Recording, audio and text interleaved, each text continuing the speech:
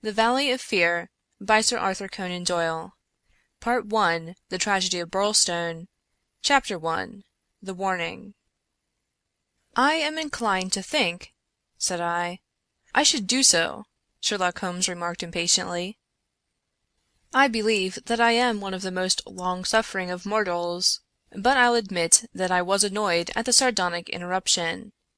Really, Holmes," said I severely, "you are a little trying at times." He was too much absorbed with his own thoughts to give any immediate answer to my remonstrance. He leaned upon his hand, with his untasted breakfast before him, and he stared at the slip of paper which he had just drawn from its envelope. Then he took the envelope itself, held it up to the light, and very carefully studied both the exterior and the flap. "It is Porlock's writing," said he thoughtfully. "I can hardly doubt that it is Porlock's writing, though I have seen it only twice before. The Greek E, with the peculiar top flourish, is distinctive.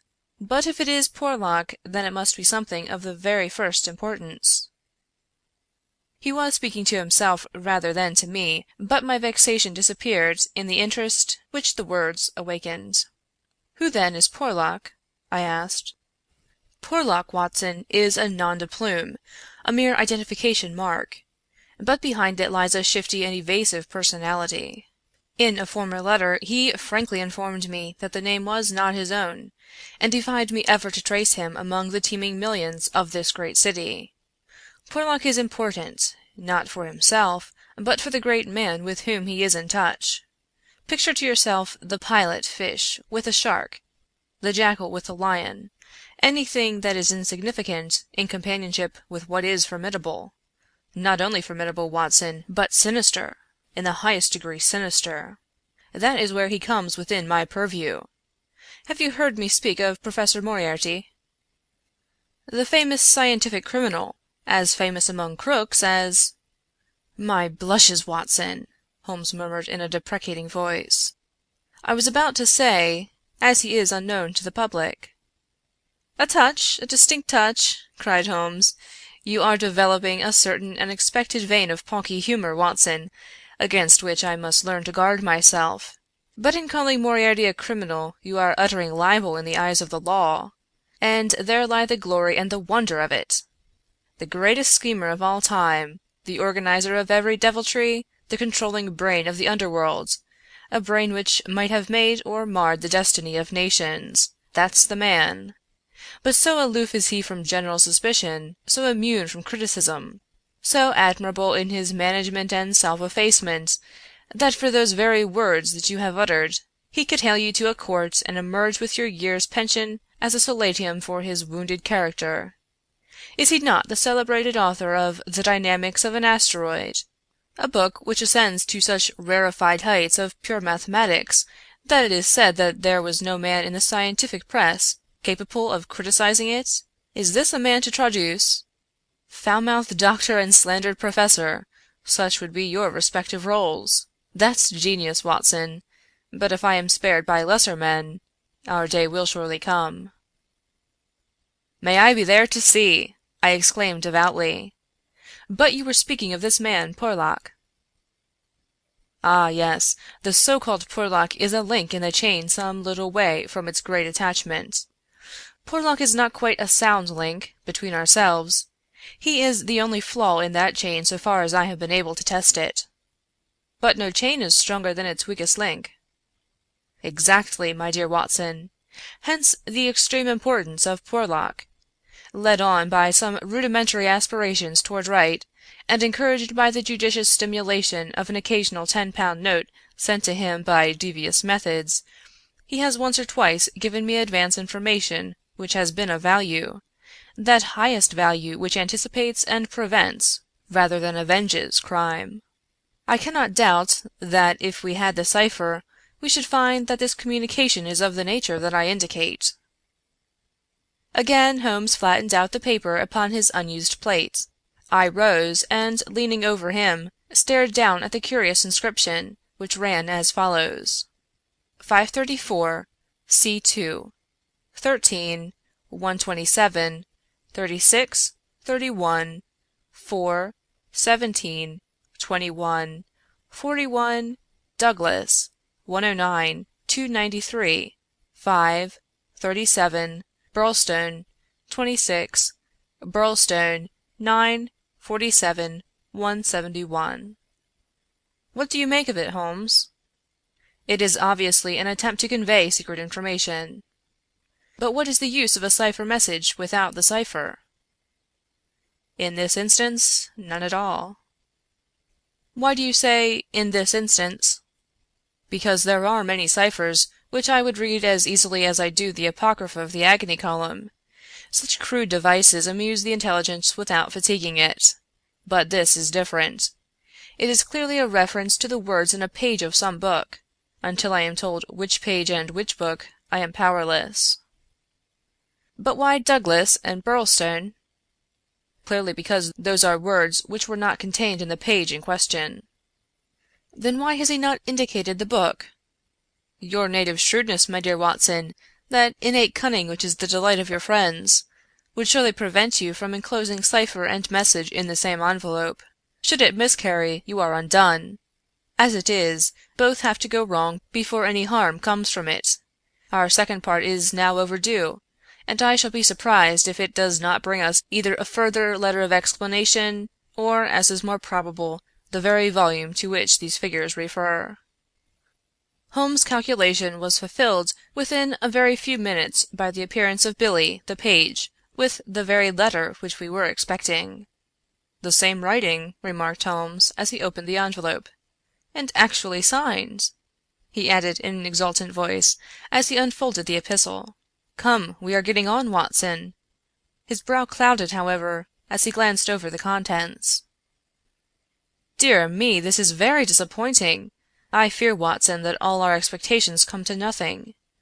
I trust that the man Porlock will come to no harm." "Dear Mr. Holmes," he says, "I will go no further in this matter. It is too dangerous. He suspects me. I can see that he suspects me. He came to me quite unexpectedly after I had actually addressed this envelope with the intention of sending you the key to the cipher. I was able to cover it up. If he had seen it, it would have gone hard with me. But I read suspicion in his eyes. Please burn the cipher message, which can now be of no use to you. Fred Porlock.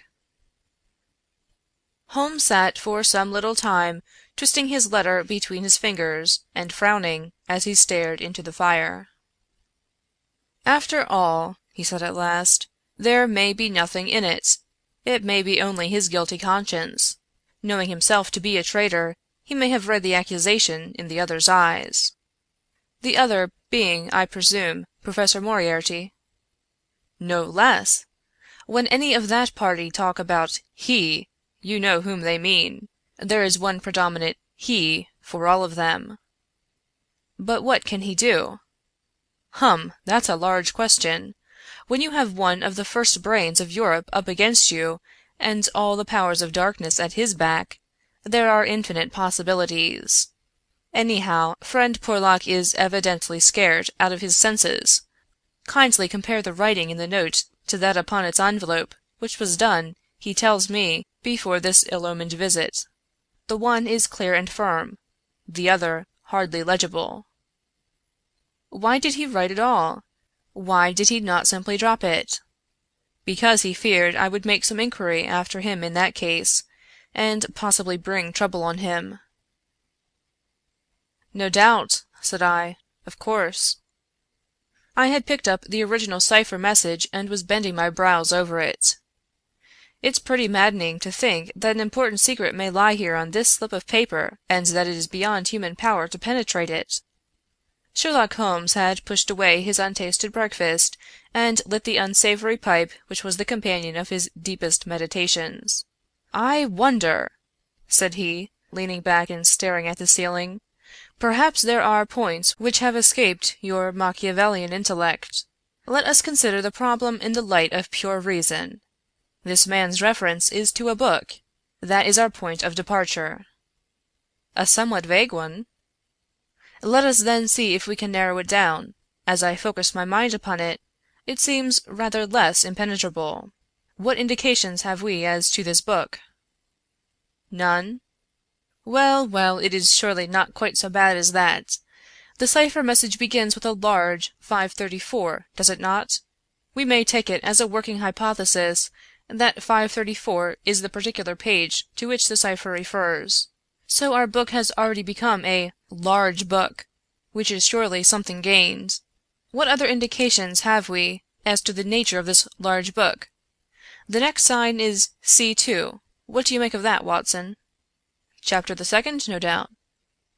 Hardly that, Watson. You will, I am sure, agree with me that if the page be given, the number of the chapter is immaterial. Also, that if page 534 finds us only in the second chapter, the length of the first one must have been really intolerable. Column! I cried. Brilliant, Watson. You are scintillating this morning. If it is not column, then I am very much deceived. So now, you see, we begin to visualize a large book printed in double columns, which are each of a considerable length, since one of the words is numbered in the document as the 293rd. Have we reached the limits of what reason can supply? I fear that we have. Surely you do yourself an injustice. One more coruscation, my dear Watson, yet another brain-wave. Had the volume been an unusual one, he would have sent it to me. Instead of that, he had intended, before his plans were nipped, to send me the clue in this envelope.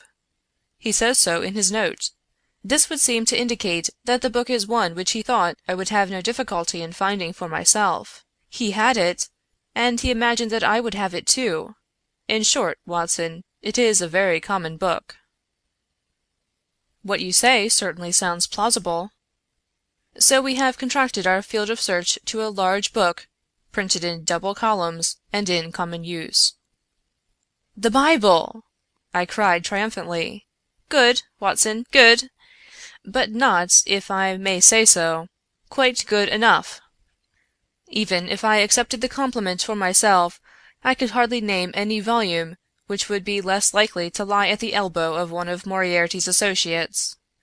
Besides, the editions of Holy Writ are so numerous that he could hardly suppose that two copies would have the same pagination.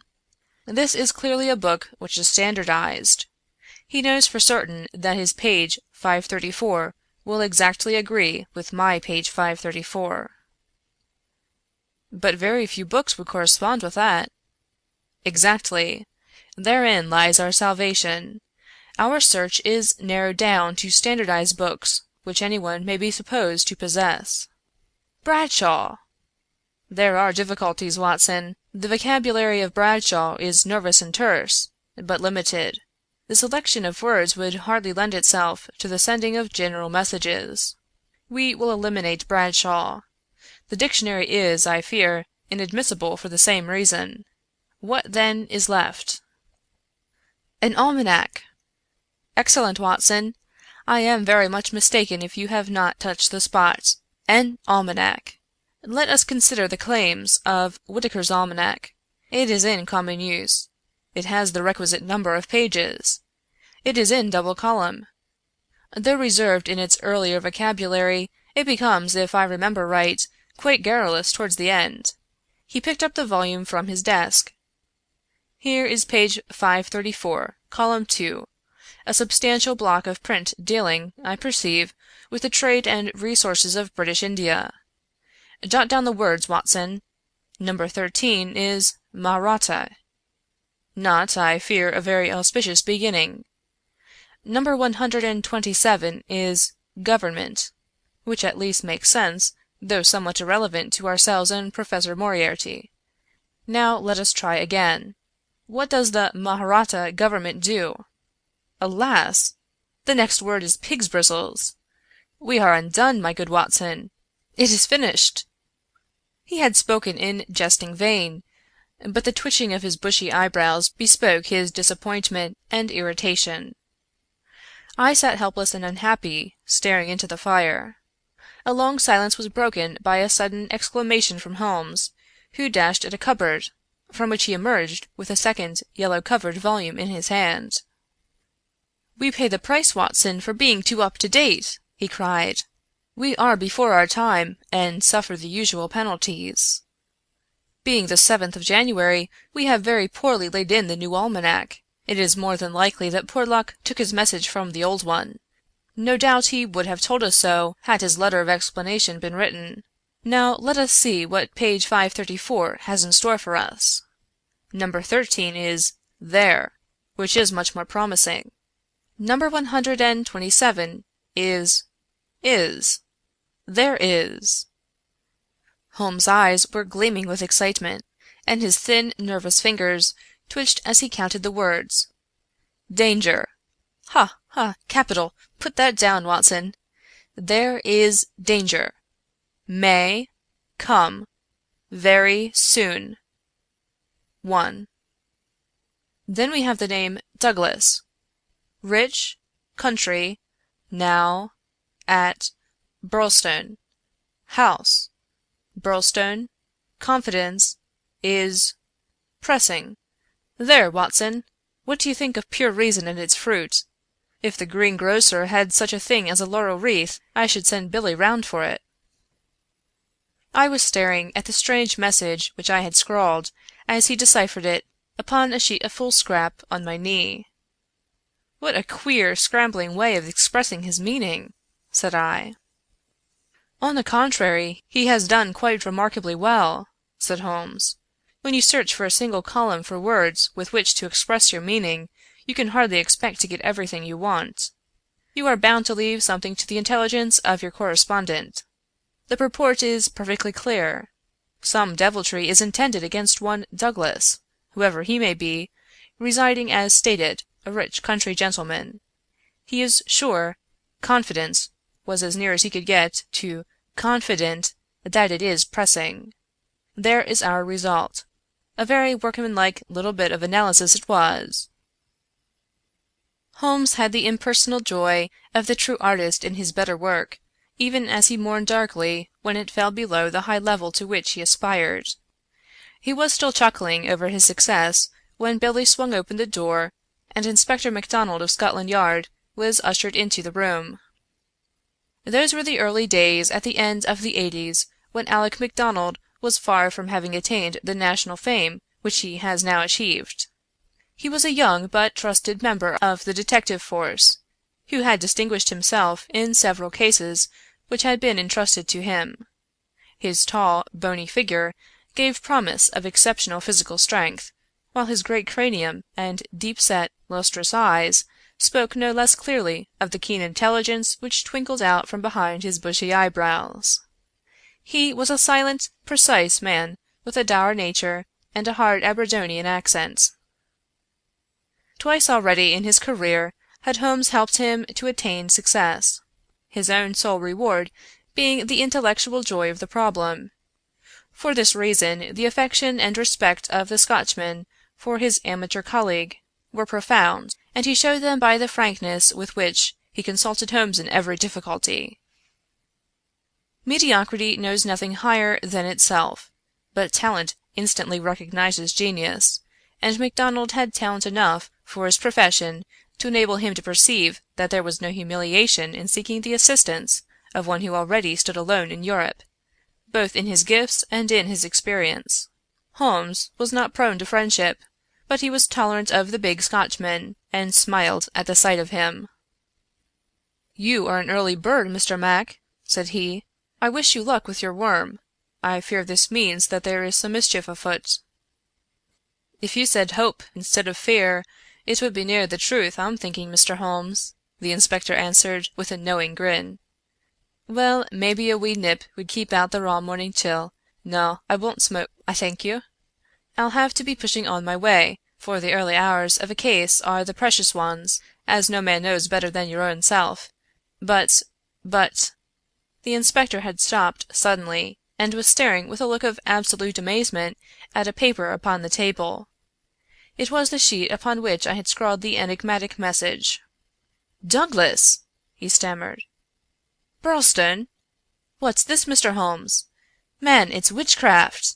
Where in the name of all that is wonderful did you get those names?" "It is a cipher that Dr. Watson and I have had occasion to solve. But why? What's amiss with the names?" The inspector looked from one to the other of us in dazed amazement. "Just this," said he, "that Mr. Douglas of Birlstone Manor House was horribly murdered last night." Chapter 1 The Valley of Fear by Sir Arthur Conan Doyle Part 1 Chapter 2 Sherlock Holmes Discourses It was one of those dramatic moments for which my friend existed. It would be an overstatement to say he was shocked or even excited by the amazing announcement. Without having a tinge of cruelty in his singular composition, he was undoubtedly callous from long overstimulation. Yet if his emotions were dulled, his intellectual perceptions were exceedingly active. There was no trace then of the horror which I had myself felt at this curt declaration, but his face showed rather the quiet and interested composure of the chemist who sees the crystals falling into position from his oversaturated solution. "Remarkable," said he, "remarkable. You don't seem surprised." "Interested, Mr. Mac, but hardly surprised. Why should I be surprised? I receive an anonymous communication from a quarter which I know to be important, warning me that danger threatens a certain person. Within an hour I learn that this danger has actually materialized, and that the person is dead. I am interested, but, as you observe, I am not surprised." In a few short sentences he explained to the inspector the facts about the letter and the cipher.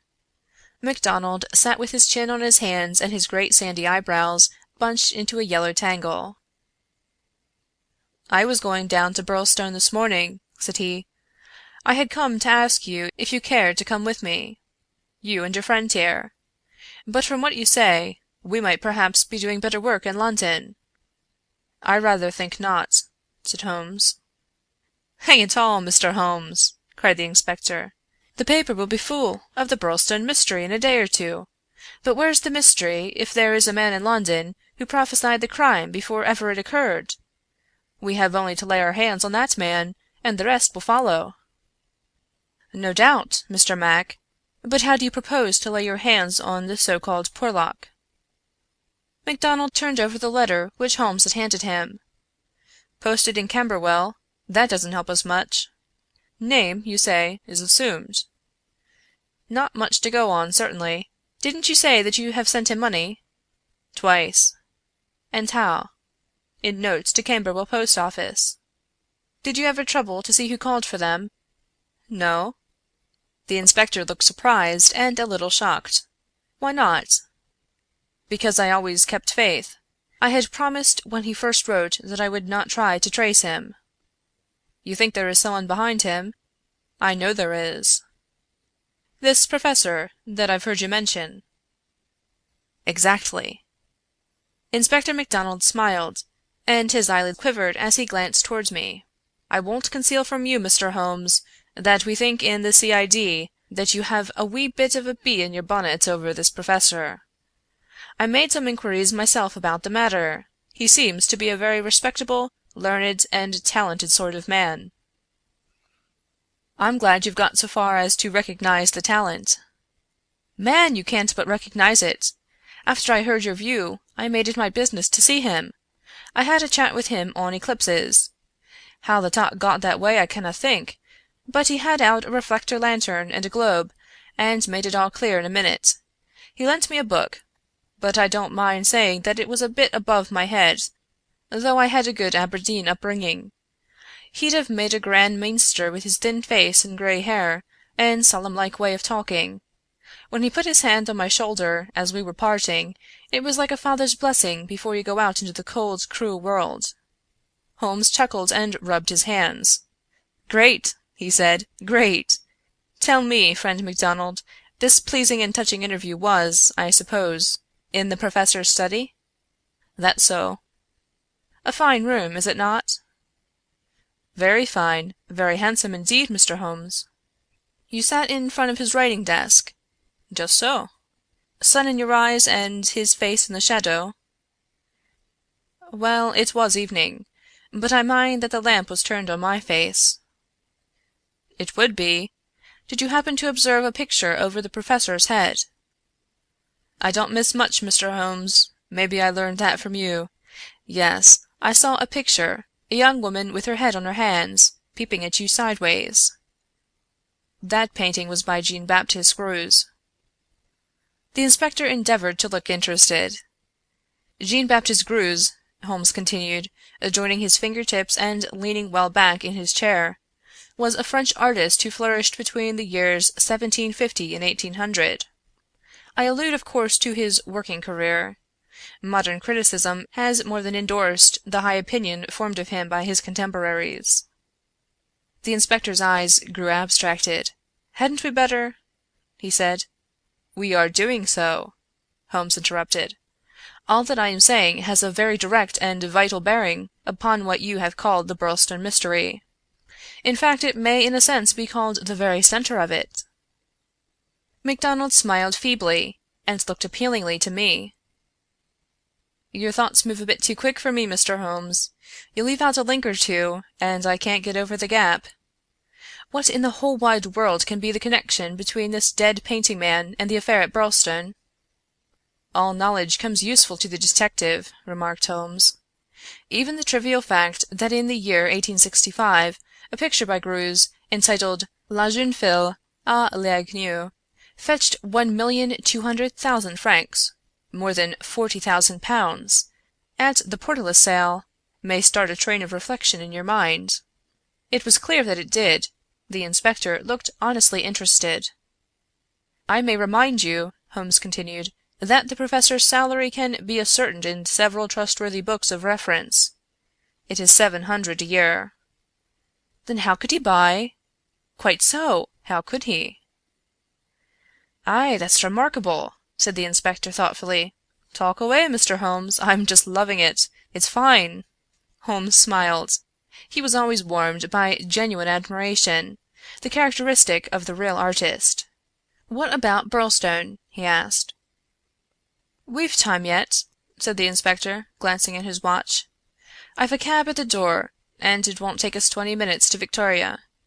But about this picture. I thought you told me once, Mr. Holmes, that you had never met Professor Moriarty." "No, I never have." "Then how do you know about his rooms?" "Ah, that's another matter. I have been 3 times in his rooms, twice waiting for him under different pretexts, and leaving before he came. Once—well, I can hardly tell about the once to an official detective. It was on the last occasion that I took the liberty of running over his papers, with the most unexpected results." "You found something compromising?" "Absolutely nothing. That was what amazed me. However, you have now seen the point of the picture. It shows him to be a very wealthy man. How did he acquire wealth? He is unmarried. His younger brother is a station master in the west of England. His chair is worth 700 a year. And he owns a Greuze." "Well?" "Surely the inference is plain." "You mean that he has a great income, and that he must earn it in an illegal fashion?" "Exactly. Of course, I have other reasons for thinking so, dozens of exiguous threads which lead vaguely up towards the center of the web where the poisonous, motionless creature is lurking. I only mention the Greuze because it brings the matter within the range of your own observation." "Well, Mr. Holmes, I admit that what you say is interesting. It's more than interesting, it's just wonderful. But let us have it a little clearer if you can. Is it forgery? Coining? Burglary? Where does the money come from?" "Have you ever read of Jonathan Wild?" "Well, the name has a familiar sound. Someone in a novel, was he not? I don't take much stock of detectives in novels. Chaps that do things and never let you see how they do them, that's just inspiration, not business." "Jonathan Wild wasn't a detective, and he wasn't in a novel. He was a master criminal, and he lived last century, 1750 or thereabouts." "Then he's no use to me. I'm a practical man." "Mr. Mac, the most practical thing that you ever did in your life would be to shut yourself up for 3 months and read 12 hours a day at the annals of crime. Everything comes in circles, even Professor Moriarty. Jonathan Wild was the hidden force of the London criminals, to whom he sold his brains and his organization on a 15 per cent commission." The old wheel turns, and the same spoke comes up. It's all been done before, and will be again. I'll tell you one or two things about Moriarty which may interest you." "You'll interest me right enough. I happen to know who is the first link in his chain a chain with this Napoleon gone wrong at one end, and 100 broken fighting men, pickpockets, blackmailers, and card sharpers at the other, with every sort of crime in between. His chief of staff is Colonel Sebastian Moran, as aloof and guarded and inaccessible to the law as himself. What do you think he pays him?" "I'd like to hear." "6,000 a year. That's paying for brains. You see, the American business principle. I learned that detail quite by chance. It's more than the Prime Minister gets. That gives you an idea of Moriarty's gains and of the scale on which he works. Another point. I made it my business to hunt down some of Moriarty's checks lately. Just common innocent checks that he pays his household bills with. They were drawn on 6 different banks. Does that make any impression on your mind?" "Queer, certainly. But what do you gather from it?" "That he wanted no gossip about his wealth. No single man should know what he had. I have no doubt that he has 20 banking accounts, the bulk of his fortune abroad in the Deutsche Bank or the Credit Lyonnais, as likely as not. Sometime when you have a year or two to spare, I commend to you the study of Professor Moriarty." Inspector MacDonald had grown steadily more impressed as the conversation proceeded. He had lost himself in his interest. Now his practical Scotch intelligence brought him back with a snap to the matter in hand. "He can keep, anyhow," said he. "You've got us sidetracked with your interesting anecdotes, Mr. Holmes. What really counts is your remark that there is some connection between the professor and the crime, that you get from the warning received through the man Porlock. Can we, for our present practical needs, get any further than that?" "We may form some conception as to the motives of the crime. It is, as I gather from your original remarks, an inexplicable, or at least an unexplained, murder. Now, presuming that the source of the crime is as we suspect it to be, there might be 2 different motives. In the first place, I may tell you that Moriarty rules with a rod of iron over his people. His discipline is tremendous. There is only one punishment in his code. It is death. Now, we might suppose that this murdered man, this Douglas, whose approaching fate was known by one of his arch-criminal's subordinates, had in some way betrayed the chief. His punishment followed and would be known to all, if only to put the fear of death into them." "Well, that is one suggestion, Mr. Holmes." "The other is that it has been engineered by Moriarty in the ordinary course of business. Was there any robbery?" "I have not heard." "If so, it would, of course, be against the first hypothesis and in favor of the second. Moriarty may have been engaged to engineer it on a promise of part spoils, or he may have been paid so much down to manage it. Either is possible. But whichever it may be, or if it is some third combination, it is down at Birlstone that we must seek the solution. I know our man too well to suppose that he has left anything up here which may lead us to him." "Then to Birlstone we must go!" cried MacDonald, jumping from his chair. "My word, it's later than I thought! I can give you, gentlemen, 5 minutes for preparation, and that is all." "And ample for us both," said Holmes, as he sprang up and hastened to change from his dressing gown to his coat. "While we are on our way, Mr. Mac, I will ask you to be good enough to tell me all about it."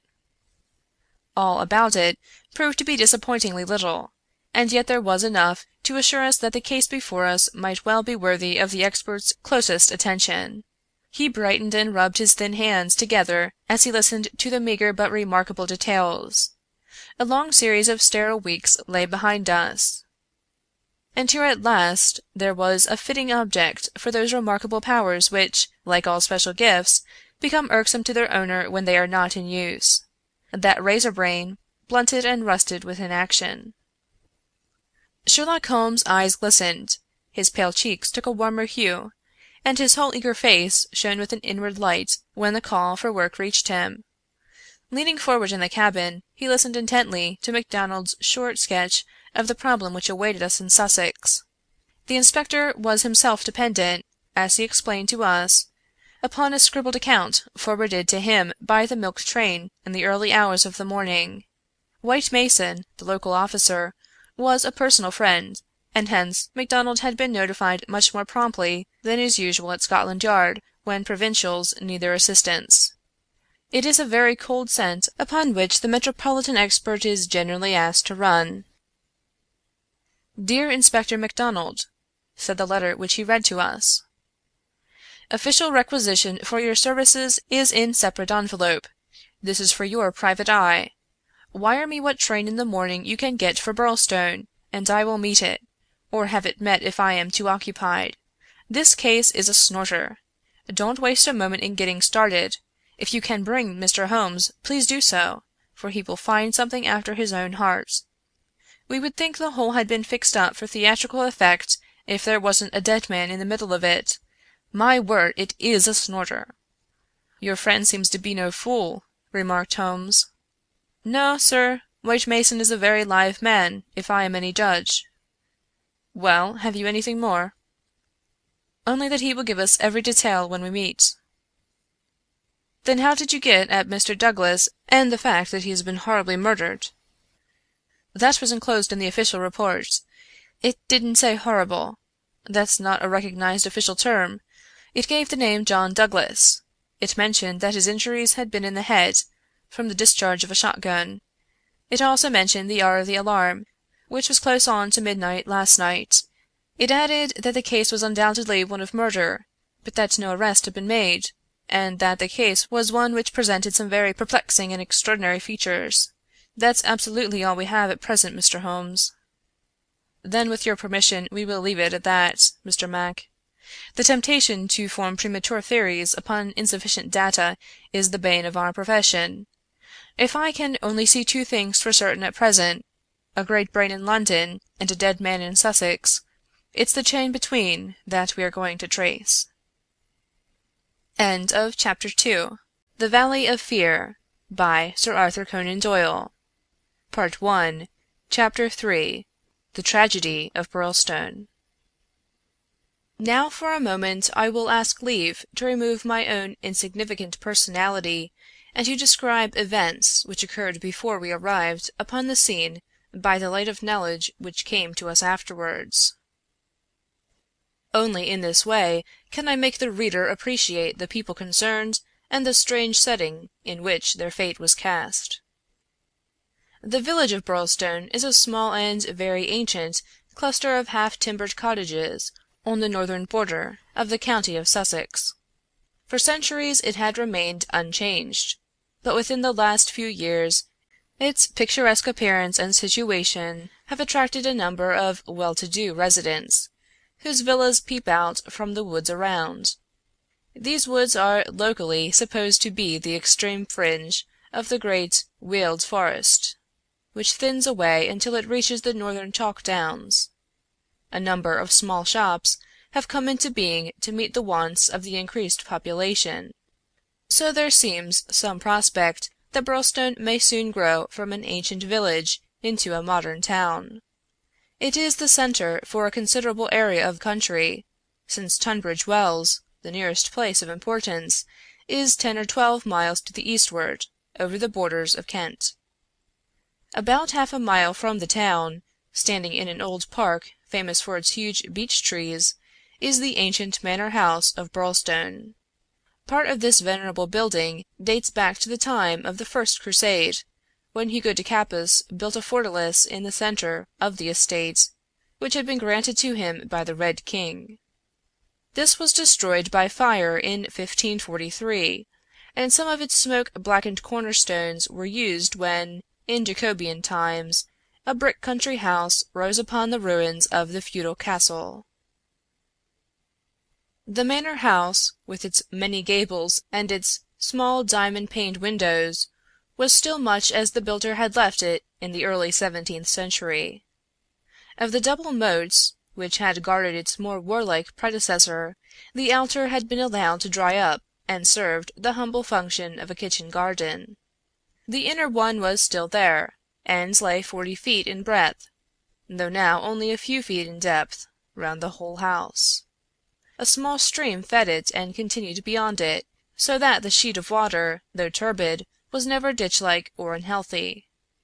The ground floor windows were within a foot of the surface of the water. The only approach to the house was over a drawbridge, the chains and windlass of which had long been rusted and broken. The latest tenants of the manor house had, however, with characteristic energy, set this right, and the drawbridge was not only capable of being raised, but actually was raised every evening and lowered every morning. By thus renewing the custom of the old feudal days, the manor house was converted into an island during the night, a fact which had a very direct bearing upon the mystery which was soon to engage the attention of all England. The house had been untenanted for some years and was threatening to moulder into a picturesque decay when the Douglases took possession of it. This family consisted of only two individuals, John Douglas and his wife. Douglas was a remarkable man, both in character and in person. In age he may have been about 50, with a strong-jawed, rugged face, a grizzling mustache, peculiarly keen gray eyes, and a wiry, vigorous figure, which had lost nothing of the strength and activity of youth. He was cheery and genial to all, but somewhat off-hand in his manners, giving the impression that he had seen life in social strata on some far lower horizon than the country society of Sussex. Yet, though looked at with some curiosity and reserve by his more cultivated neighbors, he soon acquired a great popularity among the villagers, subscribing handsomely to all local objects, and attending their smoking concerts and other functions, where, having a remarkably rich tenor voice, he was always ready to oblige with an excellent song. He appeared to have plenty of money, which was said to have been gained in the California goldfields, and it was clear from his own talk and that of his wife that he had spent a part of his life in America. The good impression which had been produced by his generosity and his democratic manners was increased by a reputation gained for utter indifference to danger. Though a wretched rider, he turned out at every meet, and took the most amazing falls in his determination to hold his own with the best. When the vicarage caught fire, he distinguished himself also by the fearlessness with which he re-entered the building to save property after the local fire brigade had given it up as impossible. Thus it came about that John Douglas of the manor house had within 5 years won himself quite a reputation in Birlstone. His wife, too, was popular with those who had made her acquaintance, though, after the English fashion, the colours upon a stranger who settled in the country without introductions were few and far between. This mattered the less to her, as she was retiring by disposition, and very much absorbed, to all appearance, in her husband and her domestic duties. It was known that she was an English lady who had met Mr. Douglas in London, he being at that time a widower. She was a beautiful woman, tall, dark, and slender, some 20 years younger than her husband, a disparity which seemed in no wise to mar the contentment of their family life. It was remarked sometimes, however, by those who knew them best, that the confidence between the two did not appear to be complete, since the wife was either very reticent about her husband's past life, or else, as seemed more likely, was imperfectly informed about it. It had also been noted and commented upon by a few observant people that there were signs sometimes of nerve strain upon the part of Mrs. Douglas, and that she would display acute uneasiness if her absent husband should ever be particularly late in his return.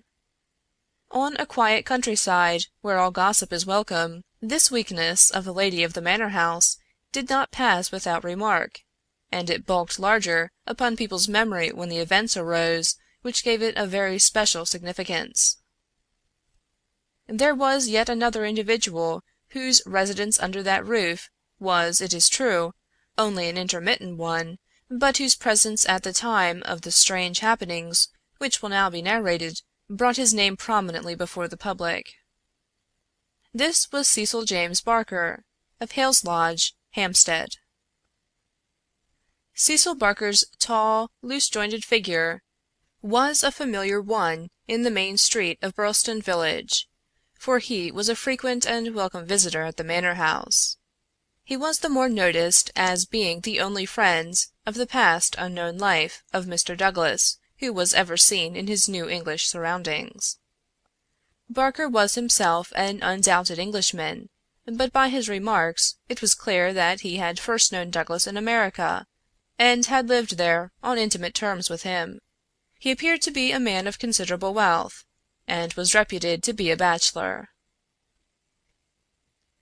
In age he was rather younger than Douglas, 45 at most, a tall, straight, broad-chested fellow with a clean-shaved, prize-fighter face, thick, strong, black eyebrows, and a pair of masterful black eyes, which might, even without the aid of his very capable hands, clear a way for him through a hostile crowd. He neither rode nor shot, but spent his days in wandering round the old village with his pipe in his mouth, or in driving with his host, or in his absence with his hostess, over the beautiful countryside. "An easy-going, free-handed gentleman," said Ames the butler, "but, my word! I had rather not be the man that crossed him." He was cordial and intimate with Douglas, and he was no less friendly with his wife, a friendship which more than once seemed to cause some irritation to the husband, so that even the servants were able to perceive his annoyance. Such was the third person who was one of the family when the catastrophe occurred.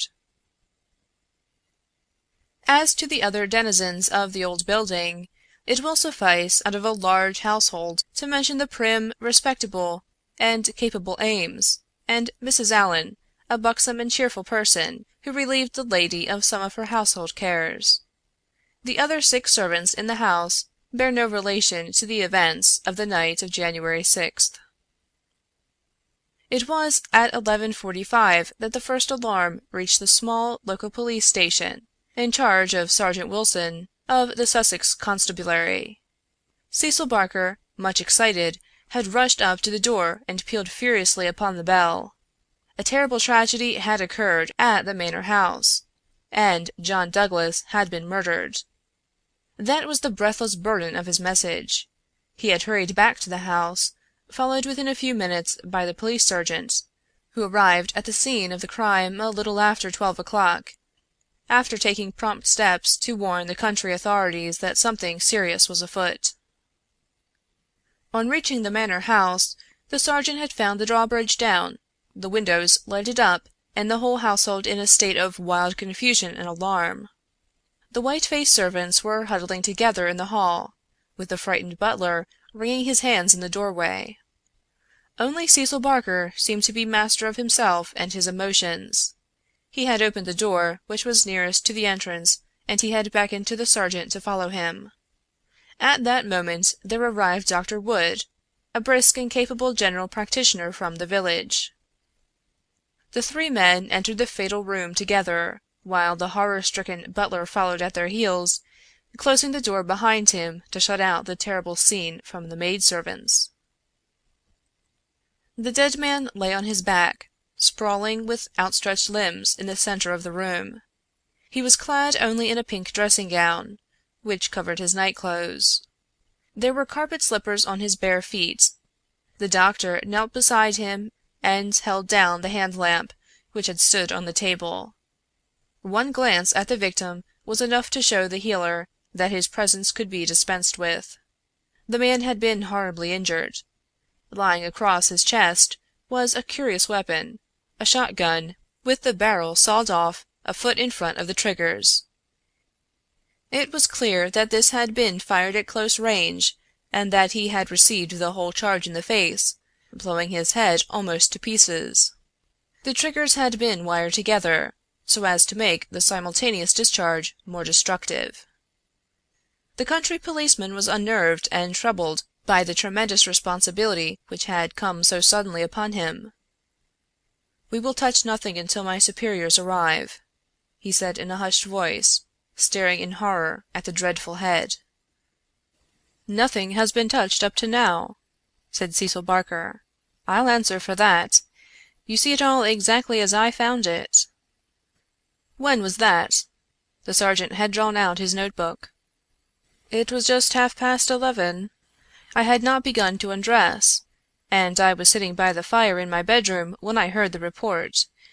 It was not very loud, it seemed to be muffled. I rushed down. I don't suppose it was 30 seconds before I was in the room." "Was the door open?" "Yes, it was open. Poor Douglas was lying as you see him. His bedroom candle was burning on the table. It was I who lit the lamp some minutes afterward." "Did you see no one?" "No. I heard Mrs. Douglas coming down the stair behind me, and I rushed out to prevent her from seeing this dreadful sight. Mrs. Allen, the housekeeper, came and took her away. Ames had arrived, and we ran back into the room once more." "But surely I have heard that the drawbridge is kept up all night." "Yes, it was up until I lowered it." "Then how could any murderer have got away? It is out of the question. Mr. Douglas must have shot himself." "That was our first idea. But see!" Barker drew aside the curtain, and showed that the long diamond-paned window was open to its full extent. "And look at this!" He held the lamp down and illumined a smudge of blood like the mark of a boot sole upon the wooden sill. "Someone has stood there in getting out." "You mean that someone waded across the moat?" "Exactly." "Then if you were in the room within half a minute of the crime, he must have been in the water at that very moment." "I have not a doubt of it. I wish to heaven that I had rushed to the window, but the curtain screened it, as you can see, and so it never occurred to me. Then I heard the steps of Mrs. Douglas, and I could not let her enter the room. It would have been too horrible." "Horrible enough," said the doctor, looking at the shattered head and the terrible marks which surrounded it. "I've never seen such injuries since the Birlstone railway smash." "But I say," remarked the police sergeant, whose slow bucolic common sense was still pondering the open window, "it's all very well your saying that a man escaped by wading this moat, but what I ask you is, how did he ever get into the house at all if the bridge was up?" "Ah, that's the question," said Barker. "At what o'clock was it raised?" "It was nearly 6 o'clock," said Ames, the butler. "I've heard," said the sergeant, "that it was usually raised at sunset. That would be nearer 4:30 than 6 at this time of year." "Mrs. Douglas had visitors to tea," said Ames. "I couldn't raise it until they went, then I wound it up myself." "Then it comes to this," said the sergeant. "If anyone came from outside, if they did, they must have got in across the bridge before 6, and been in hiding ever since, until Mr. Douglas came into the room after 11. "That is so. Mr. Douglas went round the house every night the last thing before he turned in to see that the lights were right. That brought him in here. The man was waiting and shot him. Then he got away through the window and left his gun behind him. That's how I read it, for nothing else will fit the facts." The sergeant picked up a card which lay beside the dead man on the floor. The initials V.V. and under them the number 341 were rudely scrawled in ink upon it. "What's this?" he asked, holding it up. Barker looked at it with curiosity. "I never noticed it before," he said. "The murderer must have left it behind him. V.V. 341. I can make no sense of that." The sergeant kept turning it over in his big fingers. "What's V.V.? Somebody's initials, maybe. What have you got there, Dr. Wood?" It was a good-sized hammer which had been lying on the rug in front of the fireplace, a substantial, workmanlike hammer. Cecil Barker pointed to a box of brass-headed nails upon the mantelpiece. "Mr. Douglas was altering the pictures yesterday," he said. "I saw him myself, standing upon that chair and fixing the big picture above it. That accounts for the hammer." We'd best put it back on the rug where we found it," said the sergeant, scratching his puzzled head in his perplexity. "It will want the best brains in the force to get to the bottom of this thing. It will be a London job before it is finished." He raised the hand lamp and walked slowly round the room. "Hullo!" he cried, excitedly, drawing the window curtain to one side. "What o'clock were those curtains drawn?" "When the lamps were lit," said the butler. "It would be shortly after 4. Someone had been hiding here, sure enough." He held down the light, and the marks of muddy boots were very visible in the corner. "I'm bound to say this bears out your theory, Mr. Barker.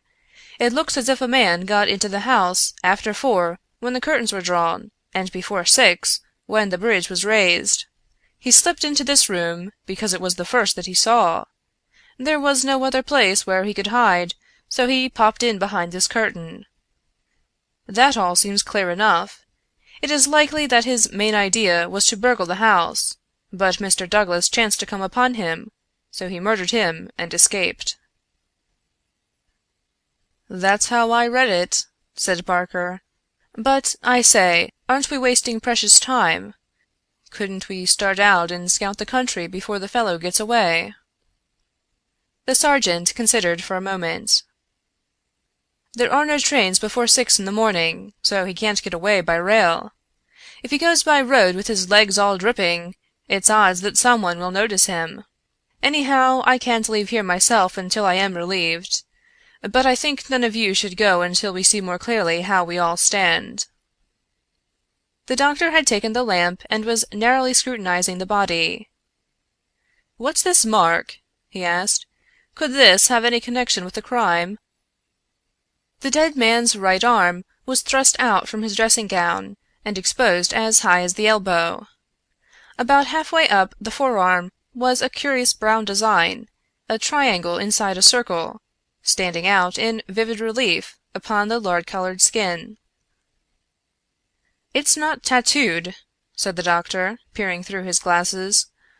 "I never saw anything like it. The man has been branded at some time, as they brand cattle. What is the meaning of this?" "I don't profess to know the meaning of it," said Cecil Barker, "but I have seen the mark on Douglas many times this last 10 years." "And so have I," said the butler. "Many a time when the master has rolled up his sleeves I have noticed that very mark. I've often wondered what it could be." "Then it has nothing to do with the crime, anyhow," said the sergeant. "But it's a rum thing all the same. Everything about this case is rum. Well, what is it now?" The butler had given an exclamation of astonishment, and was pointing at the dead man's outstretched hand. "They've taken his wedding ring!" he gasped. "What?" "Yes, indeed! Master always wore his plain gold wedding ring on the little finger of his left hand. That ring with the rough nugget on it was above it, and the twisted snake ring on the third finger. There's the nugget and there's the snake, but the wedding ring is gone." "He's right," said Barker. "Do you tell me," said the sergeant, "that the wedding ring was below the other?" "Always." "Then the murderer, or whoever it was, first took off this ring you call the nugget ring, then the wedding ring, and afterwards put the nugget ring back again?" "That is so." The worthy country policeman shook his head. "Seems to me the sooner we get London on this case the better," said he. "White Mason is a smart man. No local job has ever been too much for White Mason. It won't be long now before he is here to help us. But I expect we'll have to look to London before we are through. Anyhow, I'm not ashamed to say that it is a deal too thick for the likes of me." End of Chapter 3. The Valley of Fear, by Sir Arthur Conan Doyle. Part 1, Chapter 4. Darkness. At 3 in the morning, the chief Sussex detective, obeying the urgent call from Sergeant Wilson of Birlstone, arrived from headquarters in a light dog-cart, behind a breathless trotter. By the 5:40 train in the morning he had sent his message to Scotland Yard, and he was at the Birlstone station at 12 o'clock to welcome us. White Mason was a quiet, comfortable-looking person in a loose tweed suit, with a clean-shaved, ruddy face, a stoutish body, and powerful bandy legs adorned with gaiters, looking like a small farmer, a retired gamekeeper, or anything upon earth except a very favorable specimen of the provincial criminal officer. "A real downright snorter, Mr. MacDonald," he kept repeating. "We'll have the pressmen down like flies when they understand it. I'm hoping we will get our work done before they get poking their noses into it and messing up all the trails. There has been nothing like this that I can remember. There are some bits that will come home to you, Mr. Holmes, or I am mistaken. And you also, Dr. Watson, for the medicos will have a word to say before we finish. Your room is at the Westville Arms. There's no other place, but I hear that it is clean and good. The man will carry your bags. This way, gentlemen, if you please." He was a very bustling and genial person, this Sussex detective. In 10 minutes we had all found our quarters. In 10 more we were seated in the parlor of the inn and being treated to a rapid sketch of those events which have been outlined in the previous chapter. MacDonald made an occasional note, while Holmes sat absorbed, with the expression of surprised and reverent admiration with which the botanist surveys the rare and precious bloom. "Remarkable," he said, when the story was unfolded. "Most remarkable. I can hardly recall any case when the features have been more peculiar." "I thought you would say so, Mr. Holmes," said White Mason in great delight. "We're well up with the times in Sussex. I've told you now how matters were, up to the time when I took over from Sergeant Wilson, between 3 and 4 this morning. My word, I made the old mare go, but I need not have been in such a hurry as it turned out, for there was nothing immediate that I could do. Sergeant Wilson had all the facts. I checked them and considered them, and maybe added a few of my own." "What were they?" asked Holmes eagerly. "Well, first I had the hammer examined. There was Dr. Wood there to help me. We found no signs of violence upon it. I was hoping that if Mr. Douglas had defended himself with the hammer, he might have left his mark upon the murderer before he dropped it on the mat. But there was no stain." "That, of course, proves nothing at all," remarked Inspector MacDonald. "There has been many a hammer murder and no trace on the hammer." "Quite so, it doesn't prove it wasn't used. But there might have been stains, and that would have helped us. As a matter of fact, there were none. Then I examined the gun. They were buckshot cartridges, and as Sergeant Wilson pointed out, the triggers were wired together, so that if you pulled on the hinder one, both barrels were discharged. Whoever fixed that up had made up his mind that he was going to take no chances of missing his man. The sawed gun was not more than 2 feet long. One could carry it easily under one's coat. There was no complete maker's name, but the printed letters P.E.N. were on the fluting between the barrels, and the rest of the name had been cut off by the saw." "A big P with a flourish above it, E and N smaller?" asked Holmes. "Exactly. Pennsylvania Small Arms Company, well-known American firm," said Holmes. White Mason gazed at my friend as the little village practitioner looks at the Harley Street specialist, who by a word can solve the difficulties that perplex him. "That is very helpful, Mr. Holmes. No doubt you are right. Wonderful! Wonderful! Do you carry the names of all the gun makers in the world in your memory?" Holmes dismissed the subject with a wave. "No doubt it is an American shotgun," White Mason continued. "I seem to have read that a sawed-off shotgun is the weapon used in some parts of America. Apart from the name upon the barrel, the idea had occurred to me. There is some evidence, then, that this man who entered the house and killed its master was an American." MacDonald shook his head. "Man, you are surely traveling over fast," said he. "I have heard no evidence yet that any stranger was ever in the house at all." "The open window, the blood on the sill, the queer card, the marks of boots in the corner, the gun!" Nothing there that could not have been arranged. Mr. Douglas was an American, or had lived long in America. So had Mr. Barker. You don't need to import an American from outside in order to account for American doings. Ames, the butler. What about him? Is he reliable? 10 years with Sir Charles Chandos, as solid as a rock. He has been with Douglas ever since he took the manor house 5 years ago. He has never seen a gun of this sort in the house. The gun was made to conceal. That's why the barrels were sawed. It would fit into any box. How could he swear there was no such gun in the house? Well, anyhow, he had never seen one. MacDonald shook his obstinate Scotch head. "I'm not convinced yet that there was ever any one in the house," said he. "I'm asking you to consider—" His accent became more Aberdonian as he lost himself in his argument. "I'm asking you to consider what it involves if you suppose that this gun was ever brought into the house, and that all these strange things were done by a person from outside. Oh, man, it's just inconceivable. It's clean against common sense. I put it to you, Mr. Holmes, judging it by what we have heard." "Well, state your case, Mr. Mac," said Holmes, in his most judicial style. "The man is not a burglar, supposing that he ever existed. The ring business and the card point to premeditated murder for some private reason. Very good. Here is a man who slips into a house with the deliberate intention of committing murder. He knows, if he knows anything, that he will have a difficulty in making his escape, as the house is surrounded with water. What weapon would he choose? You would say the most silent in the world. Then he could hope when the deed was done to slip quickly from the window, to wade the moat, and to get away at his leisure. That's understandable.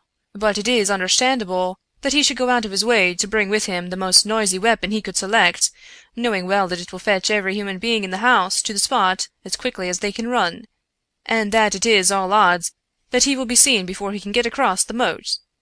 Is that credible, Mr. Holmes?" "Well, you put the case strongly," my friend replied thoughtfully. "It certainly needs a good deal of justification. May I ask, Mr. White Mason, whether you examined the farther side of the moat at once to see if there were any signs of the man having climbed out from the water?" "There were no signs, Mr. Holmes, but it is a stone ledge, and one could hardly expect them." "No tracks or marks?" "None." "Ha! Would there be any objection, Mr. White Mason, to our going down to the house at once? There may possibly be some small point which might be suggestive." "I was going to propose it, Mr. Holmes, but thought it well to put you in touch with all the facts before we go. I suppose if anything should strike you—" White Mason looked doubtfully at the amateur. "I have worked with Mr. Holmes before," said Inspector MacDonald. "He plays the game." "My own idea of the game, at any rate," said Holmes with a smile. "I go into a case to help the ends of justice and the work of the police. If I have ever separated myself from the official force, it is because they have first separated themselves from me. I have no wish ever to score at their expense. At the same time, Mr. White Mason, I claim the right to work in my own way and give my results at my own time, complete, rather than in stages." "I am sure we are honored by your presence and to show you all we know," said White Mason cordially. "Come along, Dr. Watson, and when the time comes, we'll all hope for a place in your book." We walked down the quaint village street, with a row of pollarded elms on each side of it. Just beyond were two ancient stone pillars, weather-stained and lichen-blotched, bearing upon their summits a shapeless something which had once been the rampart lion of Capus of Birlstone. A short walk along the winding drive, with such sward and oaks around it as one only sees in rural England, then a sudden turn, and the long, low, Jacobean house of dingy, liver-colored brick lay before us, with an old-fashioned garden of cut yews on each side of it. As we approached it, there was the wooden drawbridge and the beautiful broad moat, as still and luminous as quicksilver in the cold winter sunshine. 3 centuries had flowed past the old manor house. Centuries of births and of homecomings, of country dances and of the meetings of fox hunters. Strange that now in its old age this dark business should have cast its shadow upon the venerable walls. and yet those strange, peaked roofs and quaint, overhung gables were a fitting covering to grim and terrible intrigue. As I looked at the deep-set windows and the long sweep of the dull-colored, water-lapped front, I felt that no more fitting scene could be set for such a tragedy. "That's the window," said White Mason, "that one on the immediate right of the drawbridge. It's open just as it was found last night. It looks rather narrow for a man to pass." "Well, it wasn't a fat man, anyhow. We don't need your deductions, Mr. Holmes, to tell us that, but you or I could squeeze through all right." Holmes walked to the edge of the moat and looked across. Then he examined the stone ledge and the grass border beyond it. "I've had a good look, Mr. Holmes," said White Mason. "There is nothing there, no sign that anyone has landed. But why should he leave any sign?" "Exactly. Why should he? Is the water always turbid?" "Generally about this color. The stream brings down the clay." "How deep is it?" "About 2 feet at each side and 3 in the middle." "So we can put aside all idea of the man having been drowned in crossing." "No, a child could not be drowned in it." We walked across the drawbridge and were admitted by a quaint, gnarled, dried-up person who was the butler, Ames. The poor old fellow was white and quivering from the shock. The village sergeant, a tall, formal, melancholy man, still held his vigil in the room of fate. The doctor had departed. "Anything fresh, Sergeant Wilson?" asked White Mason. "No, sir." "Then you can go home. You've had enough. We can send for you if we want you. The butler had better wait outside. Tell him to warn Mr. Cecil Barker, Mrs. Douglas, and the housekeeper that we may want a word with them presently. Now, gentlemen, perhaps you will allow me to give you the views I have formed first, and then you will be able to arrive at your own." He impressed me, this country specialist. He had a solid grip of fact, and a cool, clear, common-sense brain which should take him some way in his profession. Holmes listened to him intently, with no sign of that impatience which the official exponent too often produced. "Is it suicide or is it murder? That's our first question, gentlemen, is it not? If it were suicide, then we have to believe that this man began by taking off his wedding ring and concealing it, that he then came down here in his dressing gown, trampled mud into a corner behind the curtain in order to give the idea someone had waited for him, opened the window, put blood on the—" "We can surely dismiss that," said MacDonald. "So I think. Suicide is out of the question. Then a murder has been done. What we have to determine is, whether it was done by someone outside or inside the house." "Well, let's hear the argument." "There are considerable difficulties both ways, and yet one or the other it must be. We will suppose first that some person or persons inside the house did the crime. They got this man down here at a time when everything was still and yet no one was asleep. They then did the deed with the queerest and noisiest weapon in the world, so as to tell everyone what had happened. A weapon that was never seen in the house before. That does not seem like a very likely start, does it?" "No, it does not."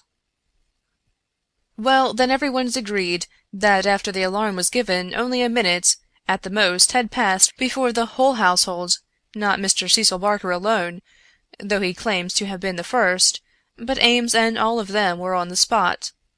Do you tell me that in that time the guilty person managed to make footprints in the corner, open the window, mark the sill with blood, take the wedding ring off the dead man's finger, and all the rest of it? It's impossible."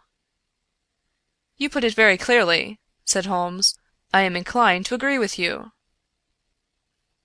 "Well, then we are driven back to the theory that it was done by someone from outside. We are still faced with some big difficulties, but anyhow they have ceased to be impossibilities.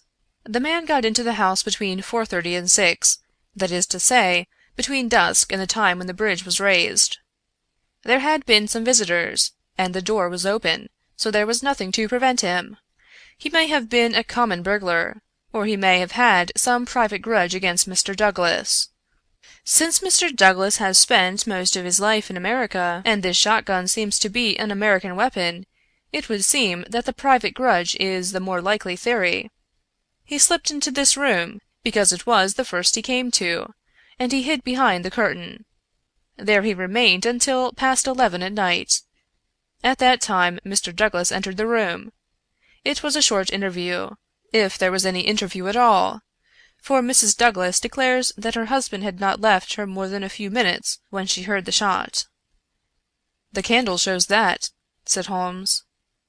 "Exactly. The candle, which was a new one, is not burned more than half an inch.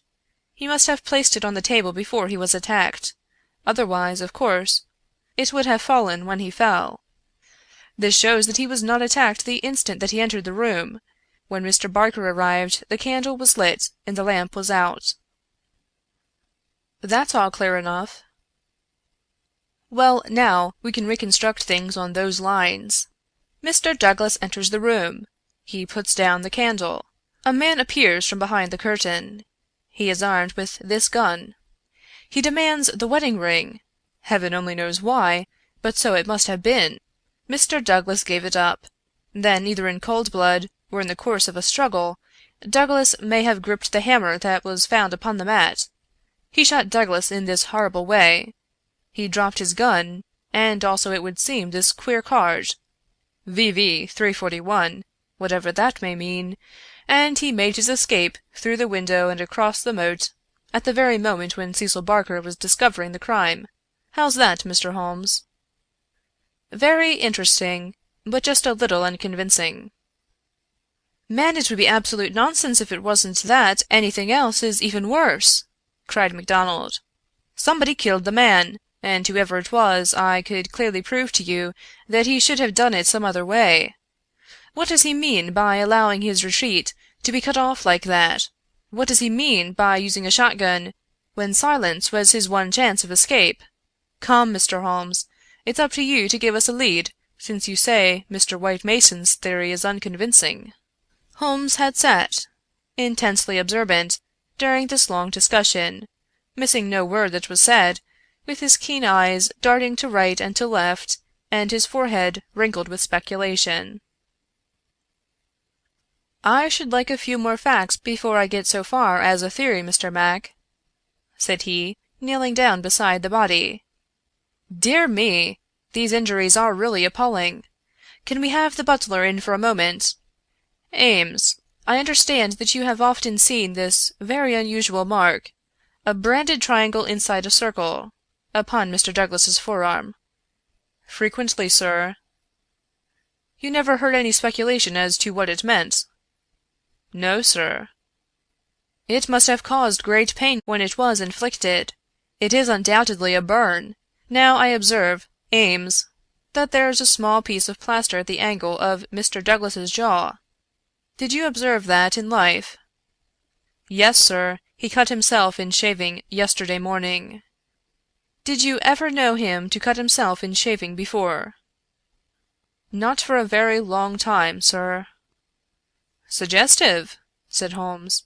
"It may, of course, be a mere coincidence, or it may point to some nervousness which would indicate that he had reason to apprehend danger. Had you noticed anything unusual in his conduct yesterday, Ames?" "It struck me that he was a little restless and excited, sir." "Ha! The attack may not have been entirely unexpected. We do seem to make a little progress, do we not?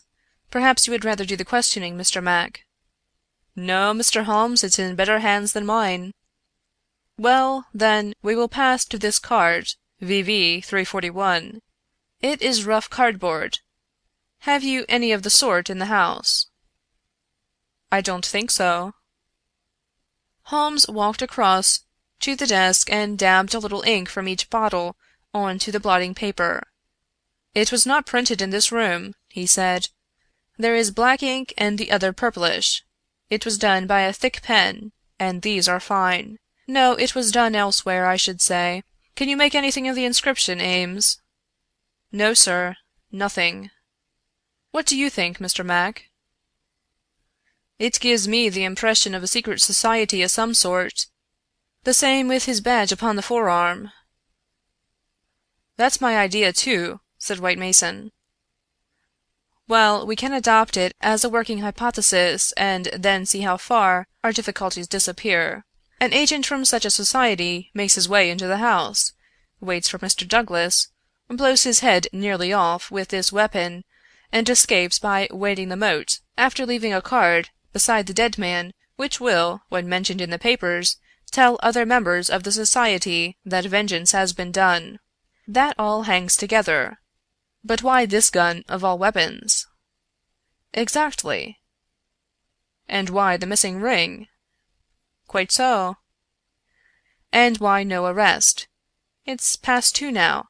I take it for granted that since dawn every constable within 40 miles has been looking out for a wet stranger." "That is so, Mr. Holmes."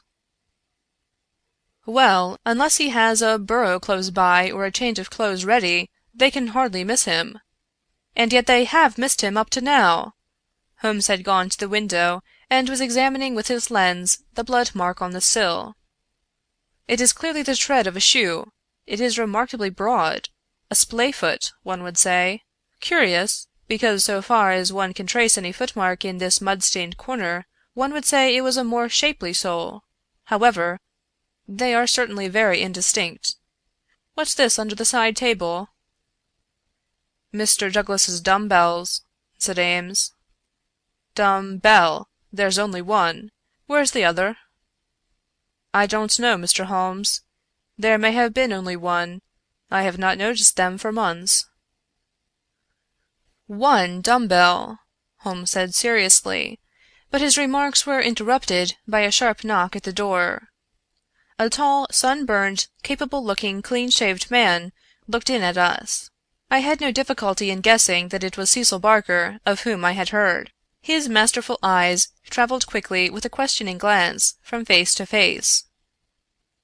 "Sorry to interrupt your consultation," said he, "but you should hear the latest news." "An arrest?" "No such luck, but they've found his bicycle. The fellow left his bicycle behind him. Come and have a look.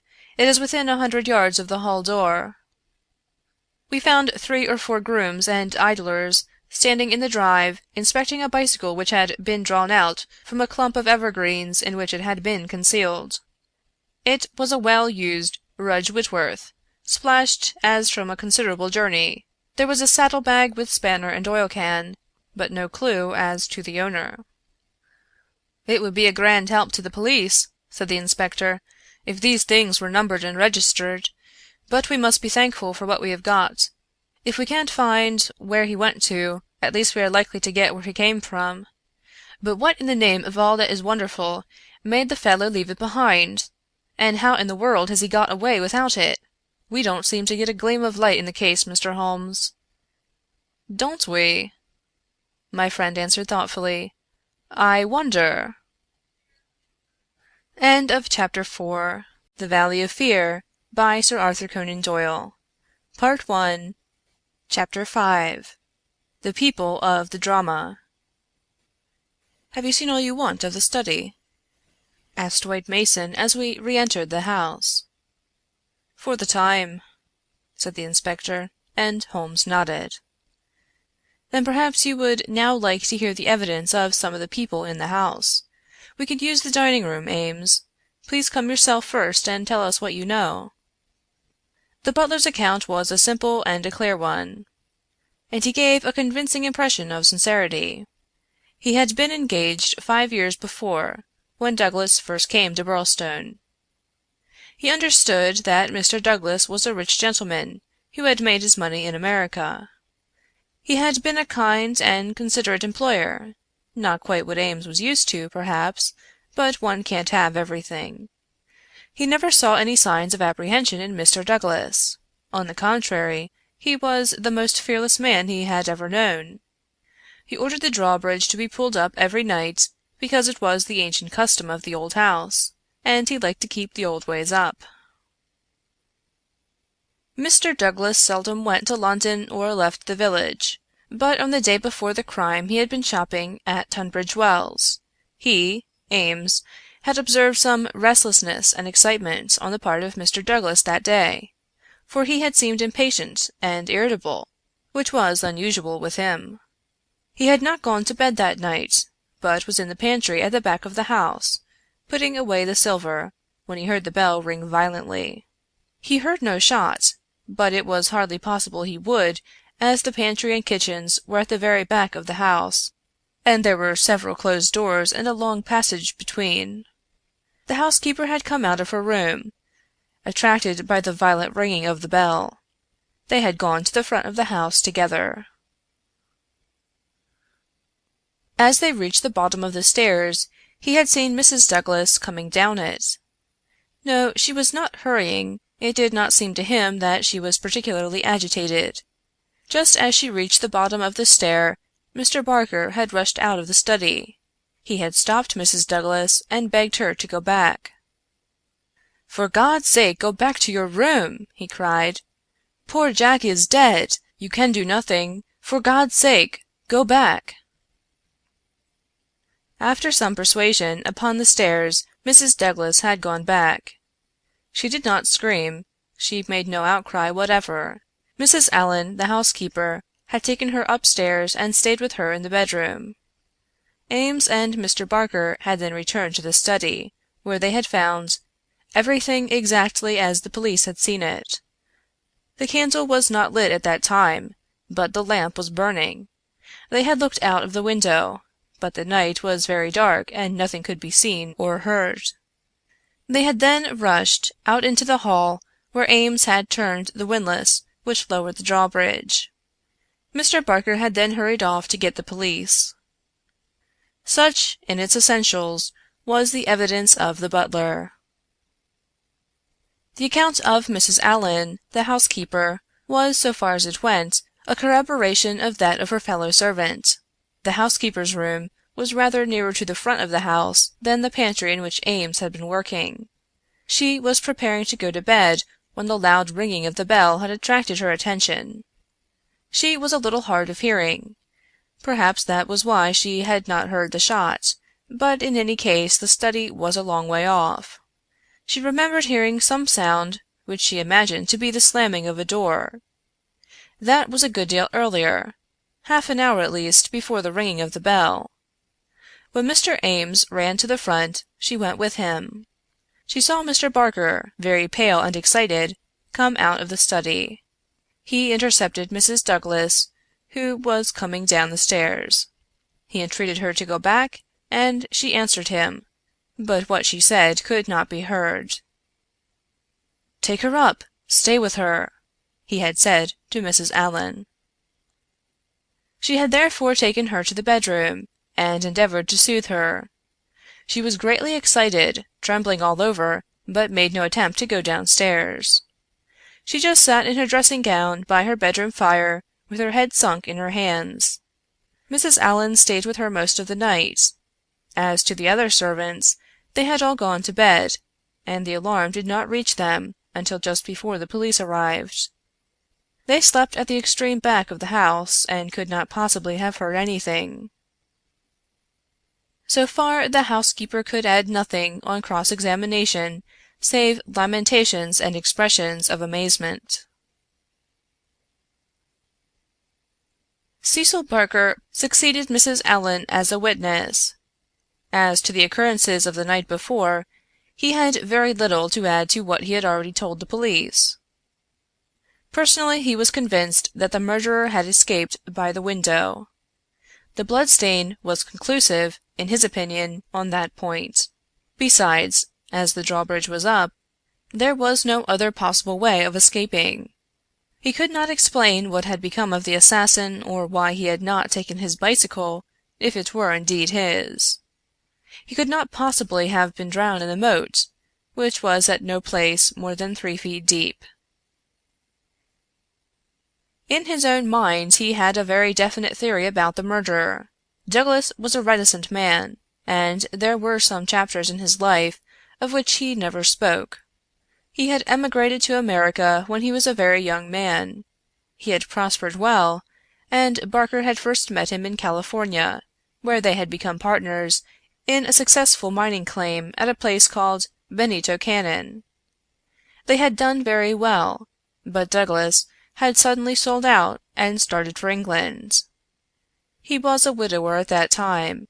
Barker had afterwards realized his money and come to live in London. Thus they had renewed their friendship.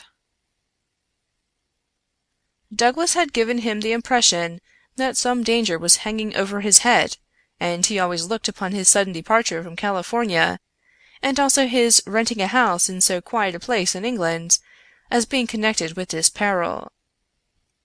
He imagined that some secret society, some implacable organization, was on Douglas's track, which would never rest until it killed him. Some remarks of his had given him this idea, though he had never told him what the society was, nor how he had come to offend it. He could only suppose that the legend upon the placard had some reference to this secret society. "How long were you with Douglas in California?" asked Inspector MacDonald. 5 years altogether." "He was a bachelor, you say?" "A widower." "Have you ever heard where his first wife came from?" "No. I remember his saying that she was of German extraction, and I have seen her portrait. She was a very beautiful woman. She died of typhoid the year before I met him." "You don't associate his past with any particular part of America?" "I have heard him talk of Chicago. He knew that city well and had worked there. I have heard him talk of the coal and iron districts. He had traveled a good deal in his time." "Was he a politician? Had this secret society to do with politics?" "No, he cared nothing about politics." "You have no reason to think it was criminal?" "On the contrary, I never met a straighter man in my life."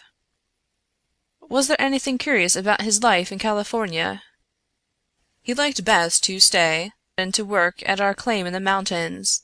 He would never go where other men were if he could help it. That's why I first thought that someone was after him. Then, when he left so suddenly for Europe, I made sure that it was so. I believe that he had a warning of some sort. Within a week of his leaving, half a dozen men were inquiring for him." "What sort of men?"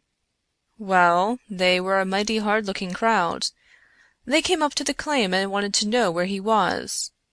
I told them that he was gone to Europe, and that I did not know where to find him. They meant him no good. It was easy to see that." "Were these men Americans? Californians?" "Well, I don't know about Californians. They were Americans, all right. But they were not miners. I don't know what they were, and was very glad to see their backs." "That was 6 years ago?" "Nearer 7. "And then you were together 5 years in California, so that this business dates back not less than 11 years at the least." "That is so." "It must be a very serious feud that would be kept up with such earnestness for as long as that. It would be no light thing that would give rise to it." "I think it shattered his whole life. It was never quite out of his mind."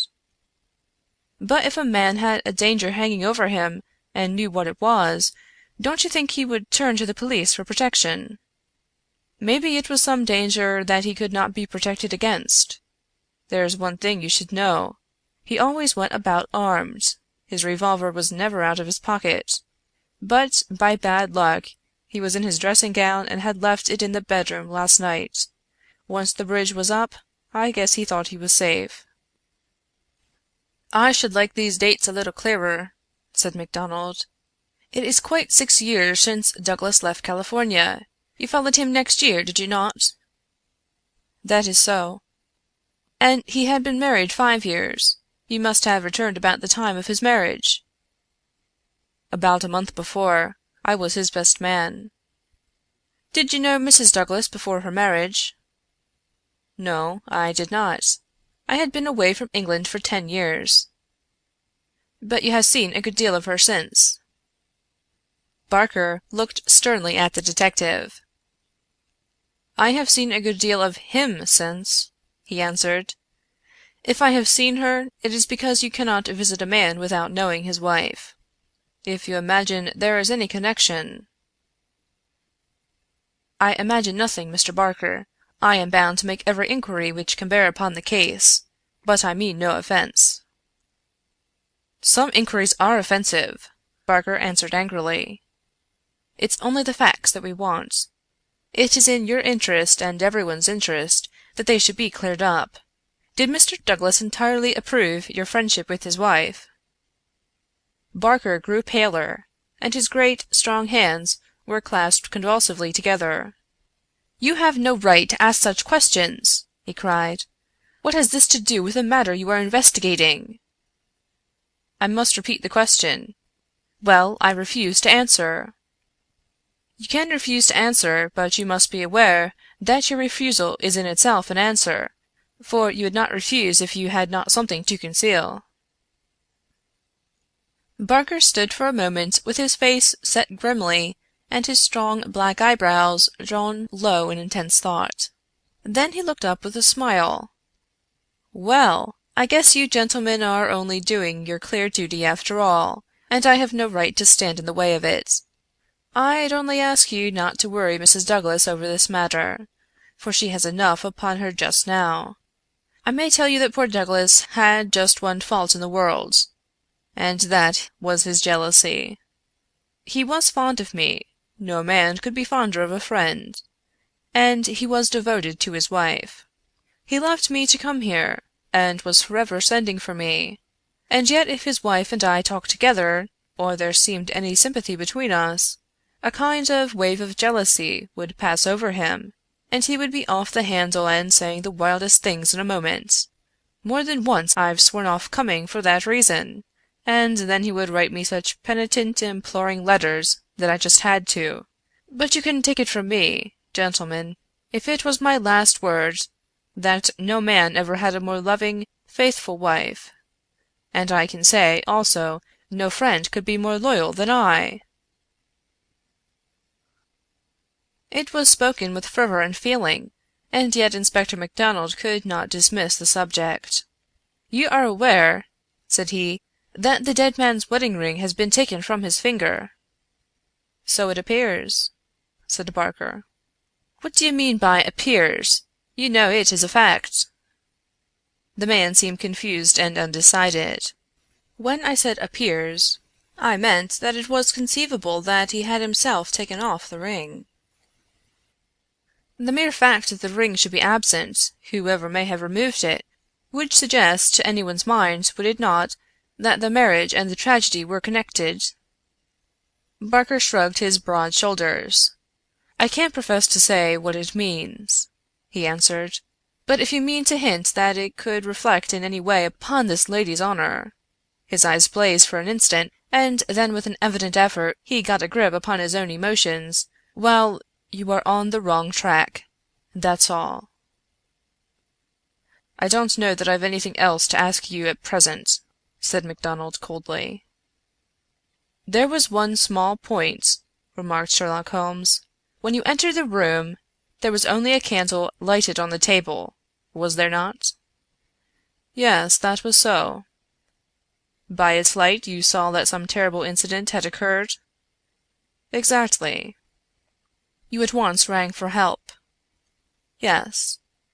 "And it arrived very speedily?" "Within a minute or so."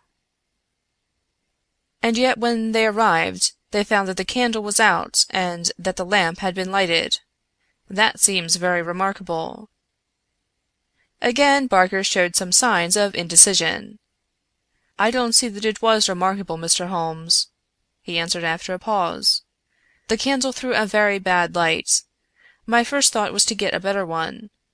The lamp was on the table, so I lit it." "And blew out the candle?" "Exactly."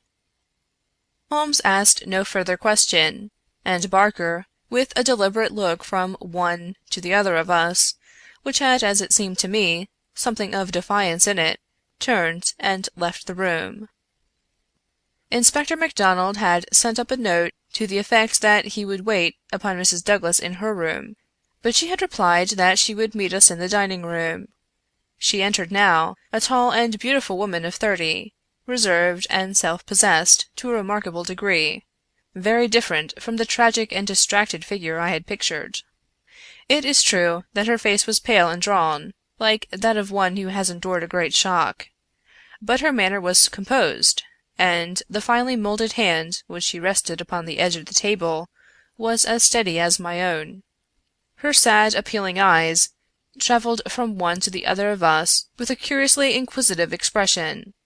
That questioning gaze transformed itself suddenly into abrupt speech. "Have you found anything out yet?" she asked. Was it my imagination that there was an undertone of fear rather than of hope in the question? "We had taken every possible step, Mrs. Douglas," said the inspector. "You may rest assured that nothing will be neglected." "Spare no money," she said, in a dead, even tone. "It is my desire that every possible effort should be made." "Perhaps you can tell us something which may throw some light upon the matter." "I fear not, but all I know is at your service." "We have heard from Mr. Cecil Barker that you did not actually see, that you were never in the room where the tragedy occurred." "No. He turned me back upon the stairs. He begged me to return to my room." "Quite so. You had heard the shots, and you had at once come down." "I put on my dressing gown, and then came down." "How long was it after hearing the shot that you were stopped on the stair by Mr. Barker?" "It may have been a couple of minutes. It is so hard to reckon time at such a moment. He implored me not to go on. He assured me that I could do nothing. Then Mrs. Allen, the housekeeper, led me upstairs again. It was all like some dreadful dream." "Can you give us any idea how long your husband had been downstairs before you heard the shot?" "No, I cannot say. He went from his dressing room, and I did not hear him go. He did the round of the house every night, for he was nervous of fire. It is the only thing that I have ever known him nervous of." "That is just the point I want to come to, Mrs. Douglas. You have known your husband only in England, have you not?" "Yes, we have been married 5 years." "Have you heard him speak of anything which occurred in America, and might bring some danger upon him?" Mrs. Douglas thought earnestly before she answered. "Yes," she said at last. "I have always felt that there was a danger hanging over him. He refused to discuss it with me. It was not from want of confidence in me, there was the most complete love and confidence between us, but it was out of his desire to keep all alarm away from me. He thought I should brood over it if I knew all, and so he was silent." "How did you know it, then?" Mrs. Douglas's face lit with a quick smile.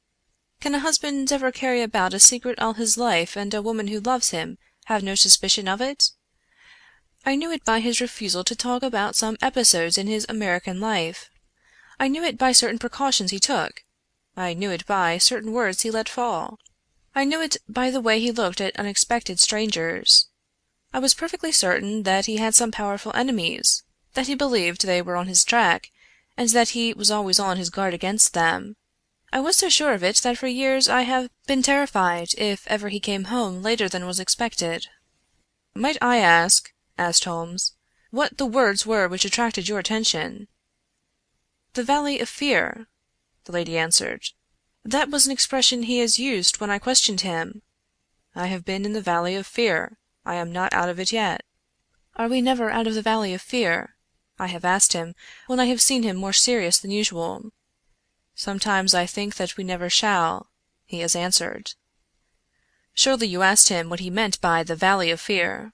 "I did, but his face would become very grave and he would shake his head. 'It is bad enough that one of us should have been in its shadow,' he said. 'Please God it shall never fall upon you!' It was some real valley in which he had lived, and in which something terrible had occurred to him, of that I am certain. But I can tell you no more." "And he never mentioned any names?" "Yes, he was delirious with fever once, when he had his hunting accident 3 years ago. Then I remember that there was a name that came occasionally to his lips. He spoke it with anger and a sort of horror. McGinty was the name. Bodymaster McGinty. I asked him when he recovered who Bodymaster McGinty was, and whose body he was master of. Never of mine, thank God! He answered with a laugh, and that was all I could get from him. But there is a connection between Bodymaster McGinty and the Valley of Fear. "There is one other point," said Inspector MacDonald. "You met Mr. Douglas in a boarding house in London, did you not, and became engaged to him there? Was there any romance? Anything secret or mysterious about the wedding?" "There was romance. There is always romance. There was nothing mysterious." "He had no rival?" "No, I was quite free." "You have heard, no doubt, that his wedding ring has been taken. Does that suggest anything to you? Suppose that some enemy of his old life had tracked him down and committed this crime, what possible reason could he have for taking his wedding ring?" For an instant I could have sworn that the faintest shadow of a smile flickered over the woman's lips. "I really cannot tell," she answered. "It is certainly a most extraordinary thing." "Well, we will not detain you any longer, and we are sorry to have put you to this trouble at such a time," said the inspector. "There are some other points, no doubt, but we can refer to you as they arise." She rose, and I was again conscious of that quick, questioning glance with which she had just surveyed us. "What impression has my evidence made upon you?" The question might as well have been spoken. Then, with a bow, she swept from the room. "She's a beautiful woman, a very beautiful woman," said MacDonald thoughtfully, after the door had closed behind her. "This man Barker has certainly been down here a good deal. He is a man who might be attractive to a woman. He admits that the dead man was jealous, and maybe he knew best himself what cause he had for jealousy. Then there's that wedding ring. You can't get past that. The man who tears a wedding ring off a dead man's— What do you say to it, Mr. Holmes?" My friend had sat with his head upon his hands, sunk in the deepest thought. Now he rose and rang the bell. "Ames," he said, when the butler entered, "where is Mr. Cecil Barker now?" "I'll see, sir." He came back in a moment to say that Barker was in the garden.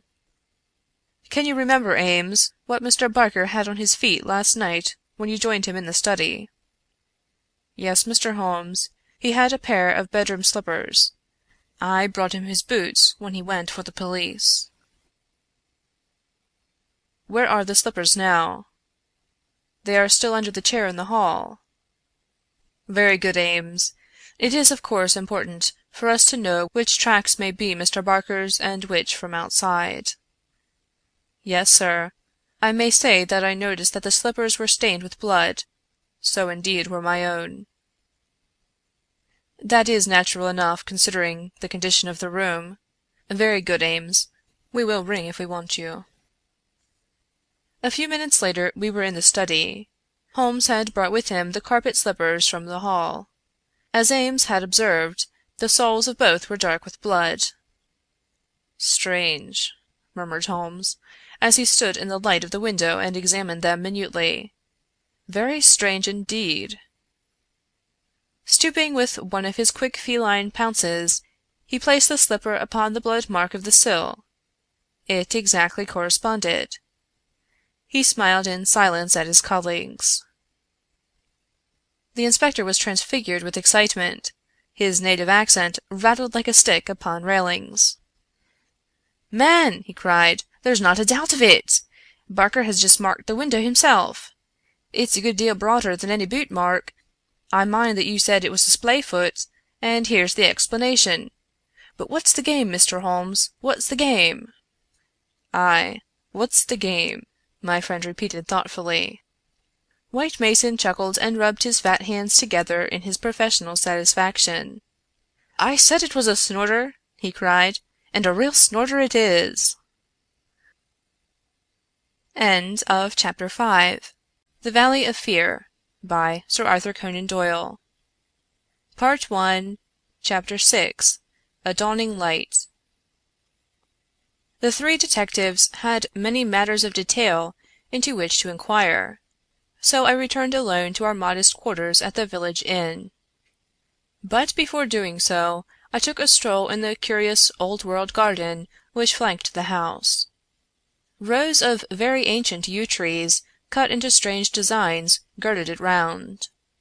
Inside was a beautiful stretch of lawn, with an old sundial in the middle, the whole effect so soothing and restful that it was welcome to my somewhat jangled nerves. In that deeply peaceful atmosphere one could forget, or remember only as some fantastic nightmare, that darkened study with the sprawling blood-stained figure on the floor. And yet, as I strolled round it and tried to steep my soul in its gentle balm, a strange incident occurred which brought me back to the tragedy and left a sinister impression in my mind. I have said that a decoration of yew trees circled the garden. At the end farthest from the house they thickened into a continuous hedge. On the other side of this hedge, concealed from the eyes of any one approaching from the direction of the house, there was a stone seat. As I approached the spot I was aware of voices. Some remark in the deep tones of a man, answered by a little ripple of feminine laughter. An instant later I had come round the end of the hedge and my eyes lit upon Mrs. Douglas and the man Barker before they were aware of my presence. Her appearance gave me a shock. In the dining room she had been demure and discreet. Now all pretense of grief had passed away from her.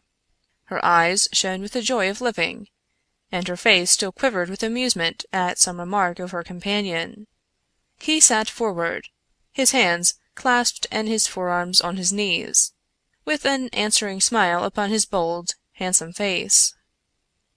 In an instant, but it was just one instant too late, they resumed their solemn masks as my figure came into view. A hurried word or two passed between them, and then Barker rose and came towards me. "Excuse me, sir," said he, "but am I addressing Dr. Watson?" I bowed with a coldness which showed, I dare say, very plainly the impression which had been produced upon my mind. "We thought that it was probably you, as your friendship with Mr. Sherlock Holmes is so well known. Would you mind coming over and speaking to Mrs. Douglas for one instant?" I followed him with a dour face. Very clearly I could see in my mind's eye that shattered figure on the floor. Here, within a few hours of the tragedy, were his wife and his nearest friend laughing together behind a bush in the garden which had been his. I greeted the lady with reserve. I had grieved with her grief in the dining room. Now I met her appealing gaze with an unresponsive eye. "I fear that you think me callous and hard-hearted," said she. I shrugged my shoulders. "It is no business of mine," said I. "Perhaps some day you will do me justice. If only you realized—" "There is no need why Dr. Watson should realize," said Barker quickly. "As he has himself said, it is no possible business of his." "Exactly," said I, "and so I will beg leave to resume my walk." "One moment, Dr. Watson," cried the woman in a pleading voice. "There is one question which you can answer with more authority than anyone else in the world, and it may make a very great difference to me. You know Mr. Holmes and his relations with the police better than anyone else can. Supposing that a matter were brought confidentially to his knowledge, is it absolutely necessary that he should pass it on to the detectives?" "Yes, that's it," said Barker eagerly. "Is he on his own, or is he entirely in with them?" "I really don't know that I should be justified in discussing such a point." "I beg, I implore that you will, Dr. Watson. I assure you that you will be helping us, helping me greatly, if you will guide us on that point." There was such a ring of sincerity in the woman's voice that for the instant I forgot all about her levity and was moved only to do her will. "Mr. Holmes is an independent investigator," I said. "He is his own master, and would act as his own judgment directed. At the same time, he would naturally feel loyalty towards the officials who were working on the same case, and he would not conceal from them anything which would help them in bringing a criminal to justice.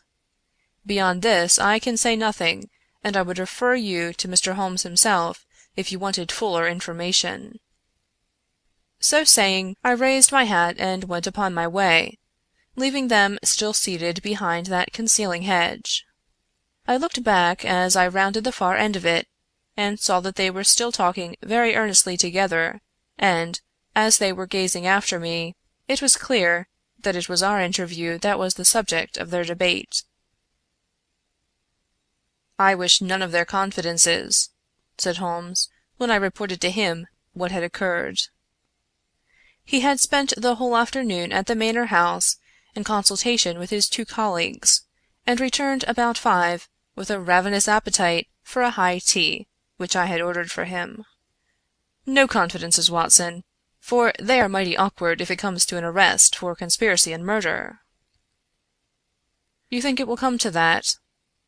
He was in his most cheerful and debonair humor. "My dear Watson, when I have exterminated that fourth egg, I shall be ready to put you in touch with the whole situation. I don't say that we have fathomed it. Far from it. But when we have traced the missing dumb bell—" "The dumb bell? Dear me, Watson, is it possible that you have not penetrated the fact that the case hangs upon the missing dumb bell? Well, well, you need not be downcast, for between ourselves I don't think that either Inspector Mac or the excellent local practitioner has grasped the overwhelming importance of this incident. One dumb bell, Watson! Consider an athlete with one dumb bell. Picture to yourself the unilateral development, the imminent danger of a spinal curvature. Shocking, Watson, shocking." He sat with his mouth full of toast, and his eyes sparkling with mischief, watching my intellectual entanglements. The mere sight of his excellent appetite was an assurance of success, for I had very clear recollections of days and nights without a thought of food, when his baffled mind had chafed before some problem while his thin, eager features became more attenuated with the asceticism of complete mental concentration. Finally he lit his pipe, and sitting in the inglenook of the old village inn, he talked slowly and at random about his case, rather as one who thinks aloud than as one who makes a considered statement. "A lie, Watson. A great, big, thumping, obtrusive, uncompromising lie. That's what meets us on the threshold. There is our starting point. The whole story told by Barker is a lie, but Barker's story is corroborated by Mrs. Douglas. Therefore she is lying also. They are both lying and in a conspiracy. So now we have the clear problem. Why are they lying, and what is the truth which they are trying so hard to conceal? Let us try, Watson, you and I, if we can get behind the lie and reconstruct the truth. How do I know that they are lying? Because it is a clumsy fabrication which simply could not be true. Consider. According to the story given to us, the assassin had less than a minute after the murder had been committed to take that ring, which was under another ring, from the dead man's finger, to replace the other ring, a thing which he would surely never have done, and to put that singular card beside his victim. I say that this was obviously impossible. You may argue, but I have too much respect for your judgment, Watson, to think that you will do so, that the ring may have been taken before the man was killed. The fact that the candle had been lit only a short time shows that there had been no lengthy interview. Was Douglas, from what we hear of his fearless character, a man who would be likely to give up his wedding ring at such short notice, or could we conceive of his giving it up at all? No, no, Watson, the assassin was alone with the dead man for some time with the lamp lit. Of that I have no doubt at all. But the gunshot was apparently the cause of death. Therefore the shot must have been fired some time earlier than we are told. But there could be no mistake about such a matter as that.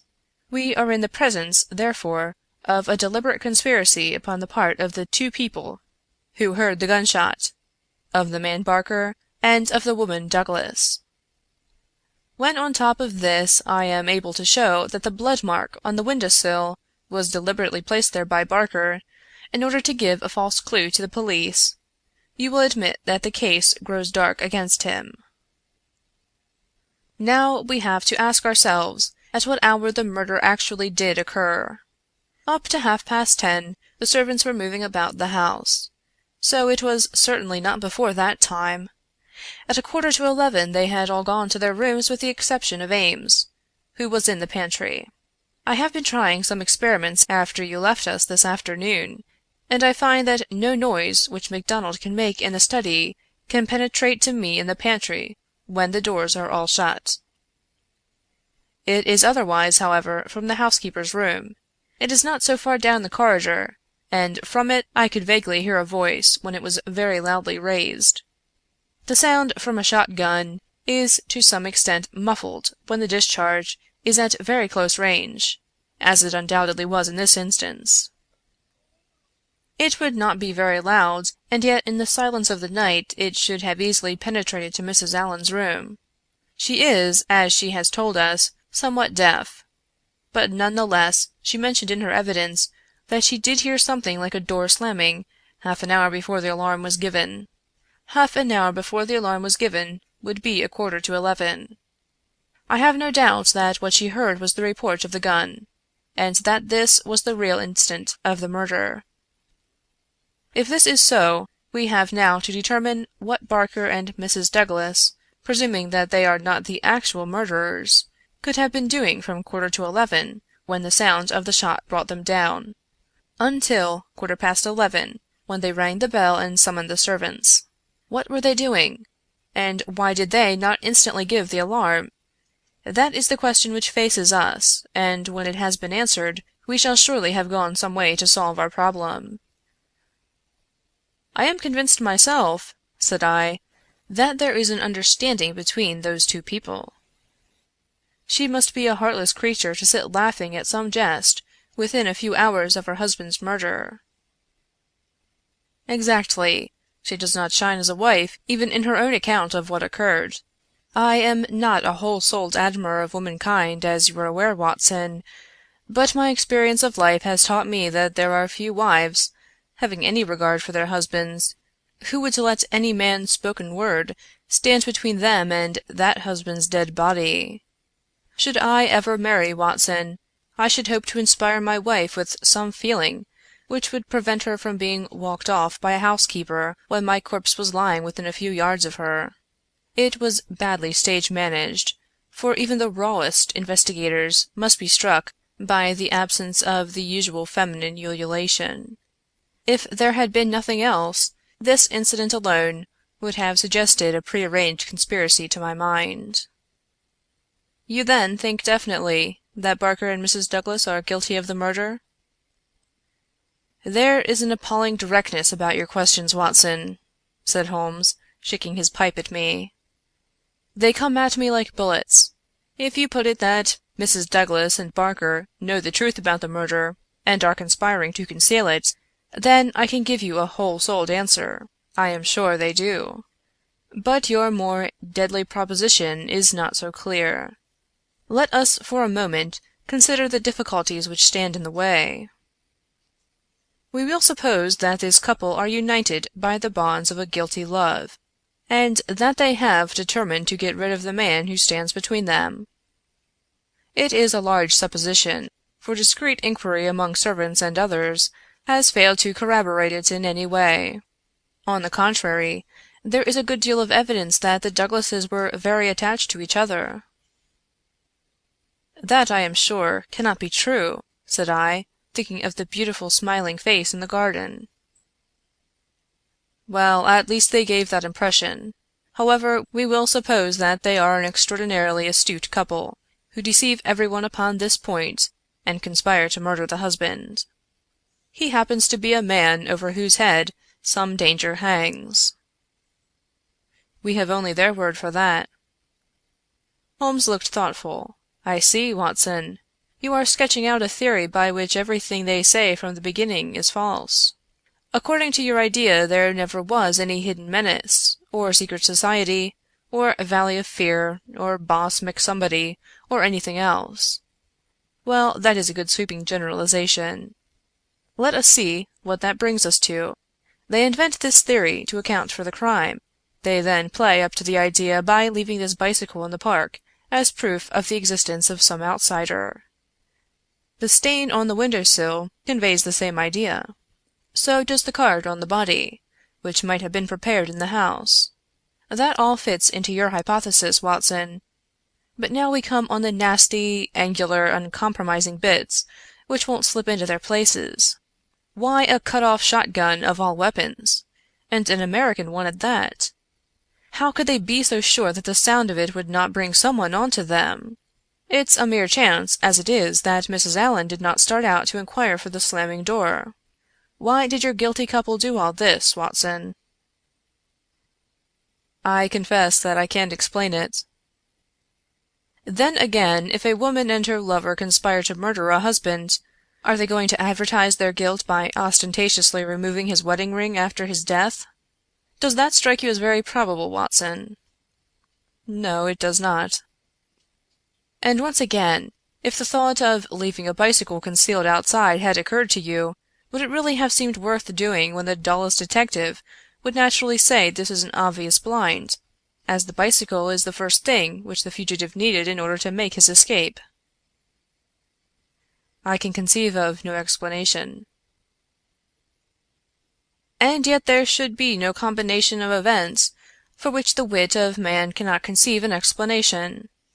Simply as a mental exercise without any assertion that it is true, let me indicate a possible line of thought. It is, I admit, mere imagination, but how often is imagination the mother of truth? We will suppose that there was a guilty secret, a really shameful secret in the life of this man Douglas. This leads to his murder by someone who is, we will suppose, an avenger, someone from outside. This avenger, for some reason which I confess I am still at a loss to explain, took the dead man's wedding ring. The vendetta might conceivably date back to the man's first marriage, and the ring be taken for some such reason. Before this avenger got away, Barker and the wife had reached the room. The assassin convinced them that any attempt to arrest him would lead to the publication of some hideous scandal. They were converted to this idea, and preferred to let him go. For this purpose they probably lowered the bridge, which can be done quite noiselessly, and then raised it again. He made his escape, and for some reason thought that he could do so more safely on foot than on bicycle. He therefore left his machine where it would not be discovered until he had got safely away. So far we are within the bounds of possibility, are we not?" "Well, it is possible, no doubt," said I, with some reserve. "We have to remember, Watson, that whatever occurred is certainly something very extraordinary. Well, now to continue our supposititious case. The couple, not necessarily a guilty couple, realize after the murderer is gone that they have placed themselves in a position in which it may be difficult for them to prove that they did not themselves either do the deed or connive at it. They rapidly and rather clumsily met the situation. The mark was put by Barker's blood-stained slipper upon the window-sill to suggest how the fugitive got away.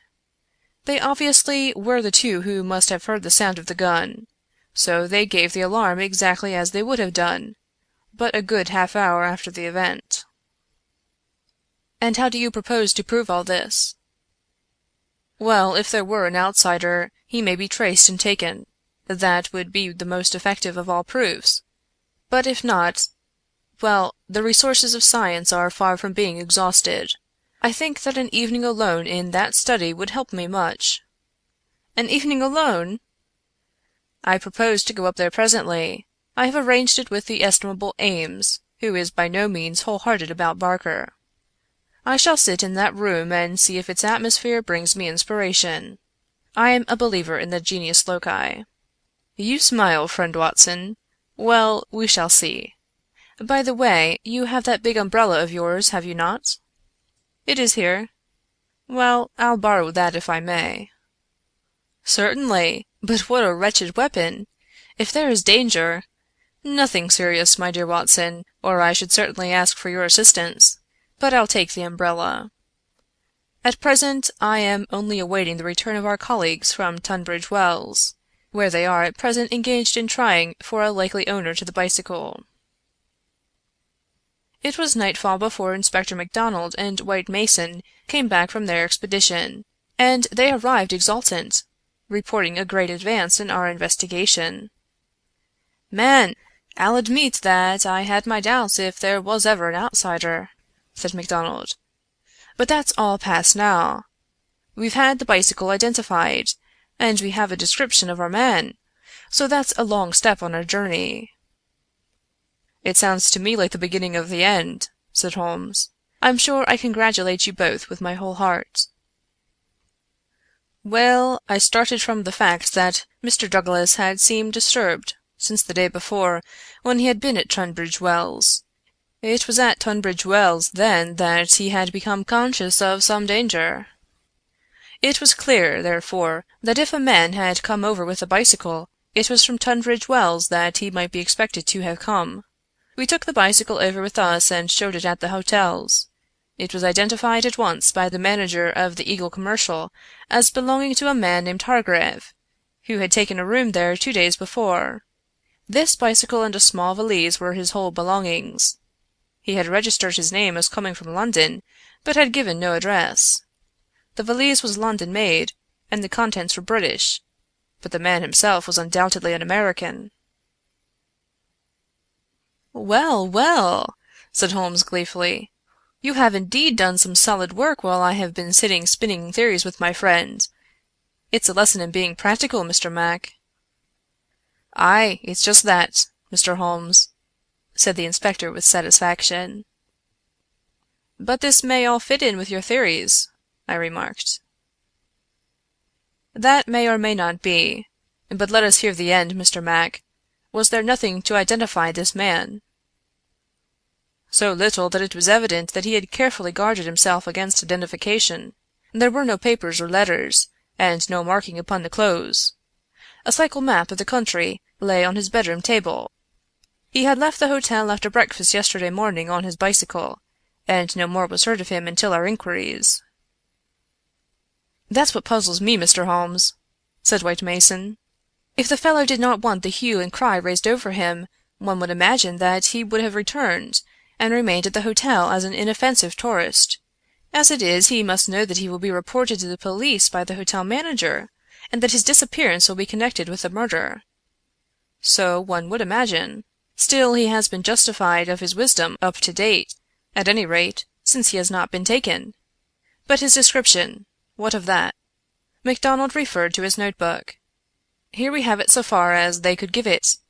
They don't seem to have taken any very particular stock of him, but still the porter, the clerk, and the chambermaid are all agreed that this covers the points.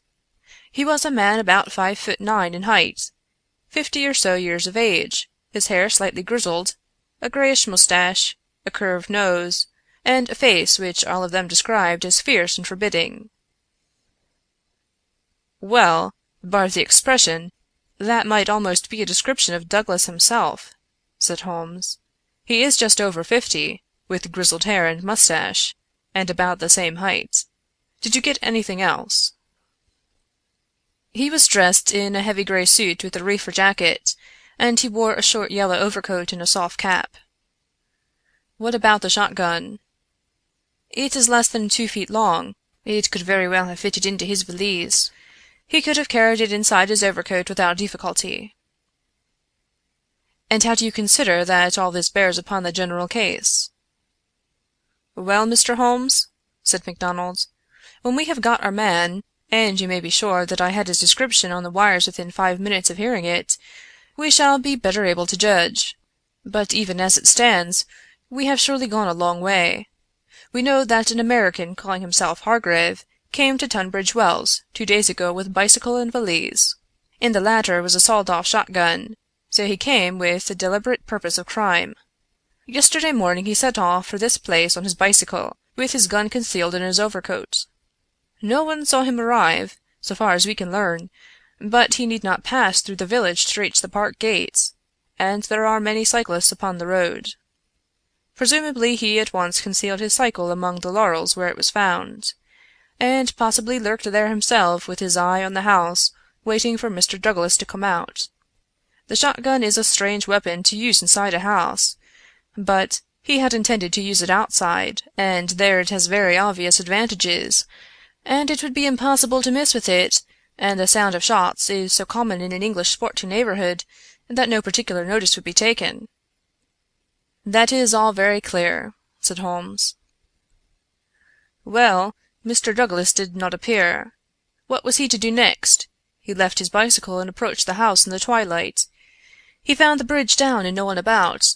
He took his chance, intending, no doubt, to make some excuse if he met anyone.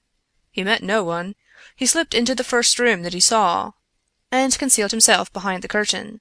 Thence he could see the drawbridge go up, and he knew that his only escape was through the moat.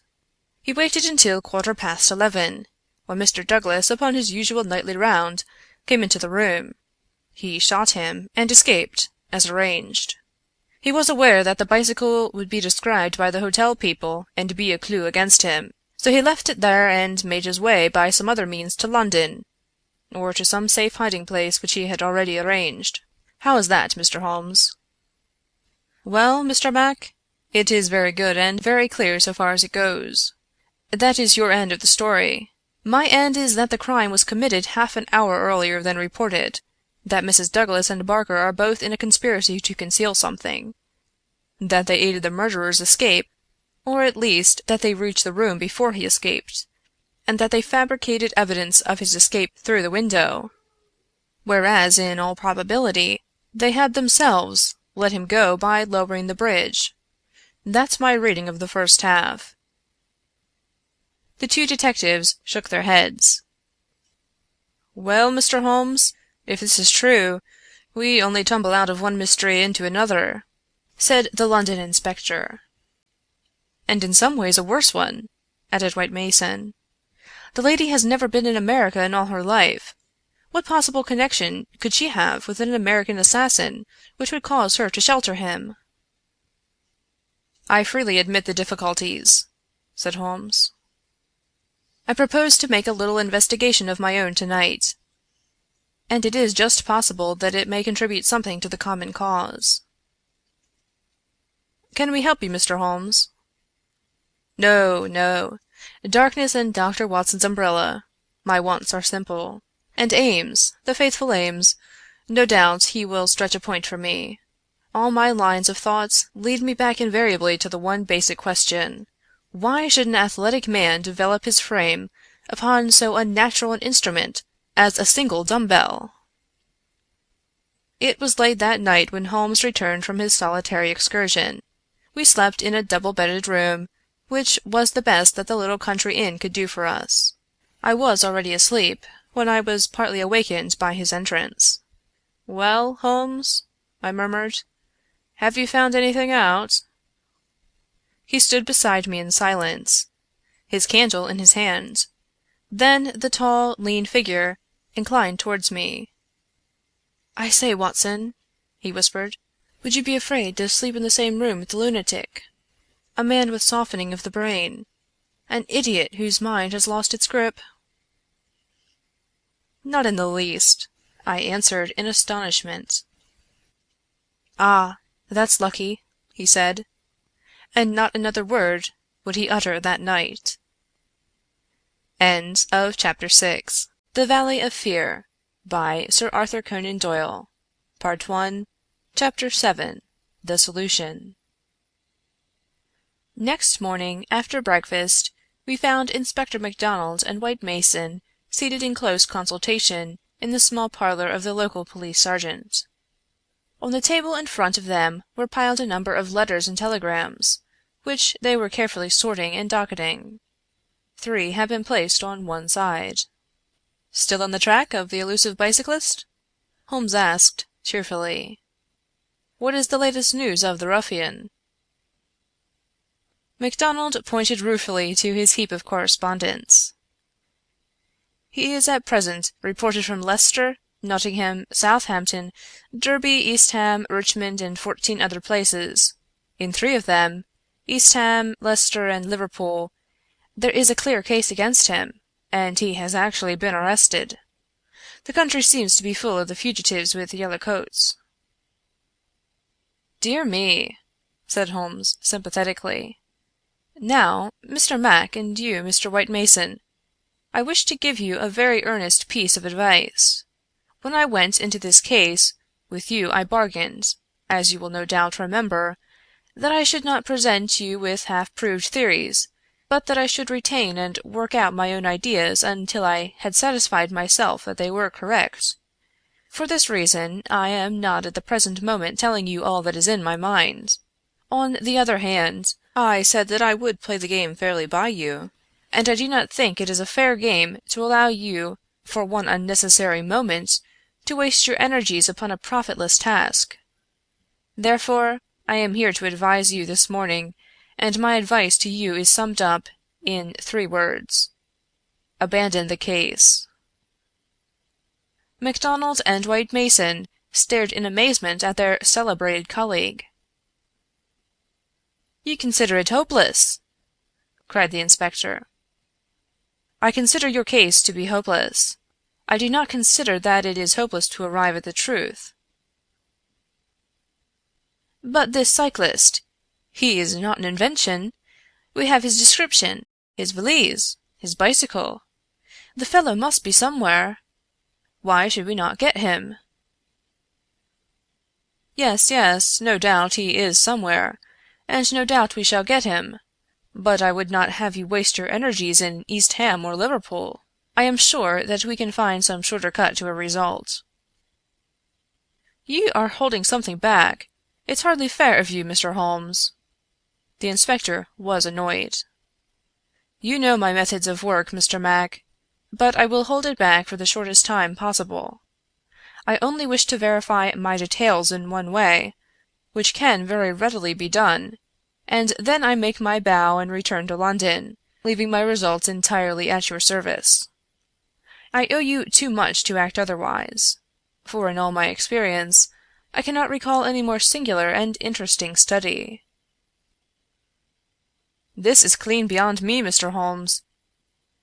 We saw you when we returned from Tunbridge Wells last night, and you were in general agreement with our results. What has happened since then to give you a completely new idea of the case?" "Well, since you ask me, I spent, as I told you that I would, some hours last night at the Manor House." "Well, what happened?" I can only give you a very general answer to that for the moment. By the way, I have been reading a short but clear and interesting account of the old building, purchasable at the modest sum of 1 penny from the local tobacconist." Here Holmes drew a small tract, embellished with a rude engraving of the ancient manor house, from his waistcoat pocket. "It immensely adds to the zest of an investigation, my dear Mr. Mac, when one is in conscious sympathy with the historical atmosphere of one's surroundings. Don't look so impatient, for I assure you that even so bald an account as this raises some sort of picture of the past in one's mind. Permit me to give you a sample. Erected in the 5th year of the reign of James I, and standing upon the site of a much older building, the manor house of Birlstone presents one of the finest surviving examples of the moated Jacobean residence." "Ye are making fools of us, Mr. Holmes." "Tut, tut, Mr. Mac, the first sign of temper I have detected in you." "Well, I won't read it verbatim, since you feel so strongly upon the subject. But when I tell you that there is some account of the taking of the place by a parliamentary colonel in 1644, of the concealment of Charles for several days in the course of the Civil War, and finally of a visit there by the second George, you will admit that there are various associations of interest connected with this ancient house."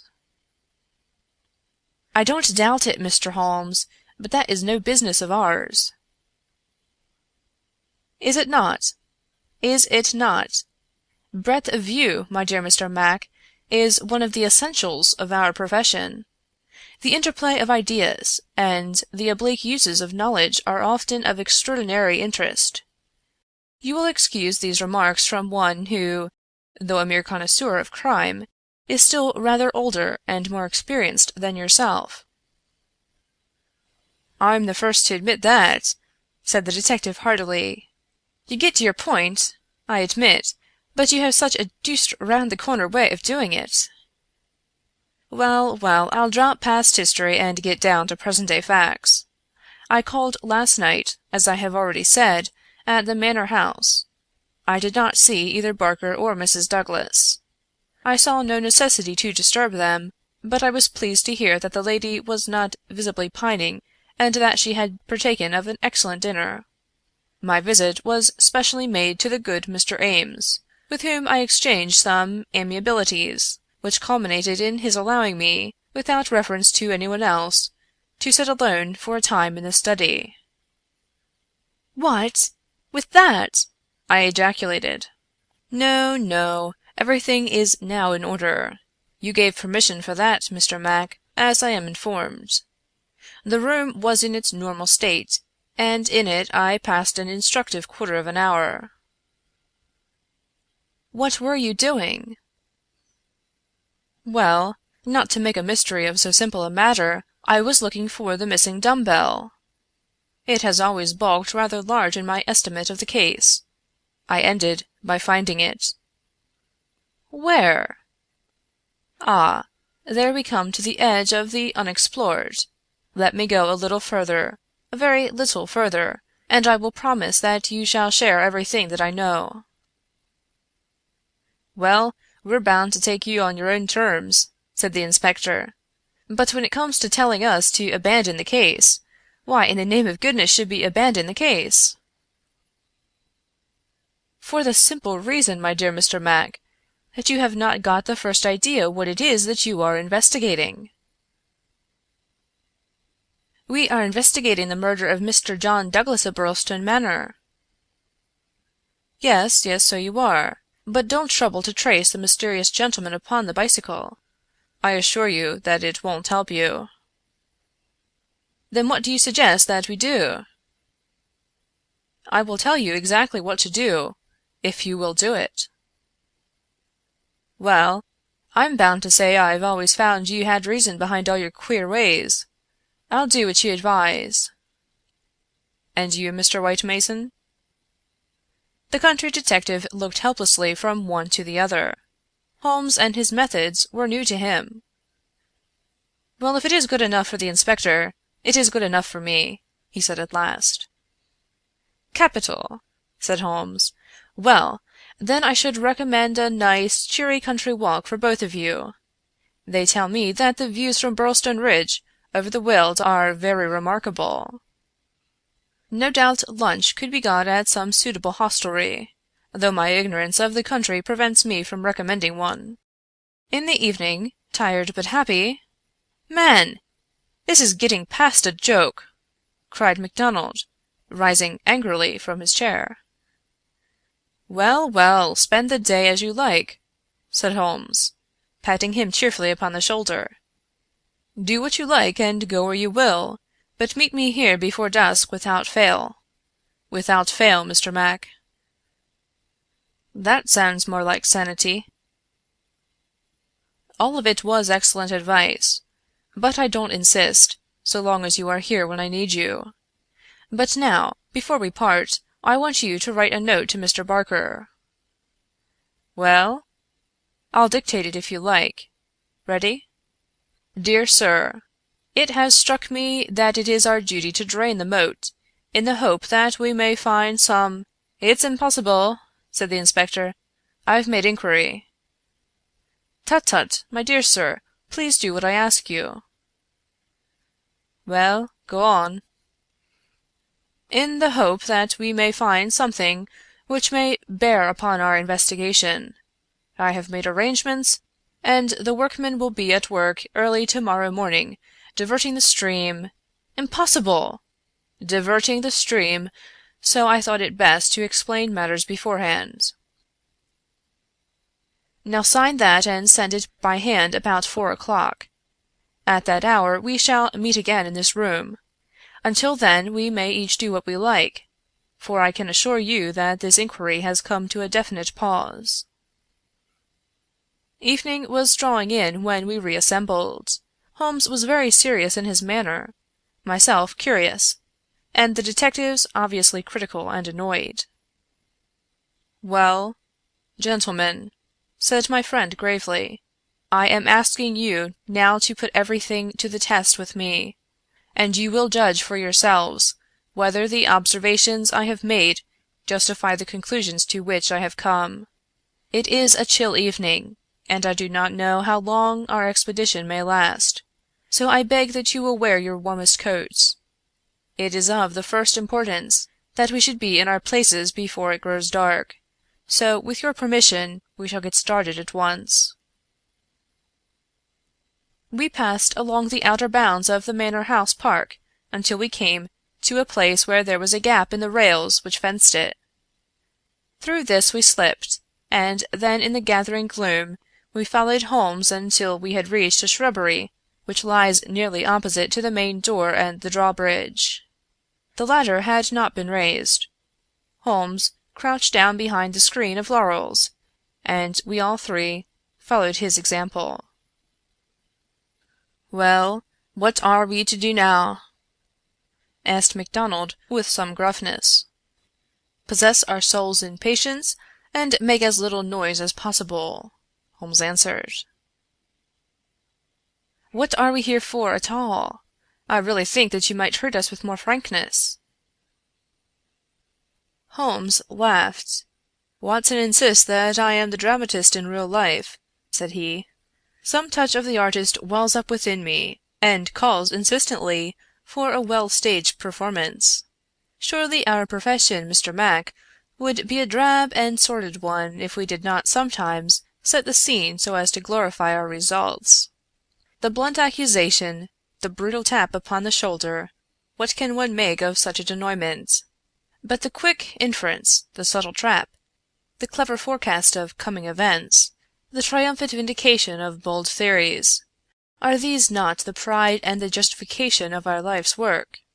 At the present moment you thrill with the glamour of the situation and the anticipation of the hunt. Where would be that thrill if I had been as definite as a timetable? I only ask a little patience, Mr. Mac, and all will be clear to you." "Well, I hope the pride and justification and the rest of it will come before we all get our death o' cold," said the London detective with comic resignation. We all had good reason to join in the aspiration, for our vigil was a long and bitter one. Slowly the shadows darkened over the long, sombre face of the old house. A cold, damp reek from the moat chilled us to the bones, and set our teeth chattering. There was a single lamp over the gateway, and a steady globe of light in the fatal study. Everything else was dark and still. "How long is this to last?" asked the inspector finally. "And what is it we are watching for?" "I have no more notion than you how long it is to last," Holmes answered with some asperity. "If criminals would always schedule their movements like railway trains, it would certainly be more convenient for all of us. As to what it is well, that's what we are watching for." As he spoke, the bright yellow light in the study was obscured by somebody passing to and fro before it. The laurels among which we lay were immediately opposite the window, and not more than 100 feet from it. Presently it was thrown open with a whining of hinges, and we could dimly see the dark outline of a man's head and shoulders looking out into the gloom. For some minutes he peered forth in furtive, stealthy fashion, as one who wishes to be assured that he is unobserved. Then he leaned forward, and in the intense silence we were aware of the soft lapping of agitated water. He seemed to be stirring up the moat with something which he held in his hand. Then suddenly he hauled something in as a fisherman lands a fish, some large, round object, which obscured the light as it was dragged through the open casement. "Now!" cried Holmes. "Now!" We were all upon our feet, staggering after him with our stiffened limbs, while he ran swiftly across the bridge and rang violently at the bell. There was the rasping of bolts from the other side, and the amazed Ames stood in the entrance. Holmes brushed him aside without a word, and, followed by all of us, rushed into the room which had been occupied by the man whom we had been watching. The oil lamp on the table represented the glow which we had seen from outside. It was now in the hand of Cecil Barker, who held it towards us as we entered. Its light shone upon his strong, resolute, clean-shaved face and his menacing eyes. "What the devil is the meaning of all this?" he cried. "What are you after, anyhow?" Holmes took a swift glance round, and then pounced upon a sodden bundle tied together with cord, which lay where it had been thrust under the writing-table. "This is what we are after, Mr. Barker. This bundle, weighted with a dumb-bell, which you have just raised from the bottom of the moat." Barker stared at Holmes with amazement in his face.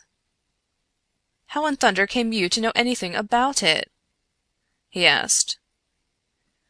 "Simply that I put it there."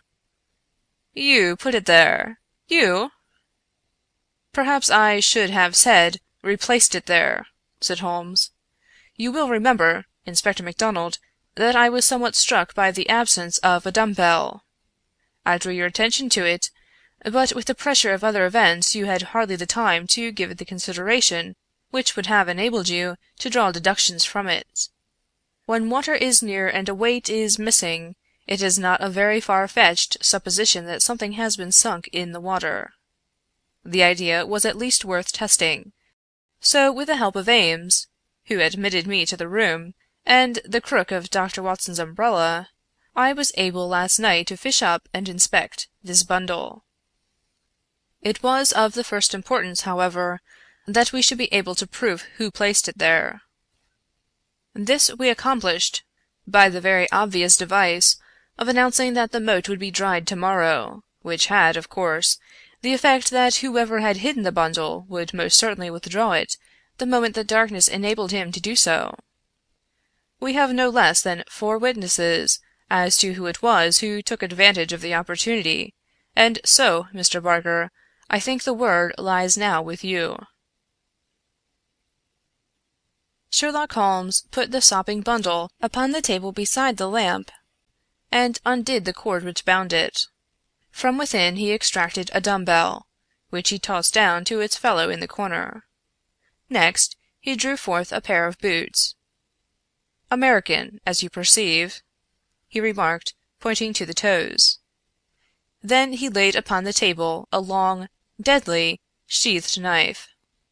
Finally, he unraveled a bundle of clothing, comprising a complete set of underclothes, socks, a grey tweed suit, and a short yellow overcoat.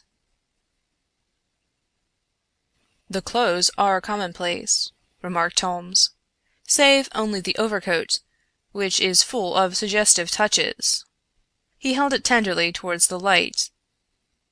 "Here, as you perceive, is the inner pocket prolonged into the lining in such fashion as to give ample space for the truncated fowling piece. The tailor's tab is on the neck. Neil Outfitter, Vermissa, USA. I have spent an instructive afternoon in the rector's library, and have enlarged my knowledge by adding the fact that Vermissa is a flourishing little town at the head of one of the best-known coal and iron valleys in the United States. I have some recollection, Mr. Barker, that you associated the coal districts with Mr. Douglas's first wife, and it would surely not be too far-fetched an inference that the V.V. upon the card by the dead body might stand for Vermissa Valley, or that this very valley, which sends forth emissaries of murder, may be that Valley of Fear of which we have heard. So much is fairly clear. And now, Mr. Barker, I seem to be standing rather in the way of your explanation." It was a sight to see Cecil Barker's expressive face during this exposition of the great detective. Anger, amazement, consternation, and indecision swept over it in turn. Finally he took refuge in a somewhat acrid irony.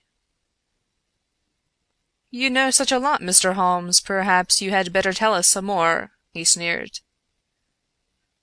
"I have no doubt that I could tell you a great deal more, Mr. Barker, but it would come with a better grace from you." "Oh, you think so, do you? Well, all I can say is that if there's any secret here, it is not my secret, and I am not the man to give it away." "Well, if you take that line, Mr. Barker," said the inspector quietly, "we must just keep you in sight until we have the warrant and can hold you." "You can do what you damn please about that," said Barker defiantly. The proceedings seemed to have come to a definite end so far as he was concerned, for one had only to look at that granite face to realize that no peine forte et dure would ever force him to plead against his will. The deadlock was broken, however, by a woman's voice. Mrs. Douglas had been standing listening at the half-open door, and now she entered the room. "You have done enough for now, Cecil," said she. "Whatever comes of it in the future, you have done enough." "Enough, and more than enough," remarked Holmes gravely. "I have every sympathy with you, madam, and should strongly urge you to have some confidence in the common sense of our jurisdiction, and to take the police voluntarily into your complete confidence. It may be that I am myself at fault for not following up the hint which you conveyed to me through my friend Dr. Watson, but at that time I had every reason to believe that you were directly concerned in the crime. Now I am assured that this is not so. At the same time, there is much that is unexplained, and I should strongly recommend that you ask Mr. Douglas to tell us his own story." Mrs. Douglas gave a cry of astonishment at Holmes' words. The detectives and I must have echoed it, when we were aware of a man who seemed to have emerged from the wall, who advanced now from the gloom of the corner in which he had appeared. Mrs. Douglas turned, and in an instant her arms were around him. Barker had seized his outstretched hand. "It's best this way, Jack," his wife repeated. "I am sure that it is best." "Indeed, yes, Mr. Douglas," said Sherlock Holmes. "I am sure that you will find it best." The man stood blinking at us with the dazed look of one who comes from the dark into the light. It was a remarkable face, bold gray eyes, a strong, short-clipped, grizzled mustache, a square, projecting chin, and a humorous mouth. He took a good look at us all, and then to my amazement he advanced to me and handed me a bundle of paper. "I've heard of you," he said in a voice which was not quite English and not quite American, but was altogether mellow and pleasing. "You are the historian of this bunch. Well, Dr. Watson, you've never had such a story as that pass through your hands before, and I'll lay my last dollar on that. Tell it your own way, but there are the facts. And you can't miss the public so long as you have those. I've been cooped up 2 days, and I've spent the daylight hours, as much daylight as I could get in that rat trap, in putting the thing into words. You're welcome to them, you and your public. There's the story of the Valley of Fear." "That's the past, Mr. Douglas," said Sherlock Holmes quietly. "What we desire now is to hear your story of the present." "You'll have it, sir," said Douglas. "May I smoke as I talk? Well, thank you, Mr. Holmes. You're a smoker yourself, if I remember right. And you'll guess what it is to be sitting for 2 days with tobacco in your pocket, and afraid that the smell will give you away." He leaned against the mantelpiece and sucked at the cigar which Holmes had handed him. "I've heard of you, Mr. Holmes. I never guessed that I should meet you. But before you are through with that," He nodded at my papers. "You will say I've brought you something fresh." Inspector MacDonald had been staring at the newcomer with the greatest amazement. "Well, this fairly beats me!" he cried at last. "If you are Mr. John Douglas of Birlstone Manor, then whose death have we been investigating for these 2 days, and where in the world have you sprung from now? You seemed to me to come out of the floor like a jack-in-the-box." "Ah, Mr. Mac," said Holmes, shaking a reproving finger, "you would not read that excellent local compilation which described the concealment of King Charles. People did not hide in those days without excellent hiding places. And the hiding place that has once been used may be used again. I had persuaded myself that we should find Mr. Douglas under this roof." "And how long have you been playing this trick upon us, Mr. Holmes?" said the inspector angrily. "How long have you allowed us to waste ourselves upon a search that you knew to be an absurd one?" "Not 1 instant, my dear Mr. Mac. Only last night did I form my views of the case. As they could not be put to the proof until this evening, I invited you and your colleague to take a holiday for the day. Pray, what more could I do? When I found the suit of clothes in the moat, it at once became apparent to me that the body we had found could not have been the body of Mr. John Douglas at all, but must be that of the bicyclist from Tunbridge Wells. No other conclusion was possible. Therefore I had to determine where Mr. John Douglas himself could be, and the balance of probability was that, with the connivance of his wife and his friend, he was concealed in a house which had such conveniences for a fugitive, and awaiting quieter times when he could make his final escape." "Well, you figured it out about right," said Douglas approvingly.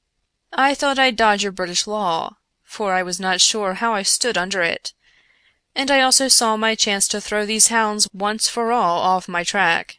Mind you, from first to last I have done nothing to be ashamed of, and nothing that I would not do again, but you'll judge that for yourselves when I tell you my story. Never mind warning me, Inspector, I am ready to stand pat upon the truth. I'm not going to begin at the beginning. That's all there." He indicated my bundle of papers. "And a mighty queer yarn you'll find it. It all comes down to this, that there are some men that have good cause to hate me, and would give their last dollar to know that they had got me. So long as I am alive and they are alive, there is no safety in this world for me. They hunted me from Chicago to California. Then they chased me out of America. But when I married and settled down in this quiet spot, I thought my last years were going to be peaceable. I never explained to my wife how things were. Why should I pull her into it? She would never have a quiet moment again, but would always be imagining trouble. I fancy she knew something, for I may have dropped a word here or a word there, but until yesterday, after you gentlemen had seen her, she never knew the rights of the matter. She told you all she knew, and so did Barker here. For on the night when this thing happened there was mighty little time for explanations. She knows everything now, and I would have been a wiser man if I had told her sooner. But it was a hard question, dear." He took her hand for an instant in his own. "And I acted for the best." "Well, gentlemen, the day before these happenings I was over in Tunbridge Wells, and I got a glimpse of a man in the street. It was only a glimpse, but I have a quick eye for these things, and I never doubted who it was. It was the worst enemy I had among them all, one who has been after me like a hungry wolf after a caribou all these years. I knew there was trouble coming, and I came home and made ready for it. I guessed I'd fight through it all right on my own. My luck was a proverb in the States about '76. I never doubted that it would be with me still. I was on my guard all that next day, and never went out into the park.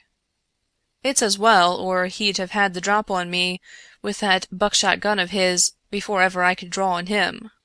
After the bridge was up, my mind was always more restful when that bridge was up in the evenings, I put the thing clear out of my head. I never dreamed of his getting into the house and waiting for me. But when I made my round in my dressing-gown, as was my habit, I had no sooner entered the study than I scented danger. I guess when a man has had dangers in his life, and I've had more than most in my time, there is a kind of sixth sense that waves the red flag. I saw the signal clear enough, and yet I couldn't tell you why. Next instant I spotted a boot under the window curtain, and then I saw why plain enough. I'd just the one candle that was in my hand, but there was a good light from the hall lamp through the open door. I put down the candle and jumped for a hammer that I'd left on the mantel. At the same moment he sprang at me. I saw the glint of a knife, and I lashed at him with the hammer. I got him somewhere, for the knife tinkled down on the floor. He dodged round the table as quick as an eel, and a moment later he'd got his gun from under his coat. I heard him cock it, but I had got hold of it before he could fire. I had it by the barrel, and we wrestled for it all ends up for a minute or more. It was death to the man that lost his grip. He never lost his grip, but he got it butt downward for a moment too long. Maybe it was I that pulled the trigger. Maybe we just jolted it off between us.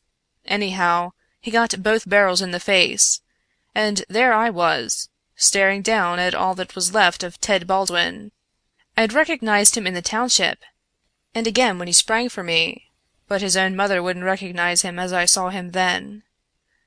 I'm used to rough work, but I fairly turned sick at the sight of him.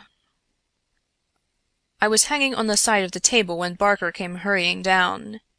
I heard my wife coming, and I ran to the door and stopped her. It was no sight for a woman. I promised I'd come to her soon. I said a word or two to Barker. He took it all in at a glance, and we waited for the rest to come along. But there was no sign of them. Then we understood that they could hear nothing, and that all that had happened was known only to ourselves. It was at that instant that the idea came to me. I was fairly dazzled by the brilliance of it. The man's sleeve had slipped up, and there was the branded mark of the lodge upon his forearm. See here. The man, whom we had known as Douglas, turned up his own coat and cuff to show a brown triangle within a circle exactly like that which we had seen upon the dead man. It was the sight of that which started me on it. I seemed to see it all clear at a glance. There were his height and his hair and figure, about the same as my own. No one could swear to his face, poor devil. I brought down this suit of clothes, and in a quarter of an hour Barker and I had put my dressing-gown on him, and he lay as you found him. We tied all his things into a bundle, and I weighted them with the only weight I could find, and put them through the window. The card he had meant to lay upon my body was lying beside his own. My rings were put on his finger, but when it came to the wedding ring, he held out his muscular hand. You can see for yourselves that I had struck the limit. I had not moved it since the day I was married, and it would have taken a file to get it off. I don't know, anyhow, that I should have cared to part with it, but if I had wanted to, I couldn't. So we just had to leave that detail to take care of itself. On the other hand, I brought a bit of plaster down and put it where I am wearing one myself at this instant. You slipped up there, Mr. Holmes, clever as you are, for if you had chanced to take off that plaster, you would have found no cut underneath it. Well, that was the situation. If I could lie low for a while and then get away where I could be joined by my widow, we should have a chance at last of living in peace for the rest of our lives. These devils would give me no rest so long as I was above ground, but if they saw in the papers that Baldwin had got his man, there would be an end of all my troubles. I hadn't much time to make it all clear to Barker and to my wife, but they understood enough to be able to help me. I knew all about this hiding place. So did Ames, but it never entered his head to connect it with the matter. I retired into it, and it was up to Barker to do the rest. I guess you can fill in for yourselves what he did. He opened the window and made the mark on the sill to give an idea of how the murderer escaped. It was a tall order that, but as the bridge was up, there was no other way. Then, when everything was fixed, he rang the bell for all he was worth. What happened afterward, you know. And so, gentlemen, you can do what you please. But I've told you the truth, and the whole truth, so help me God. What I ask you now is, how do I stand by the English law?" There was a silence which was broken by Sherlock Holmes. "The English law is in the main a just law. You will get no worse than your deserts from that, Mr. Douglas. But I would ask you, how did this man know that you lived here, or how to get into your house, or where to hide to get you?" "I know nothing of this." Holmes' face was very white and grave. "The story is not over yet, I fear," said he. "You may find worse dangers than the English law, or even than your enemies from America. I see trouble before you, Mr. Douglas. You'll take my advice and still be on your guard. And now, my long-suffering readers, I will ask you to come away with me for a time, far from the Sussex manor house of Birlstone, and far also from the year of grace in which we made our eventful journey which ended with the strange story of the man who had been known as John Douglas. I wish you to journey back some 20 years in time, and westward some thousands of miles in space, that I may lay before you a singular and terrible narrative, so singular and so terrible that you may find it hard to believe that even as I tell it, even so did it occur. Do not think that I intrude one story before another is finished. As you read on you will find that this is not so.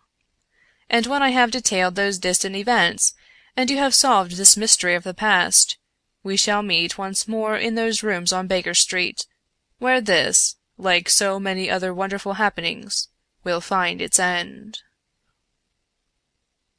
End of Chapter 7 The Valley of Fear by Sir Arthur Conan Doyle. Part 2 The Scourers. Chapter 1 The Man.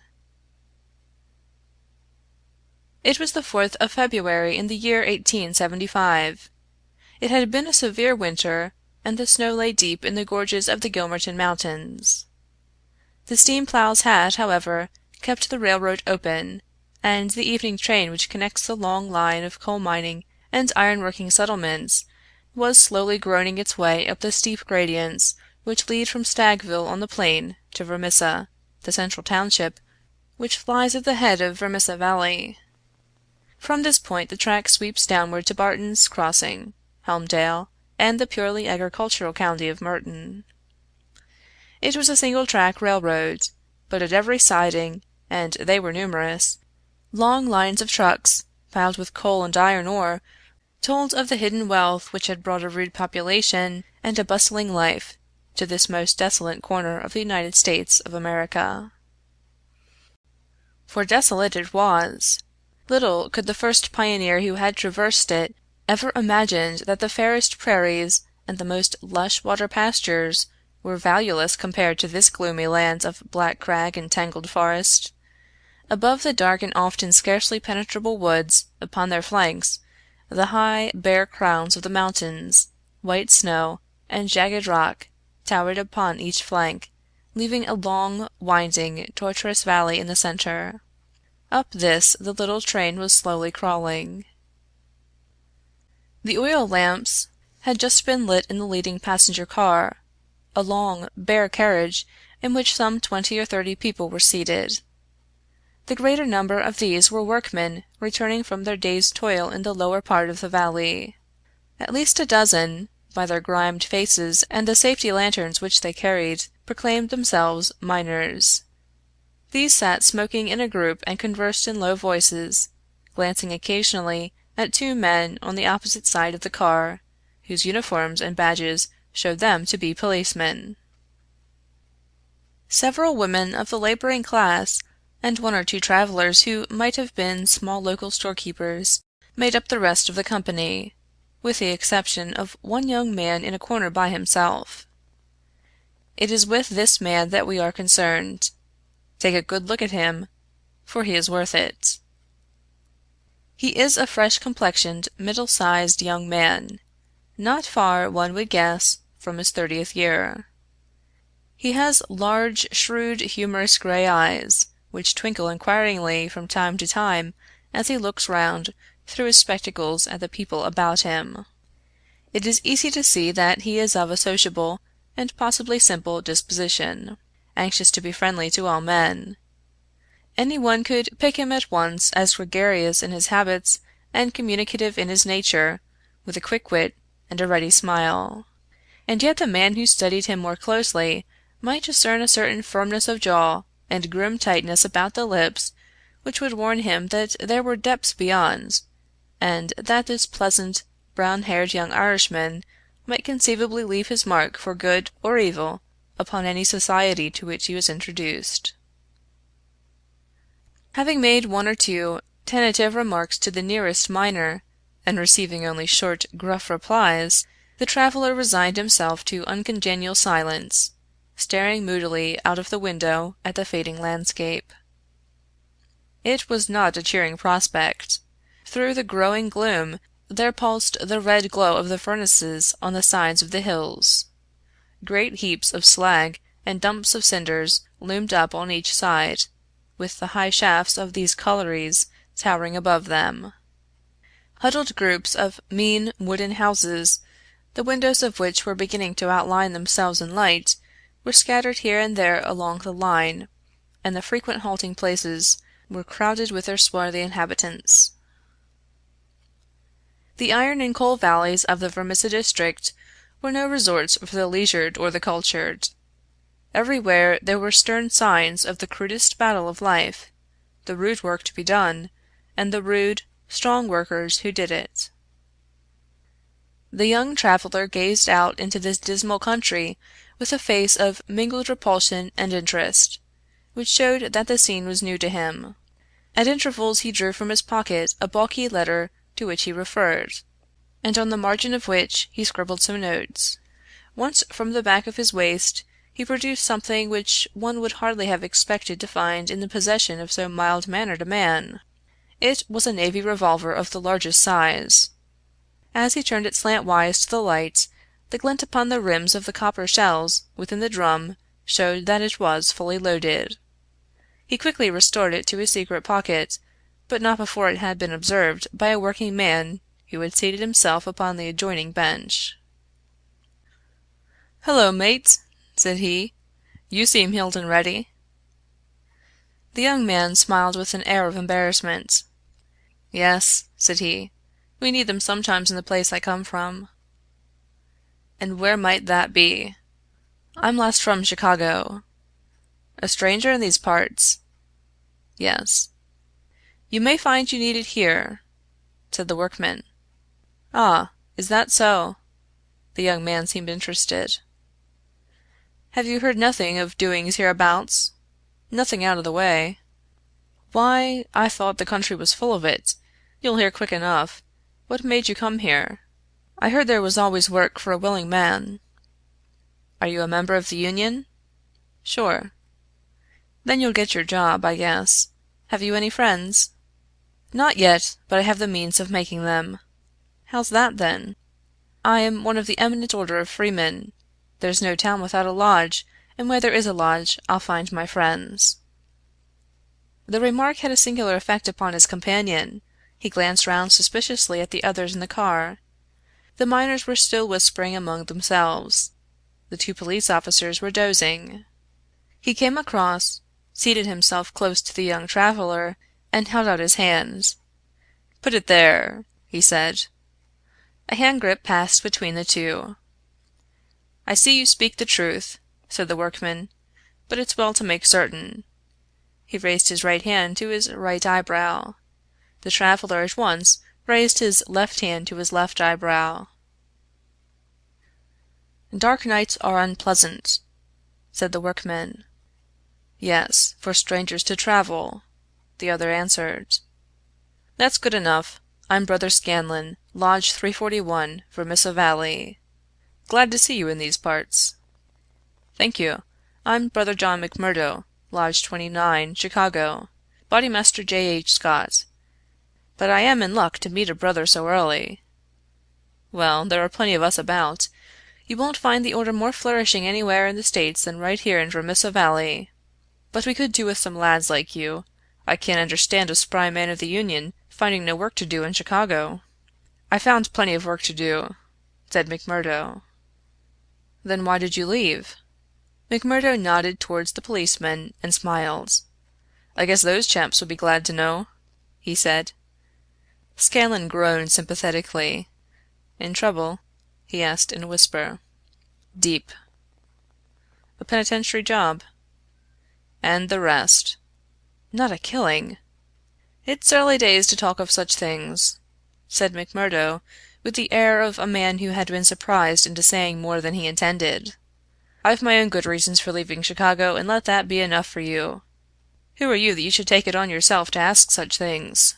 His gray eyes gleamed with sudden and dangerous anger from behind his glasses. "All right, mate. No offense meant. The boys will think none the worse of you, whatever you may have done. Where are you bound for now?" "Vermissa." "That's the third halt down the line. Where are you staying?" McMurdo took out an envelope and held it close to the murky oil lamp.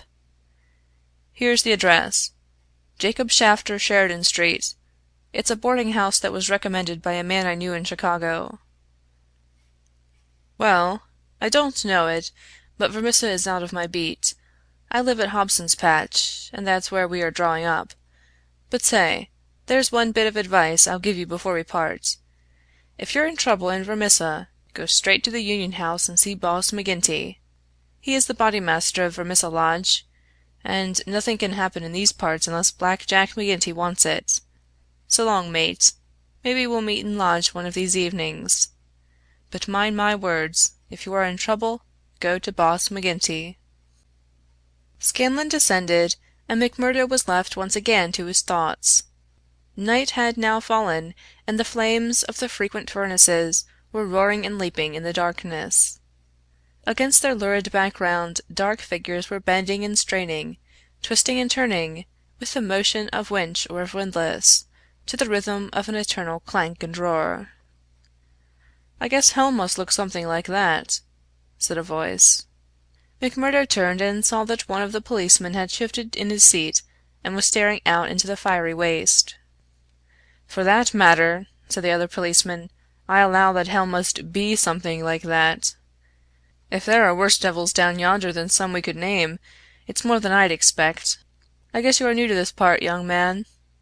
"Well, what if I am?" McMurdo answered in a surly voice. "Just this, mister, that I should advise you to be careful in choosing your friends. I don't think I'd begin with Mike Scanlan or his gang if I were you." "What the hell is it to you who my friends are?" roared McMurdo, in a voice which brought every head in the carriage round to witness the altercation. "Did I ask you for your advice? Or did you think me such a sucker that I couldn't move without it? You speak when you are spoken to, and by the Lord you'd have to wait a long time if it was me." He thrust out his face and grinned at the patrolman like a snarling dog. The two policemen, heavy, good-natured men, were taken aback by the extraordinary vehemence with which their friendly advances had been rejected. "No offense, stranger," said one. "It was a warning for your own good, seeing that you are, by your own showing, new to the place." "I'm new to the place, but I'm not new to you and your kind," cried McMurdo in cold fury. "I guess you're the same in all places, shoving your advice in when nobody asks for it." "Maybe we'll see more of you before very long," said one of the patrolmen with a grin. "You're a real hand-picked one, if I am a judge." "I was thinking the same," remarked the other. "I guess we may meet again." "I'm not afraid of you, and don't you think it!" cried McMurdo. "My name's Jack McMurdo. See? If you want me, you'll find me at Jacob Shafter's on Sheridan Street, Vermissa, so I'm not hiding from you, am I? Day or night I'd dare to look the like of you in the face. Don't make any mistake about that."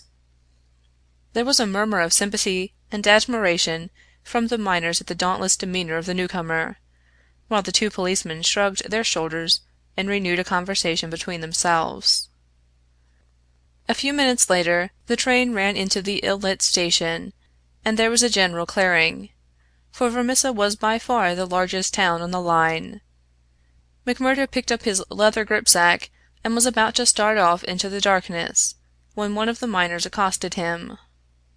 "By gar, mate, you know how to speak to the cops," he said in a voice of awe. "It was grand to hear you. Let me carry your grip and show you the road. I'm passing shafters on the way to my own shack." There was a chorus of friendly "good nights" from the other miners as they passed from the platform. Before ever he had set foot in it, McMurdo the turbulent had become a character in Vermissa. The country had been a place of terror, but the town was in its way even more depressing. Down that long valley there was at least a certain gloomy grandeur in the huge fires and the clouds of drifting smoke, while the strength and industry of man found fitting monuments in the hills which he had spilled by the side of his monstrous excavations. But the town showed a dead level of mean ugliness and squalor. The broad street was churned up by the traffic into a horrible rutted paste of muddy snow. The sidewalks were narrow and uneven. The numerous gas lamps served only to show more clearly a long line of wooden houses, each with its veranda facing the street, unkempt and dirty. As they approached the center of the town, the scene was brightened by a row of well-lit stores, and even more by a cluster of saloons and gaming houses in which the miners spent their hard-earned but generous wages. "That's the Union House," said the guide, pointing to one saloon which rose almost to the dignity of being a hotel. "Jack McGinty is the boss there." "What sort of a man is he?" McMurdo asked. "What, have you never heard of the boss?" "How could I have heard of him when you know that I am a stranger in these parts?" "Well, I thought his name was known clear across the country. It's been in the papers often enough." "What for?" "Well," the miner lowered his voice, "over the affairs." "What affairs?" "Good Lord, mister, you are queer, if I must say it without offense. There's only one set of affairs that you'll hear of in these parts, and that's the affairs of the Scowrers." "Why, I seem to have read of the Scowrers in Chicago. A gang of murderers, are they not?" "Hush, on your life!" cried the miner, standing still in alarm, and gazing in amazement at his companion. "Man, you won't live long in these parts if you speak in the open street like that. Many a man has had the life beaten out of him for less." "Well, I know nothing about them. It's only what I have read." "And I'm not saying that you have not read the truth." The man looked nervously round him as he spoke, peering into the shadows as if he feared to see some lurking danger. "If killing is murder, then God knows there is murder and to spare. But don't you dare to breathe the name of Jack McGinty in connection with it, stranger, for every whisper goes back to him, and he is not one that is likely to let it pass. Now, that's the house you're after, that one standing back from the street. You'll find old Jacob Shafter that runs it, as honest a man as lives in this township." "I thank you," said McMurdo, and shaking hands with his new acquaintance, he plodded, gripsack in hand, up the path which led to the dwelling house, at the door of which he gave a resounding knock. It was opened at once by someone very different from what he had expected. It was a woman, young and singularly beautiful. She was of the German type, blonde and fair-haired, with the piquant contrast of a pair of beautiful dark eyes with which she surveyed the stranger with surprise and a pleasing embarrassment which brought a wave of color over her pale face. Framed in the bright light of the open doorway, it seemed to McMurdo that he had never seen a more beautiful picture, the more attractive for its contrast with the sordid and gloomy surroundings. A lovely violet growing upon one of those black slag heaps of the mines would not have seemed more surprising. So entranced was he that he stood staring without a word, and it was she who broke the silence. "I thought it was father," she said, with a pleasing little touch of German accent. "Did you come to see him? He is downtown. I expect him back every minute." McMurdo continued to gaze at her in open admiration until her eyes drooped in confusion before this masterful visitor. "No, miss," he said at last. "I'm in no hurry to see him. but your house was recommended to me for board. I thought it might suit me, and now I know it will." "You are quick to make up your mind," she said with a smile. "Anyone but a blind man could do as much," the other answered.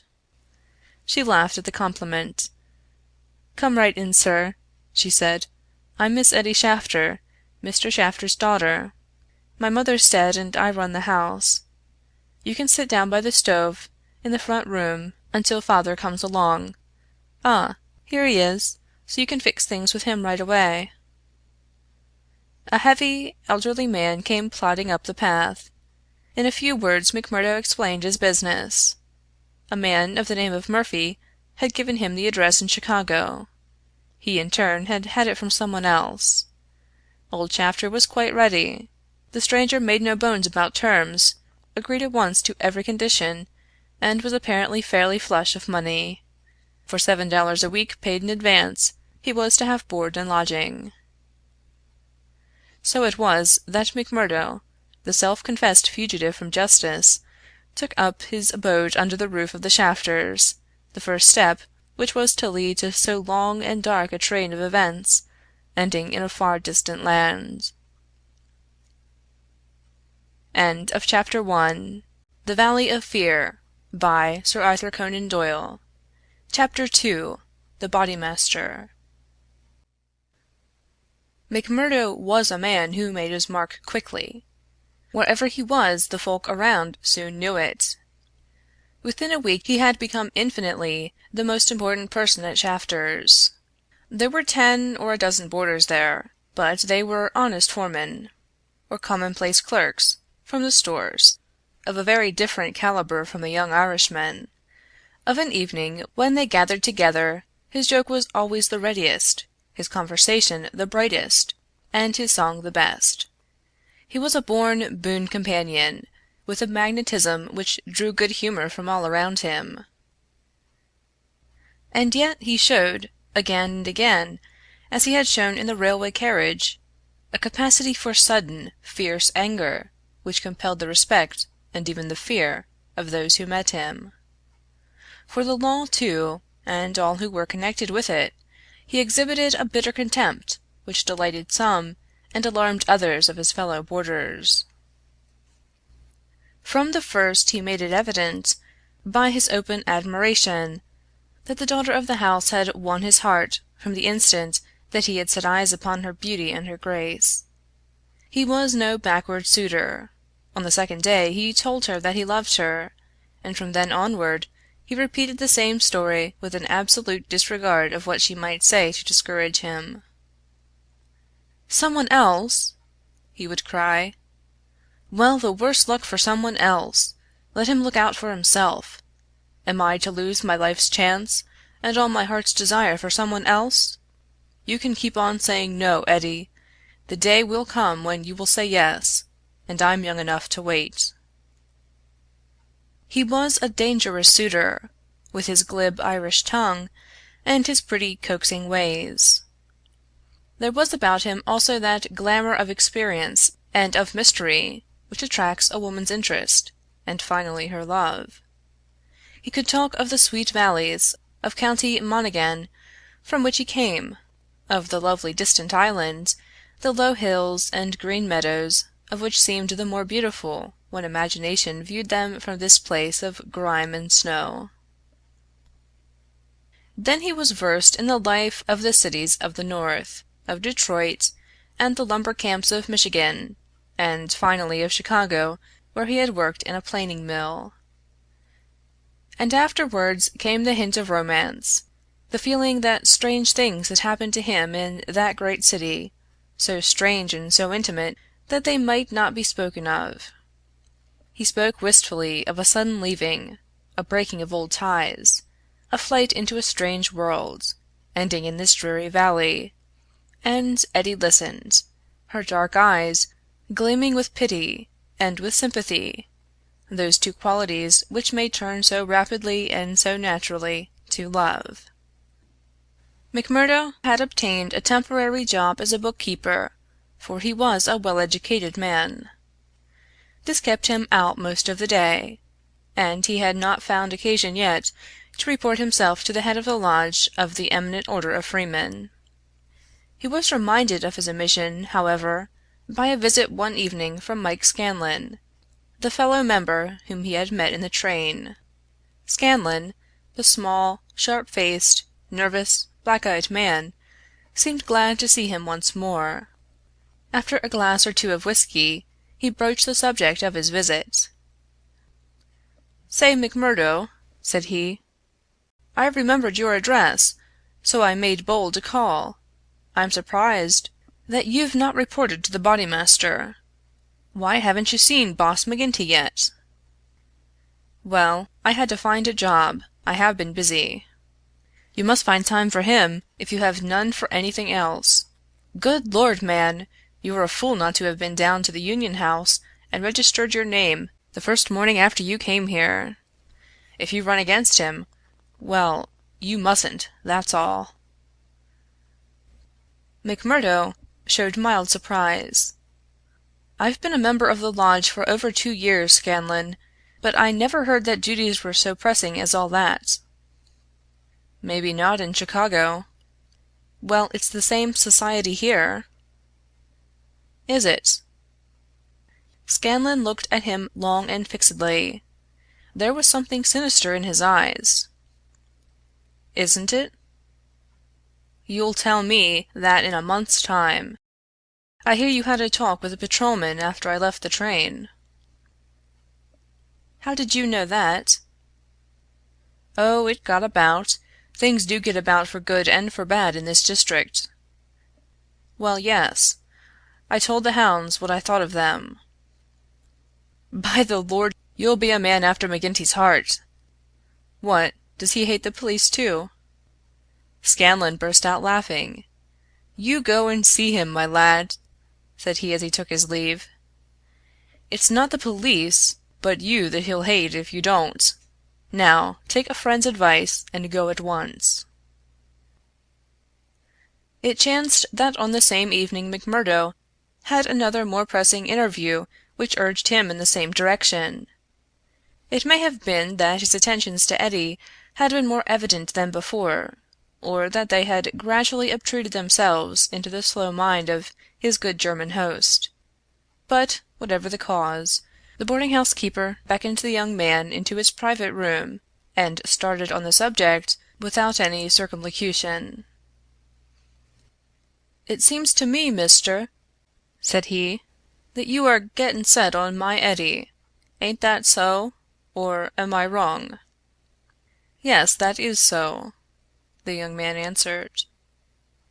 "Vell, I want to tell you right now that it ain't no manner of use. There's someone slipped in afore you."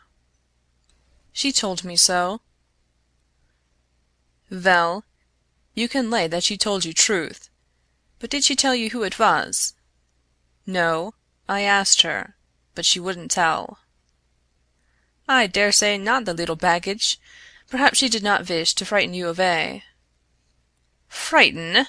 McMurdo was on fire in a moment. "Ah, yes, my friend. You need not be ashamed to be frightened of him. It is Teddy Baldwin." "And who the devil is he?" "He is a boss of the Scourers." "Scourers! I've heard of them before. It's Scourers here and Scourers there, and always in a whisper. What are you all afraid of? Who are the Scourers?" The boarding-house keeper instinctively sank his voice, as everyone did who talked about that terrible society. "The Scourers," said he, "are the Eminent Order of Freemen." The young man stared. "Why, I am a member of that order myself." "You! I vould never have had you in my house if I had known it. Not if you vere to pay me $100 a week." "What's wrong with the order? It's for charity and good fellowship. The rules say so." "Maybe in some place, not here." "What is it here?" "It's a murder society, that's what it is." McMurdo laughed incredulously. "How can you prove that?" he asked. Prove it? Are there not 50 murders to prove it? Vat about Millum and Van Shorst, and the Nicholson family, and old Mr. Hyam, and little Billy James, and the others? Prove it? Is there a man or a woman in this valley that does not know it? See here," said McMurdo earnestly, "I want you to take back what you've said, or else make it good. One or the other you must do before I quit this room. Put yourself in my place. Here I am, a stranger in the town. I belong to a society that I know only as an innocent one. You'll find it through the length and breadth of the States, but always as an innocent one. Now, when I am counting upon joining it here, you tell me that it is the same as a murder society called the Scourers. I guess you owe me either an apology or else an explanation, Mr. Shafter." "I can but tell you vat the whole world knows, mister. The bosses of the one are the bosses of the other. If you offend the one, it is the other vat will strike you. We have proved it too often." "That's just gossip. I want proof," said McMurdo. "If you live here long, you will get your proof. But I forget that you are yourself one of them. You will soon be as bad as the rest." "But you will find other lodgings, mister. I cannot have you here. Is it not bad enough that one of these people come courting my Eddy, and that I dare not turn him down, but that I should have another for my boarder? Yes, indeed, you shall not sleep here after to-night." McMurdo found himself under sentence of banishment, both from his comfortable quarters and from the girl whom he loved. He found her alone in the sitting-room that same evening, and he poured his troubles into her ear. "Sure your father is after giving me notice," he said. "It's little I would care if it was just my room, but indeed, Eddy, though it's only a week that I've known you, you are the very breath of life to me, and I can't live without you." "Oh, hush, Mr. McMurdo, don't speak so," said the girl. "I have told you, have I not, that you are too late? There is another, and if I have not promised to marry him at once, at least I can promise no one else." "Suppose I had been first, Eddy, would I have had a chance?" The girl sank her face into her hands. "I wish to heaven that you had been first," she sobbed. McMurdo was down on his knees before her in an instant. "For God's sake, Eddy, let it stand at that!" he cried. "Will you ruin your life and my own for the sake of this promise? Follow your heart, acushla. 'Tis a safer guide than any promise before you knew what it was that you were saying." He had seized Eddy's white hand between his own strong brown ones. "Say that you will be mine, and we will face it out together." "Not here." "Yes, here." "No, no, Jack." His arms were round her now. "It could not be here. Could you take me away?" A struggle passed for a moment over McMurdo's face, but it ended by setting like granite. "No, here," he said. "I'll hold you against the world, Eddy, right here where we are." "Why should we not leave together?"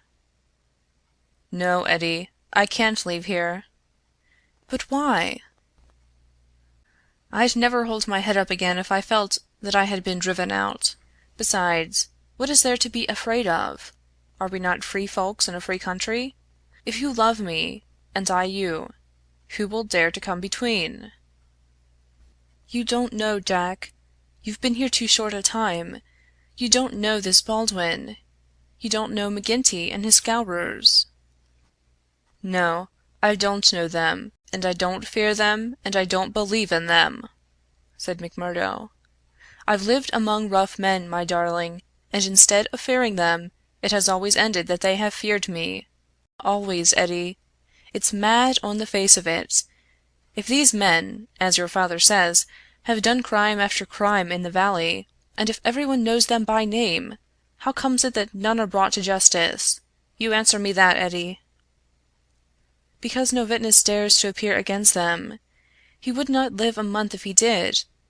Also because they have always their own men to swear that the accused one was far from the scene of the crime.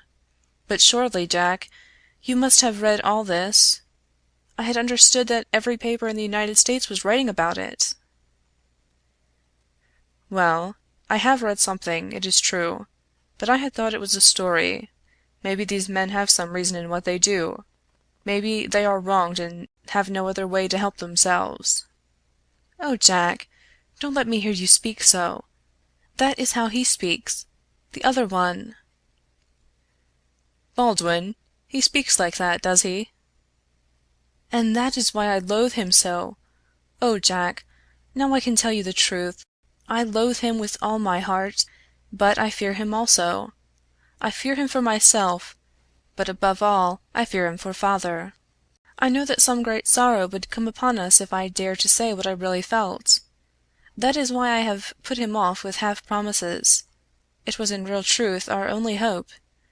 But if you would fly with me, Jack, we could take father with us and live forever far from the power of these wicked men."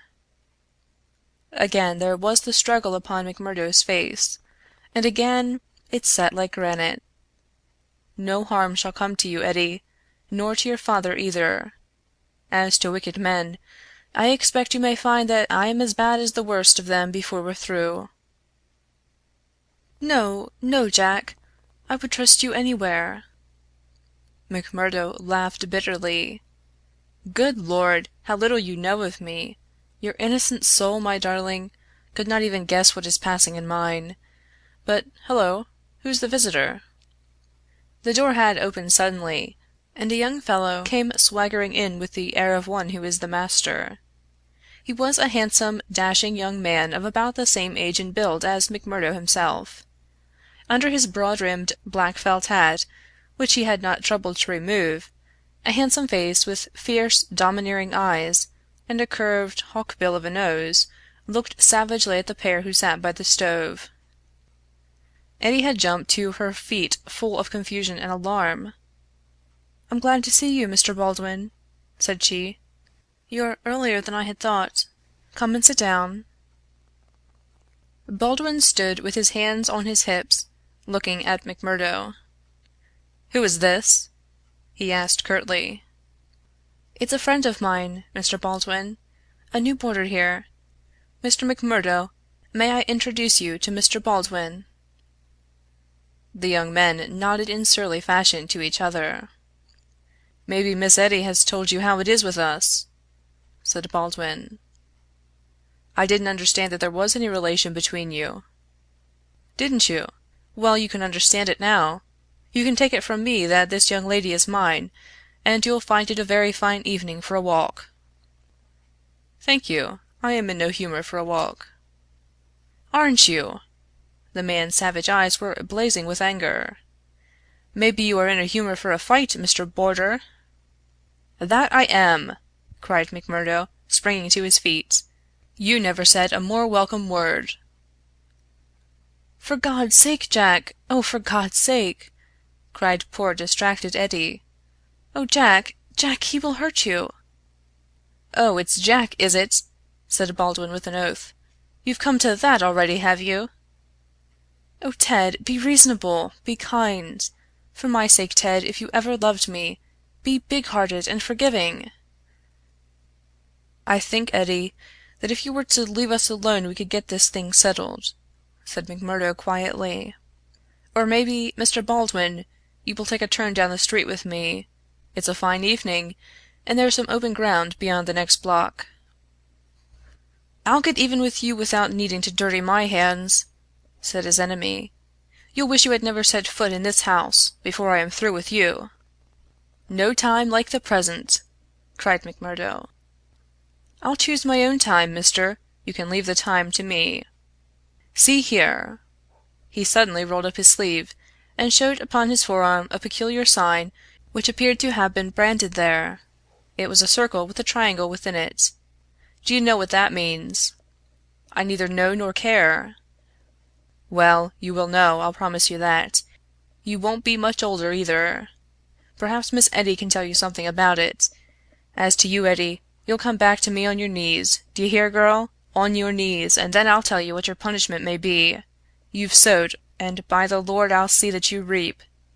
He glanced at them both in fury. Then he turned upon his heel, and an instant later the outer door had banged behind him.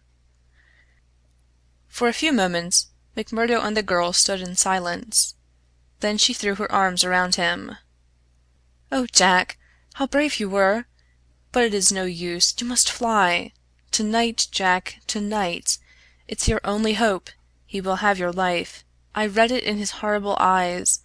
What chance have you against a dozen of them, with Boss McGinty and all the power of the lodge behind them?"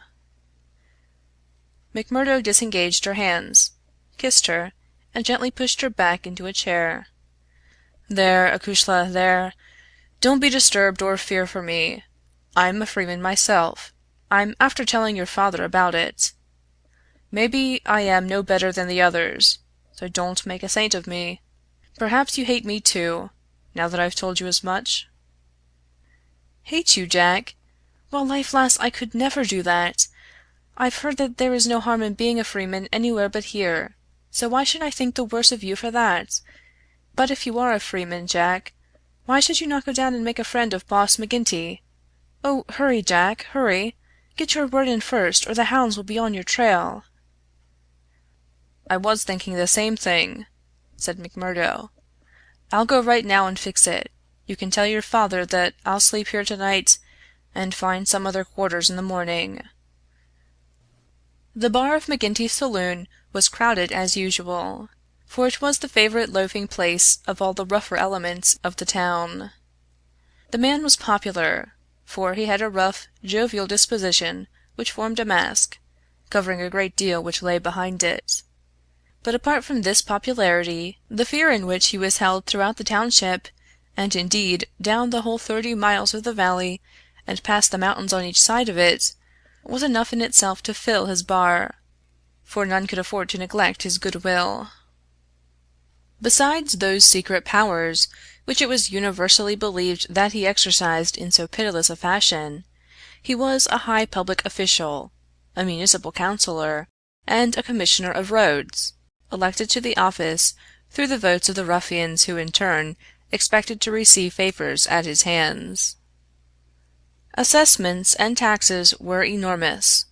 The public works were notoriously neglected, the accounts were slurred over by bribed auditors, and the decent citizen was terrorized into paying public blackmail, and holding his tongue lest some worse thing befall him. Thus it was that, year by year, Boss McGinty's diamond pins became more obtrusive, his gold chains more weighty across a more gorgeous vest, and his saloon stretched farther and farther until it threatened to absorb one whole side of the market square. McMurdo pushed open the swinging door of the saloon and made his way amid the crowd of men within, through an atmosphere blurred with tobacco smoke and heavy with the smell of spirits. The place was brilliantly lighted, and the huge, heavily gilt mirrors upon every wall reflected and multiplied the garish illumination. There were several bartenders in their shirt sleeves, hard at work mixing drinks for the loungers who fringed the broad, brass-trimmed counter. At the far end, with his body resting upon the bar and a cigar stuck at an acute angle from the corner of his mouth, stood a tall, strong, heavily built man who could be none other than the famous McGinty himself. He was a black-maned giant, bearded to the cheekbones, and with a shock of raven hair which fell to his collar. His complexion was as swarthy as that of an Italian, and his eyes were of a strange dead black, which, combined with a slight squint, gave them a particularly sinister appearance. All else in the man, his noble proportions, his fine features, and his frank bearing, fitted in with that jovial man-to-man manner which he affected. Here, one would say, is a bluff, honest fellow, whose heart would be sound, however rude his outspoken words might seem. It was only when those dead, dark eyes, deep and remorseless, were turned upon a man that he shrank within himself, feeling that he was face to face with an infinite possibility of latent evil, with a strength and courage and cunning behind it which made it 1,000 times more deadly. Having had a good look at his man, McMurdo elbowed his way forward with his usual careless audacity, and pushed himself through the little group of courtiers who were fawning upon the powerful boss, laughing uproariously at the smallest of his jokes. The young stranger's bold gray eyes looked back fearlessly through their glasses at the deadly black ones which turned sharply upon him. "Well, young man, I can't call your face to mind. I'm new here, Mr. McGinty." "You are not so new that you can't give a gentleman his proper title." "He's Counselor McGinty, young man," said a voice from the group. "I'm sorry, Counselor. I'm strange to the ways of the place, but I was advised to see you." "Well, you see me. This is all there is. What do you think of me?" "Well, it's early days. If your heart is as big as your body, and your soul as fine as your face, then I'd ask for nothing better," said McMurdo.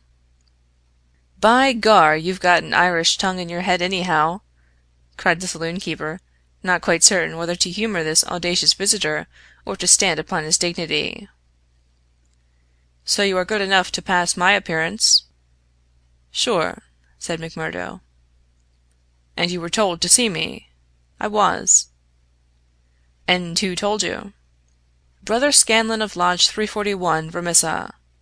I drink your health, Counselor, and to our better acquaintance." He raised a glass with which he had been served to his lips and elevated his little finger as he drank it.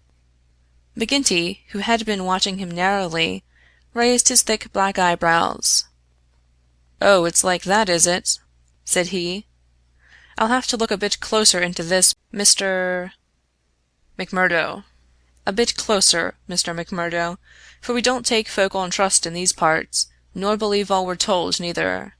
Come in here for a moment, behind the bar."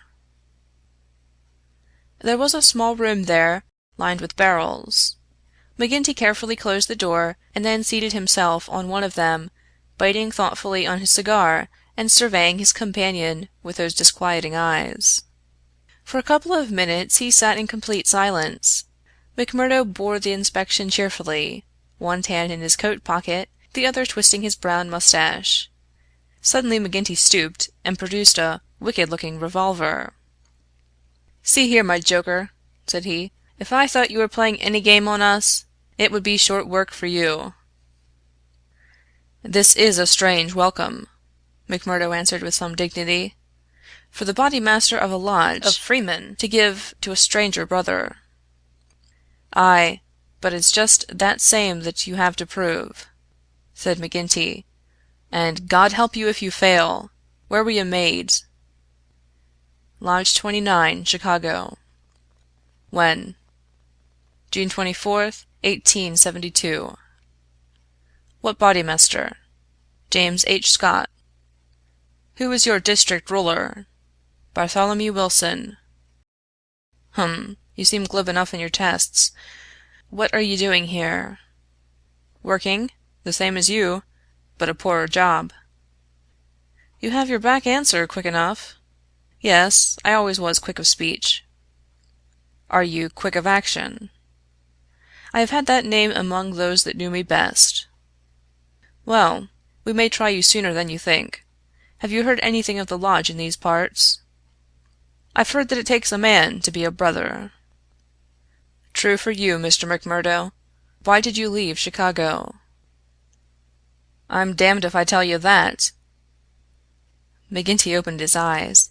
He was not used to being answered in such fashion, and it amused him. "Why won't you tell me?" "Because no brother may tell another a lie." "Then the truth is too bad to tell?" "You can put it that way if you like." "See here, Mester, you can't expect me, as bodymaster, to pass into the lodge a man for whose past he can't answer." McMurdo looked puzzled. Then he took a worn newspaper cutting from an inner pocket. "You won't squeal on a fellow?" said he. I'll wipe my hand across your face if you say such words to me," cried McGinty hotly. "You are right, counselor," said McMurdo meekly. "I should apologize. I spoke without thought.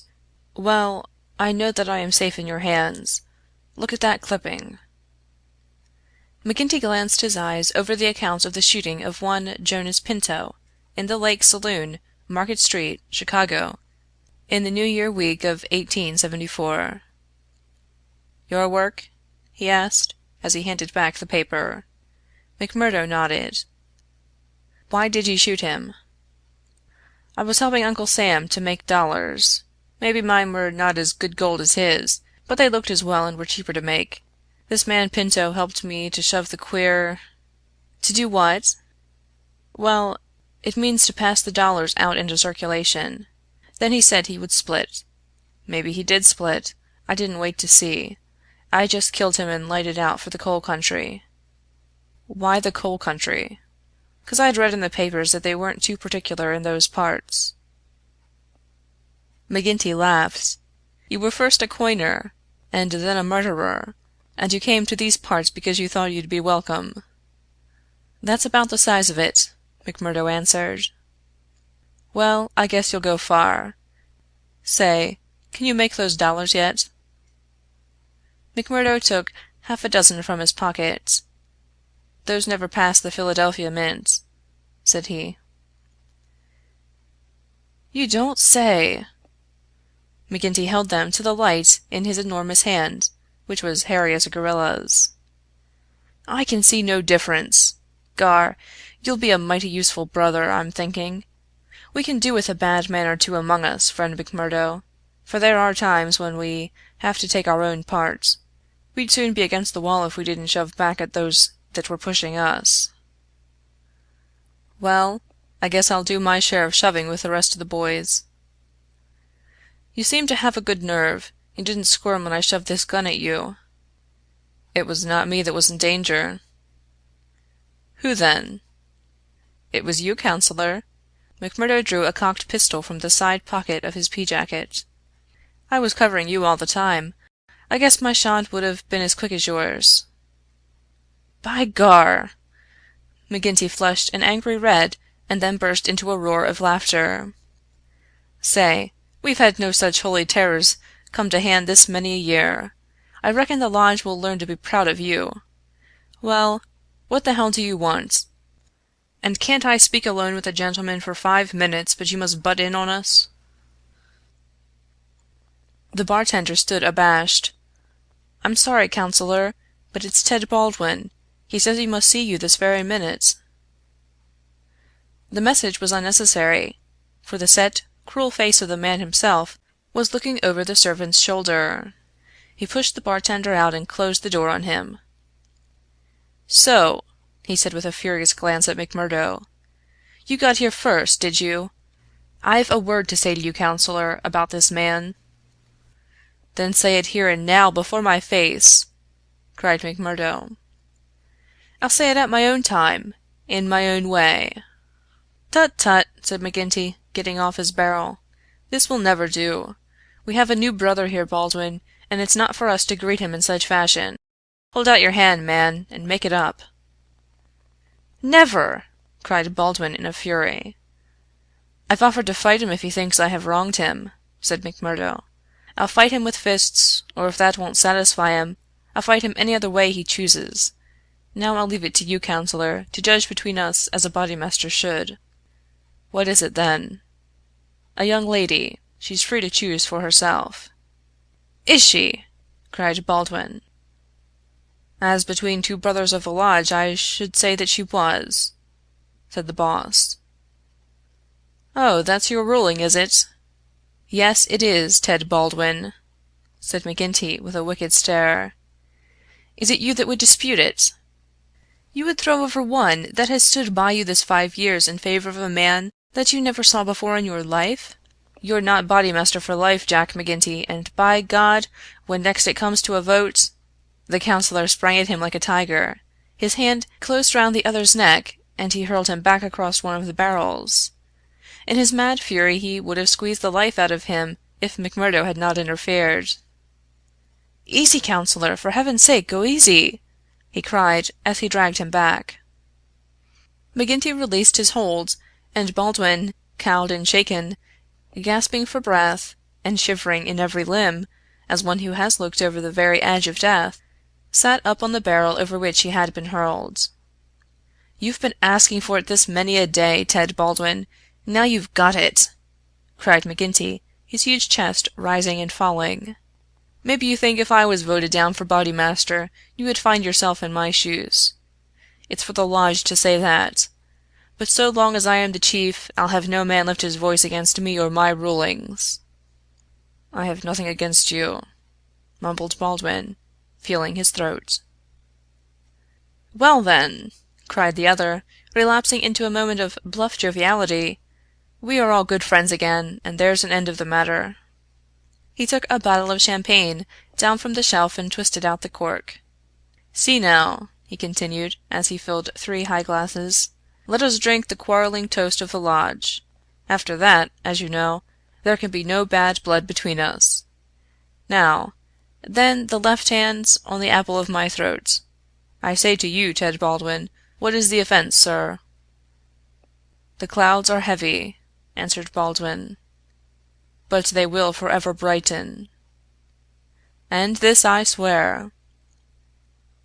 The men drank their glasses, and the same ceremony was performed between Baldwin and McMurdo. "There!" cried McGinty, rubbing his hands. "That's the end of the black blood. You come under lodge discipline if it goes further, and that's a heavy hand in these parts, as Brother Baldwin knows, and as you will damn soon find out, Brother McMurdo, if you ask for trouble." "Faith, I'd be slow to do that," said McMurdo. He held out his hand to Baldwin. "I'm quick to quarrel and quick to forgive. It's my hot Irish blood, they tell me. But it's over for me, and I bear no grudge." Baldwin had to take the proffered hand, for the baleful eye of the terrible boss was upon him. But his sullen face showed how little the words of the other had moved him. McGinty clapped them both on the shoulders. "Tut, these girls, these girls!" he cried. "To think that the same petticoats should come between 2 of my boys! It's the devil's own luck. Well, it's the colleen inside of them that must settle the question. For it's outside the jurisdiction of a Bodymaster, and the Lord be praised for that. We have enough on us without the women as well. You'll have to be affiliated to Lodge 341, Brother McMurdo. We have our own ways and methods, different from Chicago. Saturday night is our meeting, and if you come then, we'll make you free forever of the Vermissa Valley." End of Chapter 2.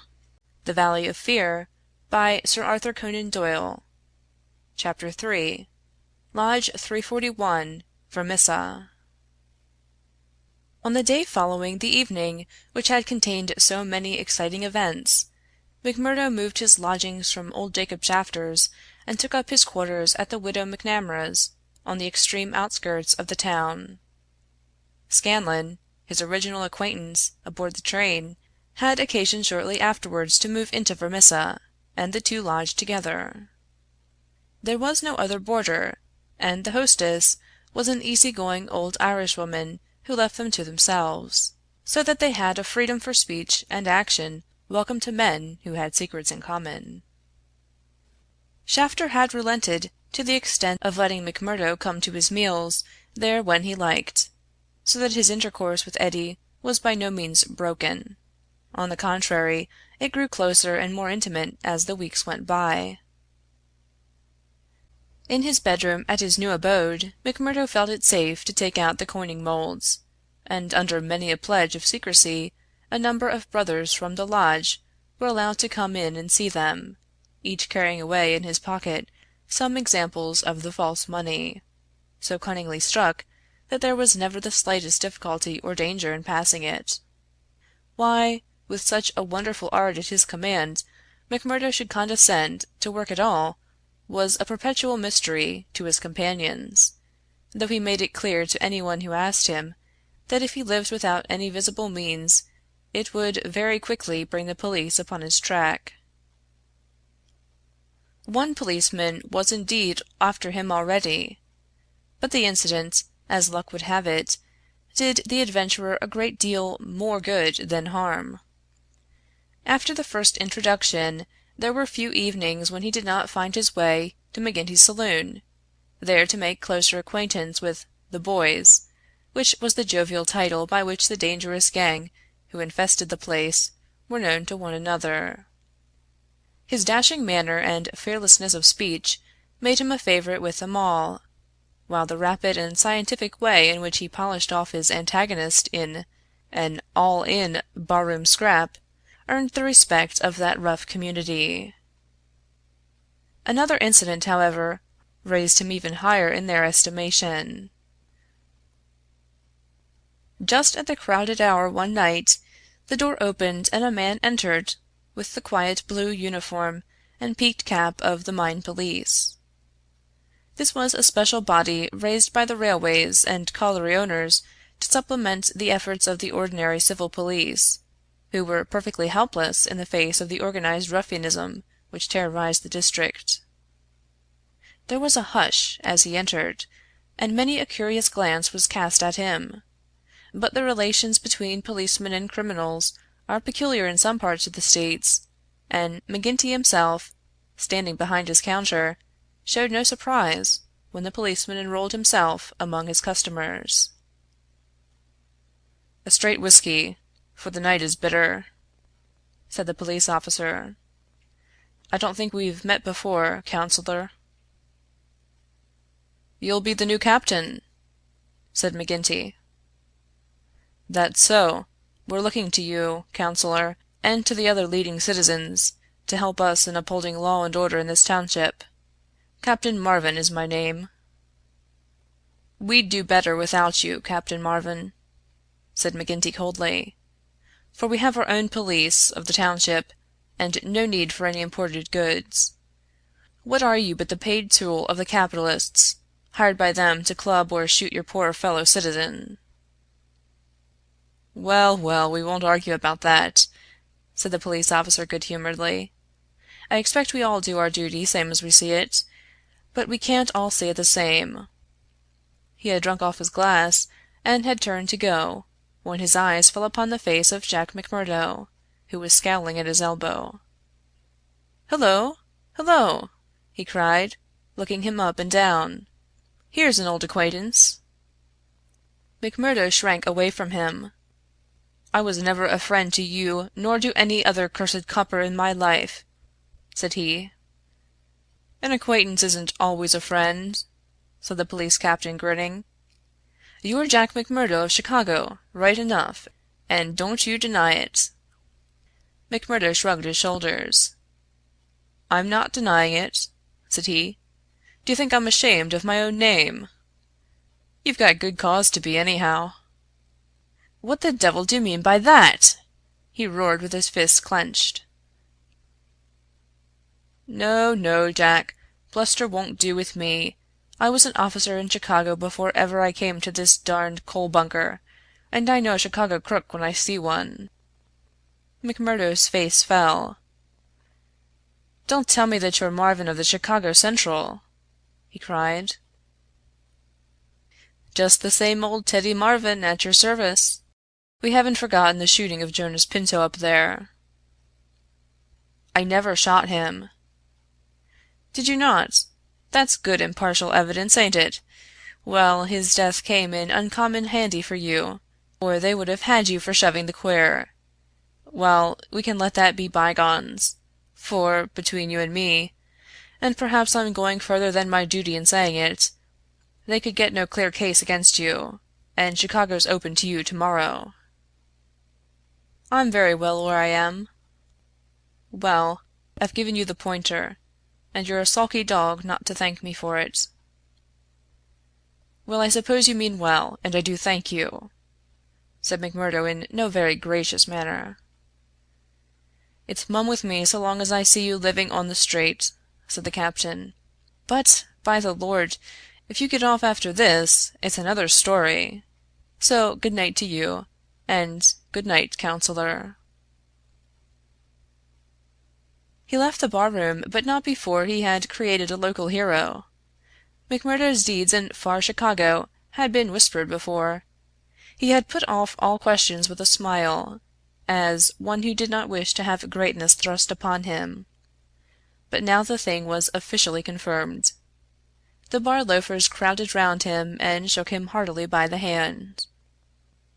He was free of the community from that time on.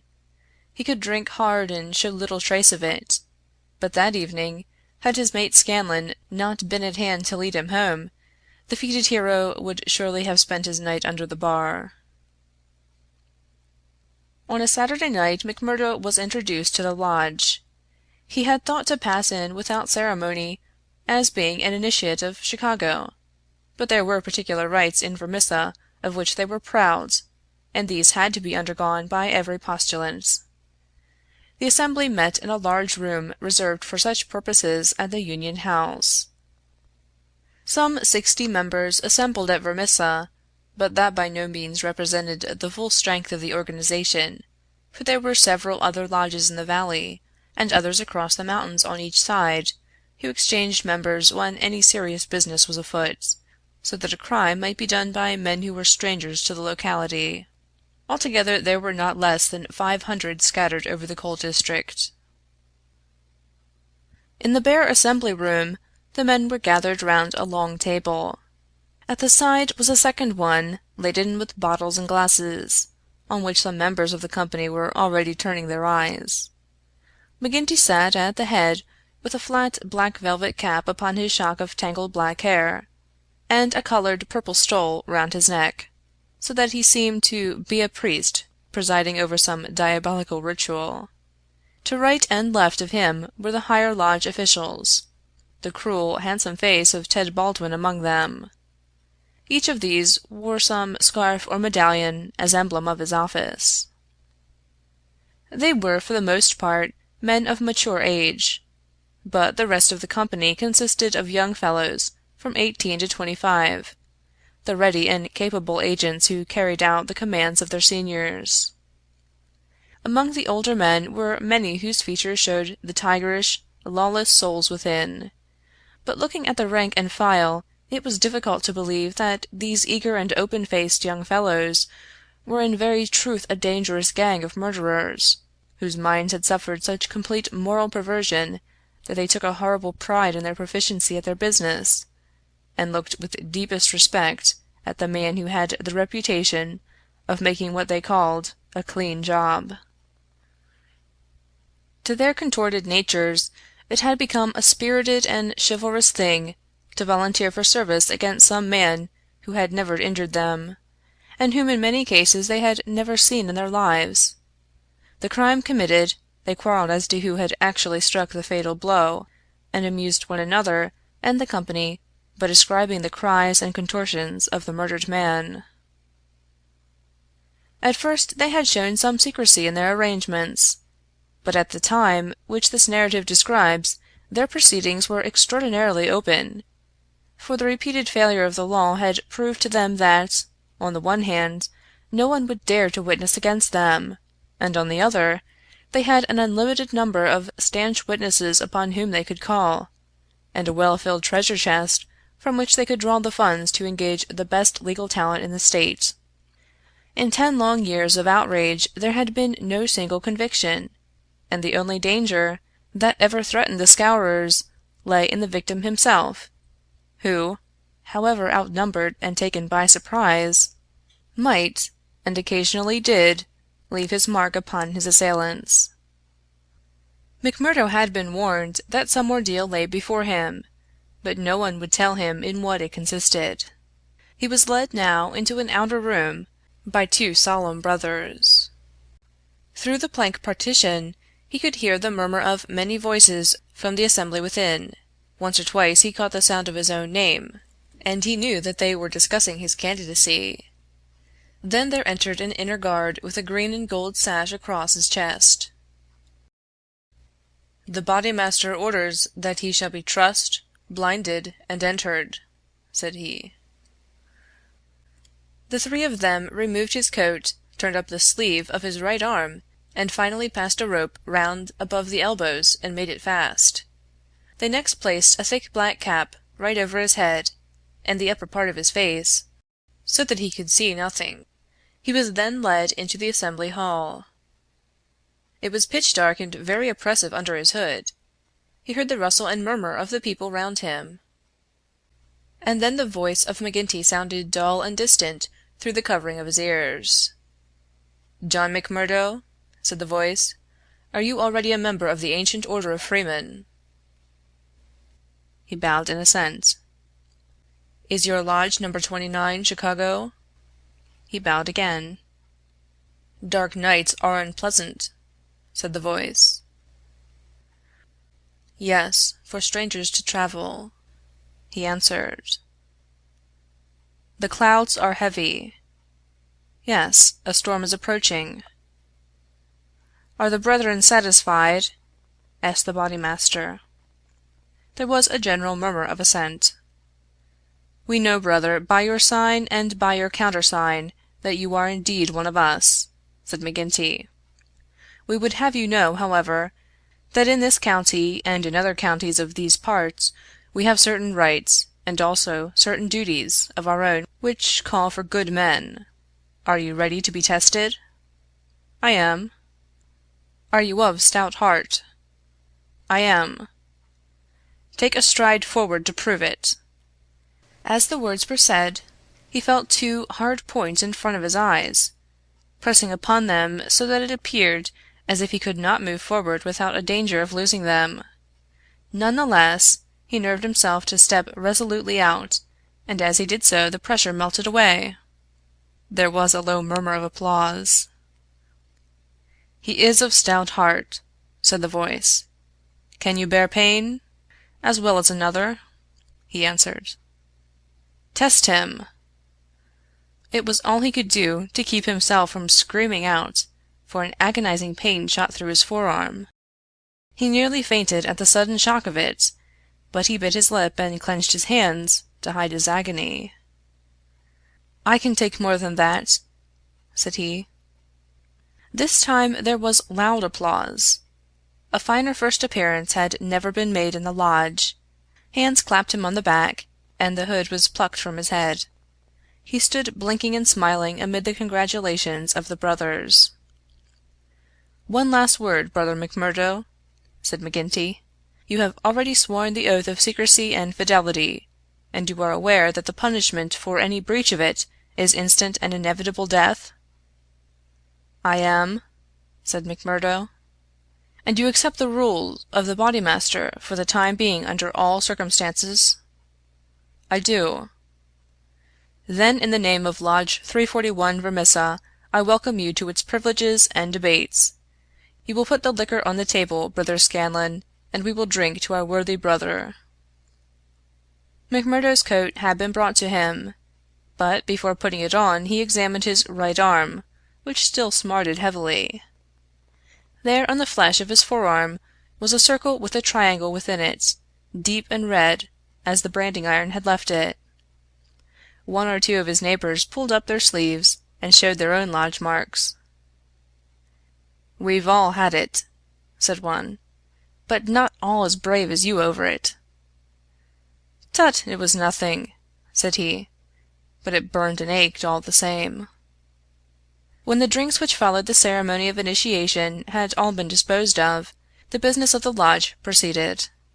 McMurdo, accustomed only to the prosaic performances of Chicago, listened with open ears and more surprise than he ventured to show to what followed. "The first business on the agenda paper," said McGinty, "is to read the following letter from Division Master Windle of Merton County Lodge 249. He says: "'Dear Sir, there is a job to be done on Andrew Ray, of Ray and Sturmish, coal owners near this place. You will remember that your lodge owes us a return, having had the service of two brethren in the matter of the patrolman last fall. You will send two good men. They will be taken charge of by Treasurer Higgins of this lodge, whose address you know. He will show them when to act and where. Yours in freedom, J. W. Windle, D.M. A.O.F. Windle has never refused us when we have had occasion to ask for the loan of a man or two, and it is not for us to refuse him." McGinty paused and looked round the room with his dull, malevolent eyes. "Who will volunteer for the job?" Several young men held up their hands. The Bodymaster looked at them with an approving smile. "You'll do, Tiger Cormac. If you handle it as well as you did the last, you won't be wrong. And you, Wilson?" "I've no pistol," said the volunteer, a mere boy in his teens. "It's your first, is it not? Well, you have to be blooded sometime. It will be a great start for you. As to the pistol, you'll find it waiting for you, or I'm mistaken. If you report yourselves on Monday, it will be time enough. You'll get a great welcome when you return." "Any reward this time?" asked Cormac, a thick-set, dark-faced, brutal-looking young man, whose ferocity had earned him the nickname of Tiger. "Never mind the reward. You just do it for the honor of the thing. Maybe when it is done there will be a few odd dollars at the bottom of the box." "What has the man done?" asked young Wilson.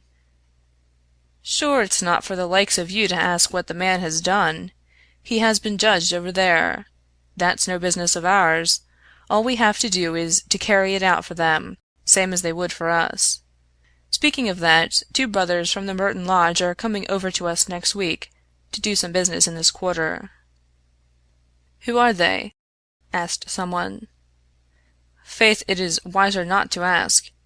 If you know nothing, you can testify nothing, and no trouble can come of it. But they are men who will make a clean job when they are about it." "And time, too!" cried Ted Baldwin. "Folks are getting out of hand in these parts. It was only last week that 3 of our men were turned off by Foreman Blaker. It's been owing him a long time, and he'll get it full and proper." "Get what?" McMurdo whispered to his neighbor. "The business end of a buckshot cartridge!" cried the man with a loud laugh. "What think you of our ways, brother?" McMurdo's criminal soul seemed to have already absorbed the spirit of the vile association of which he was now a member. "I like it well," said he. "'Tis a proper place for a lad of mettle." Several of those who sat around heard his words and applauded them. "What's that?" cried the black-maned Bodymaster from the end of the table. "'Tis our new brother, sir, who finds our ways to his taste." McMurdo rose to his feet for an instant. "I would say, eminent Bodymaster, that if a man should be wanted, I should take it as an honor to be chosen to help the lodge." There was great applause at this. It was felt that a new sun was pushing its rim above the horizon. To some of the elders it seemed that the progress was a little too rapid. "I would move," said the Secretary Harraway, a vulture-faced old greybeard who sat near the chairman, "that Brother McMurdo should wait until it is the good pleasure of the lodge to employ him." "Sure, that was what I meant. I'm in your hands," said McMurdo. "Your time will come, brother," said the chairman. "We have marked you down as a willing man, and we believe that you will do good work in these parts. There is a small matter tonight in which you may take a hand if it so please you." "I will wait for something that is worth while." "You can come tonight anyhow, and it will help you to know what we stand for in this community. I will make the announcement later. Meanwhile," he glanced at his agenda paper, "I have 1 or 2 more points to bring before the meeting. First of all, I will ask the treasurer as to our bank balance. There is the pension to Jim Carnaway's widow. He was struck down doing the work of the lodge, and it's for us to see that she is not the loser." "Jim was shot last month when they tried to kill Chester Wilcox of Marley Creek," McMurdo's neighbor informed him. "The funds are good at the moment," said the treasurer with the bank book in front of him. "The firms have been generous of late. Max Linder & Co. paid $500 to be left alone. Walker Brothers sent in $100, but I took it on myself to return it and ask for $5. If I do not hear by Wednesday, their winding gear may be out of order. We had to burn their breaker last year before they became reasonable. Then the West Section Coaling Company has paid its annual contribution. We have enough on hand to meet any obligations." "What about Archie Swindon?" asked a brother. "He has sold out and left the district.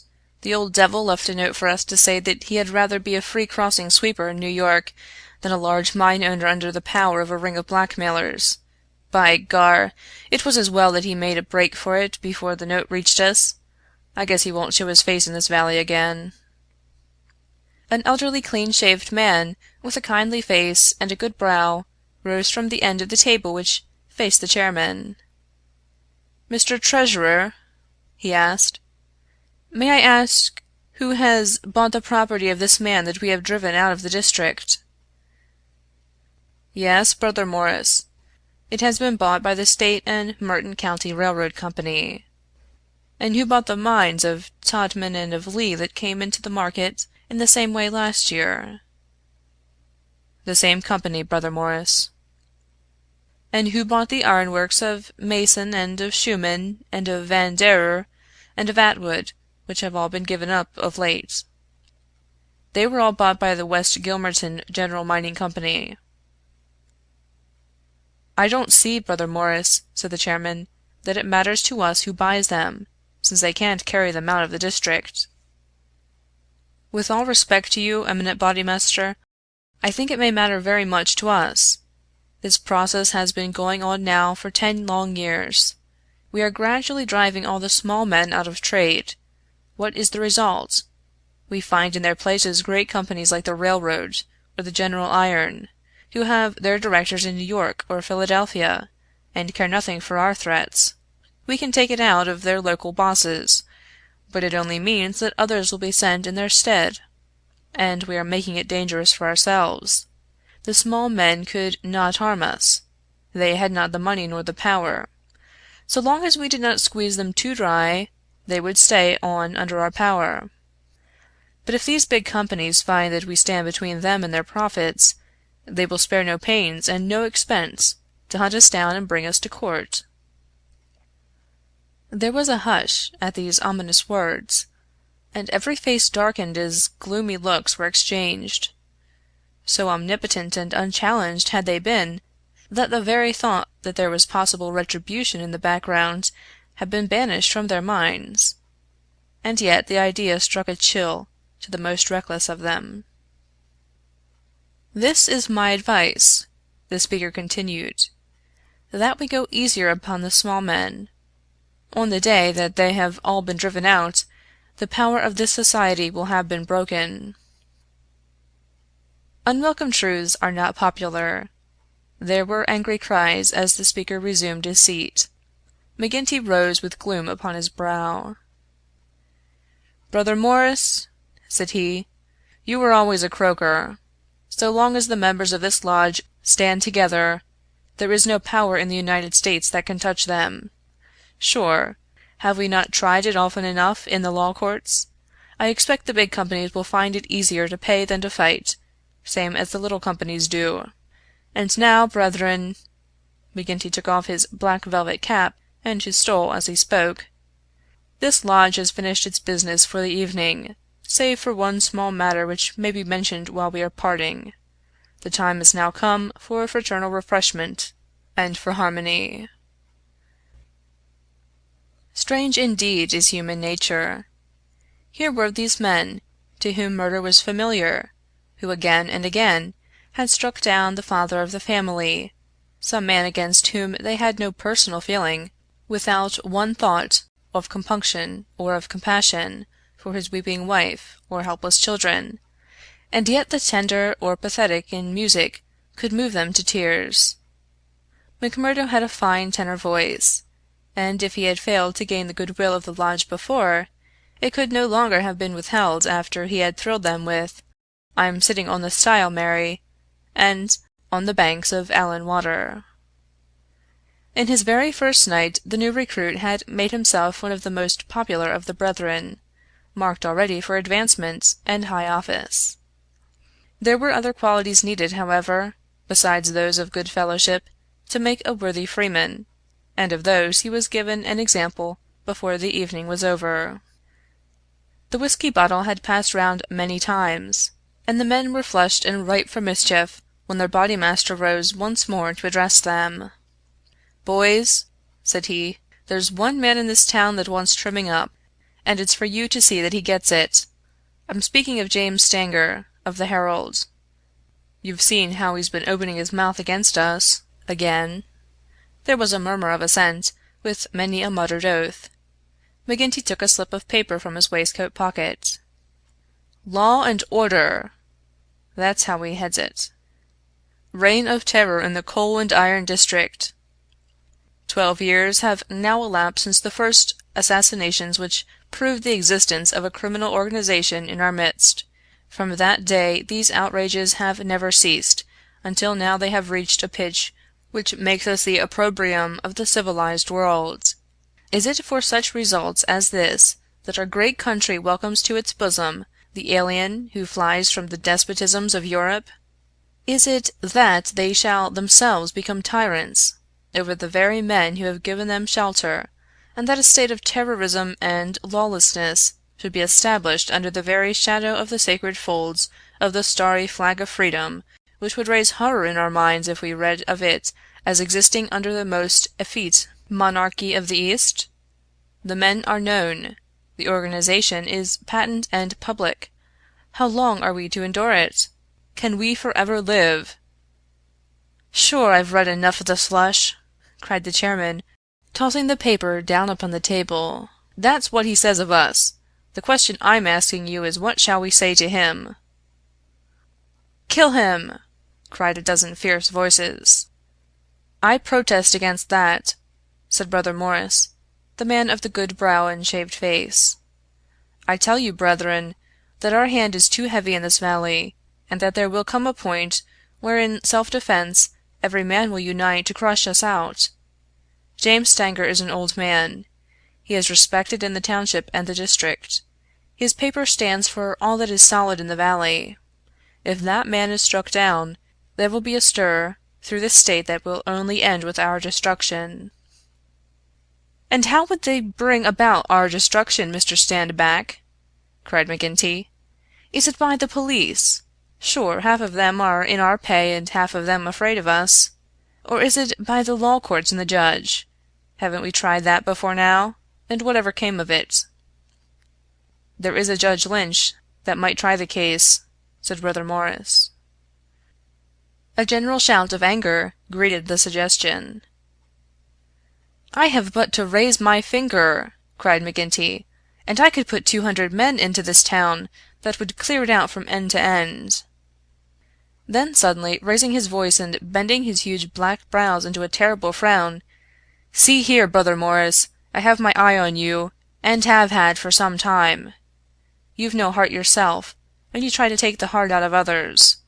It will be an ill day for you, Brother Morris, when your own name comes on our agenda paper, and I'm thinking that it's just there that I ought to place it." Morris had turned deadly pale, and his knees seemed to give way under him as he fell back into his chair. He raised his glass in his trembling hand and drank before he could answer. "I apologize, eminent bodymaster, to you and to every brother in this lodge if I have said more than I should. I am a faithful member, you all know that, and it is my fear lest evil come to the lodge which makes me speak in anxious words. But I have greater trust in your judgment than in my own, eminent bodymaster, and I promise you that I will not offend again." The bodymaster's scowl relaxed as he listened to the humble words. "Very good, Brother Morris. It's myself that would be sorry if it were needful to give you a lesson. But so long as I am in this chair, we shall be a united lodge in word and in deed. And now, boys," he continued, looking round at the company, "I'll say this much, that if Stanger got his full deserts, there would be more trouble than we need ask for. These editors hang together, and every journal in the state would be crying out for police and troops. But I guess you can give 'em a pretty severe warning. Will you fix it, Brother Baldwin?" "Sure," said the young man eagerly. "How many will you take?" "Half a dozen, and 2 to guard the door. You'll come, Gower, and you Mansell, and you Scanlon, and the 2 Willoughbys." I promised the new brother he should go," said the chairman. Ted Baldwin looked at McMurdo with eyes which showed that he had not forgotten or forgiven. "Well, he can come if he wants," he said in a surly voice. "That's enough. The sooner we get to work the better."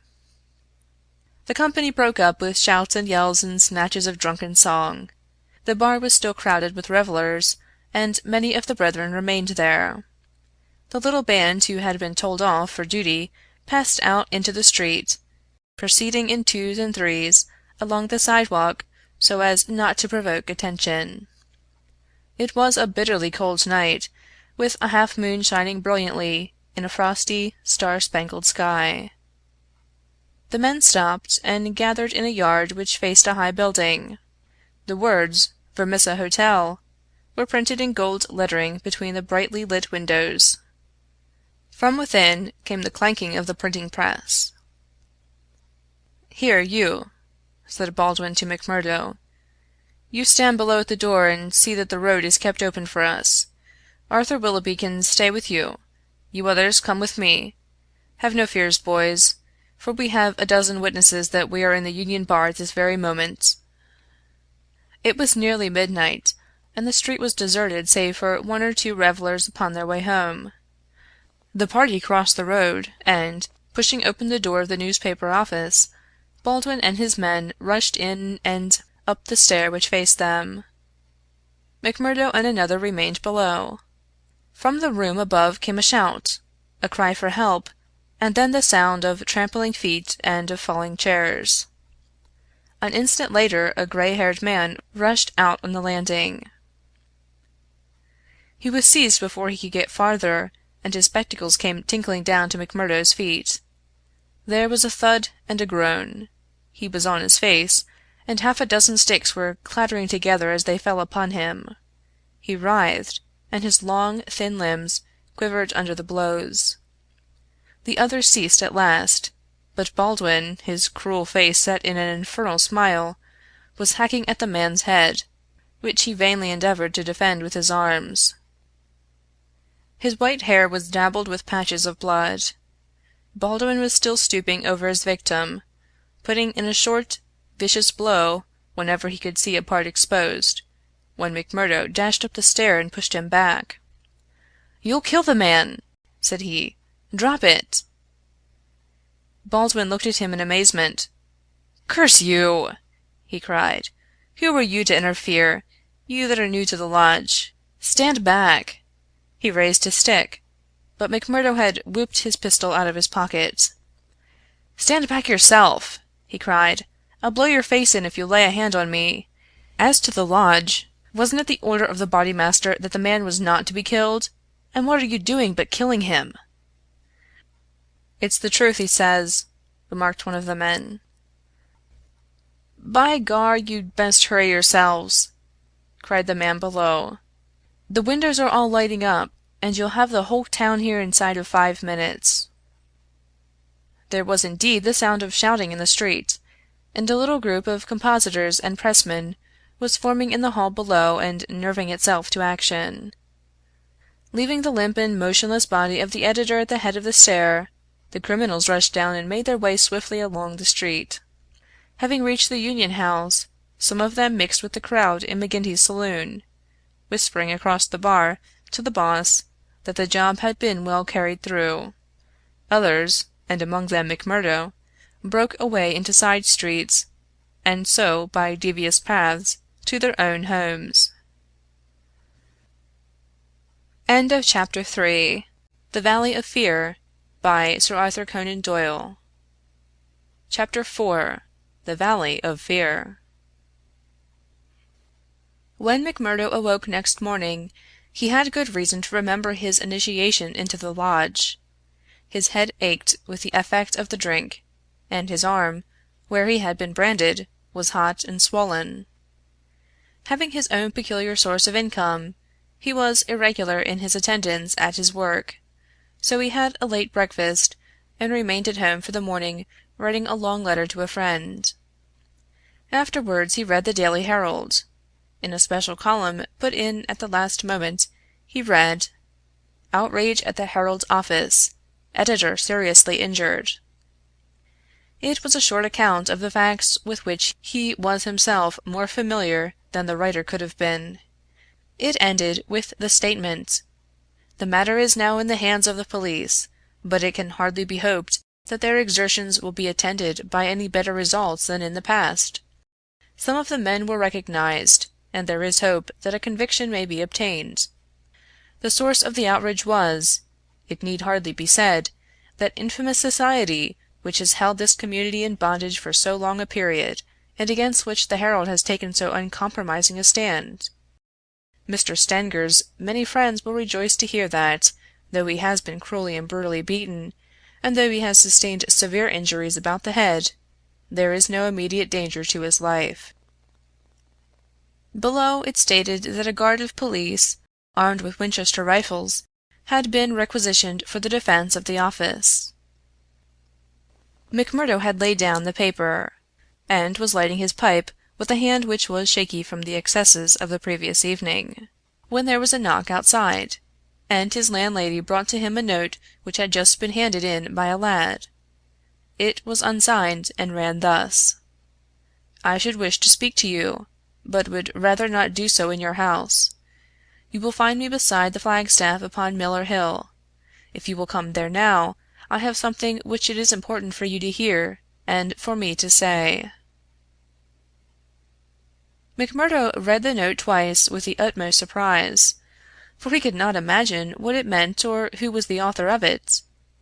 Had it been in a feminine hand he might have imagined that it was the beginning of one of those adventures which had been familiar enough in his past life, but it was the writing of a man, and of a well-educated one too. Finally, after some hesitation, he determined to see the matter through. Miller Hill is an ill-kept public park in the very center of the town. In summer it is a favorite resort of the people, but in winter it is desolate enough. From the top of it one has a view not only of the whole straggling grimy town, but of the winding valley beneath, with its scattered mines and factories blackening the snow on each side of it, and of the wooded and white-capped ranges flanking it. McMurdo strolled up the winding path hedged in with evergreens until he reached the deserted restaurant which forms the center of summer gaiety. Beside it was a bare flagstaff, and underneath it a man, his hat, drawn down and the collar of his overcoat turned up. When he turned his face, McMurdo saw that it was Brother Morris, he who had incurred the anger of the Bodymaster the night before. The lodge sign was given and exchanged as they met. "I wanted to have a word with you, Mr. McMurdo," said the older man, speaking with a hesitation which showed that he was on delicate ground. "It was kind of you to come." "Why did you not put your name to the note?" "One has to be cautious, mister. One never knows in times like these how a thing may come back to one. One never knows either who to trust or not to trust."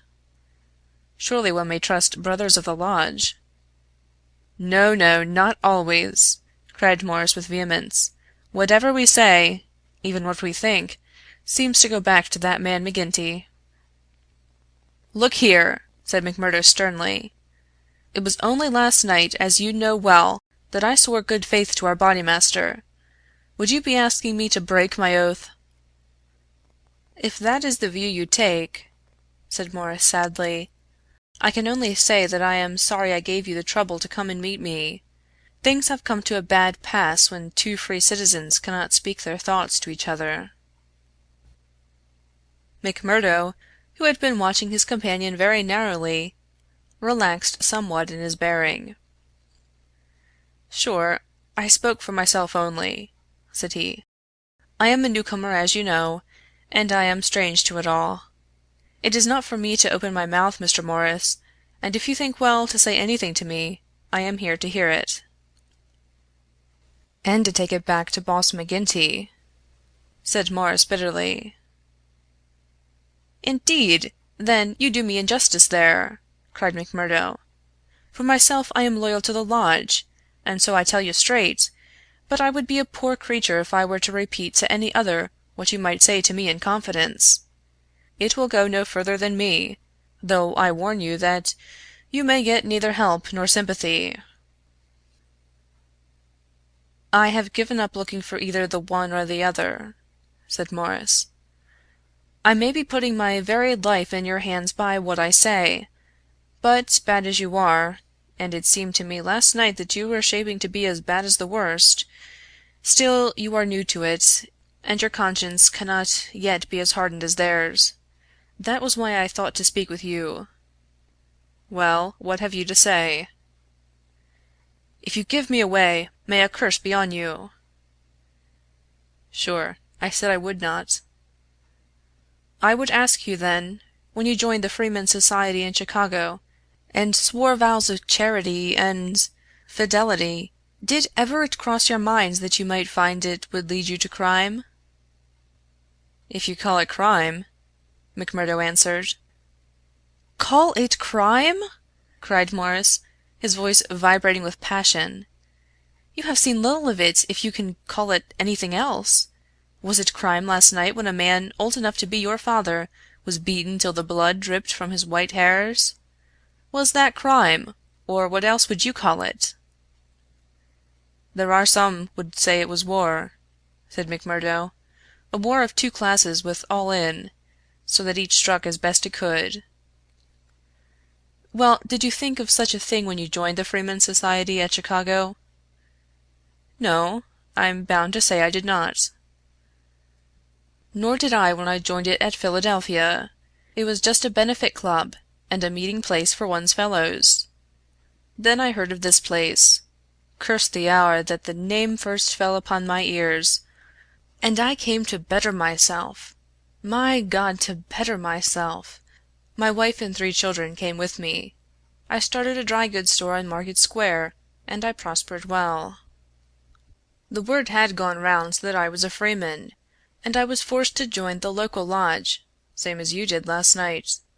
I've the badge of shame on my forearm, and something worse branded on my heart.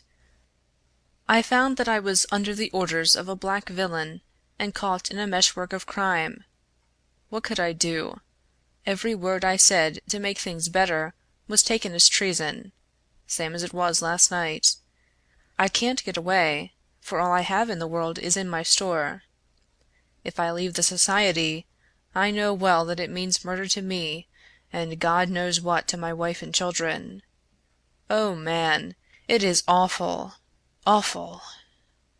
He put his hands to his face, and his body shook with convulsive sobs. McMurdo shrugged his shoulders. "You were too soft for the job," said he.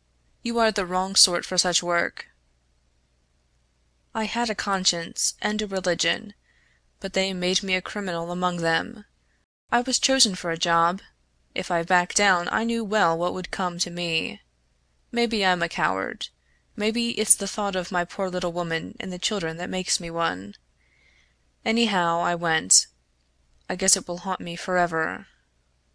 It was a lonely house, 20 miles from here, over the range yonder. I was told off for the door, same as you were last night.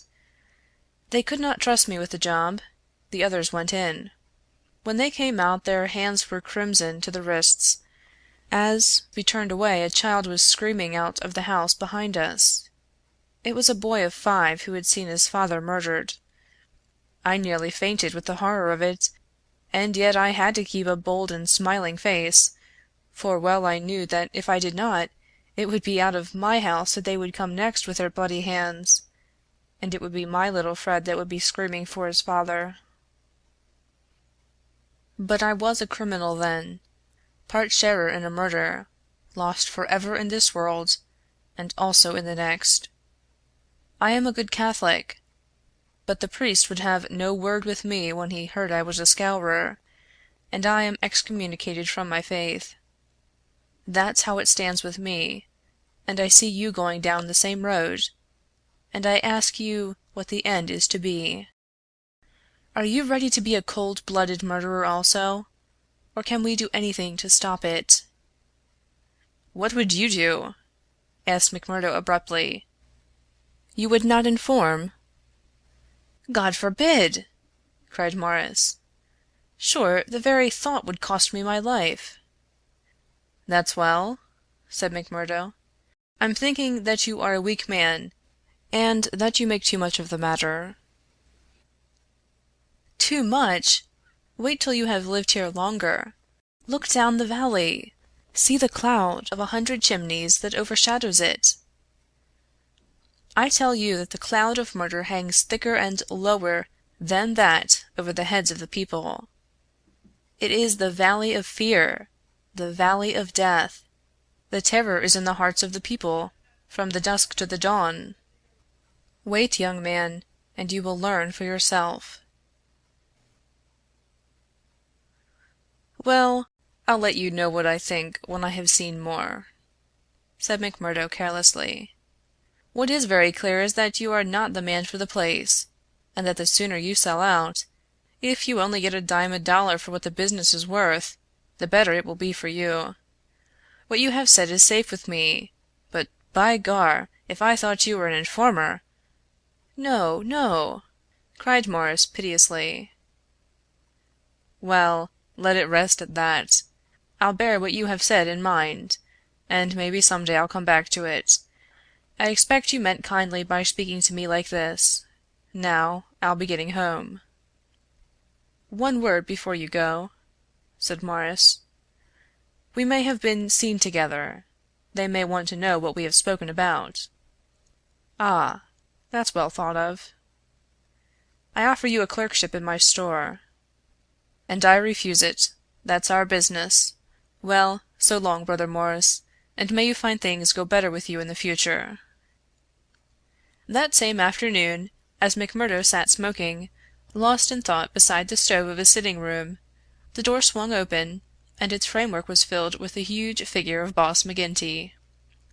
He passed the sign, and then seating himself opposite to the young man, he looked at him steadily for some time, a look which was as steadily returned. "I'm not much of a visitor, Brother McMurdo," he said at last. "I guess I am too busy over the folk that visit me. But I thought I'd stretch a point and drop down to see you in your own house."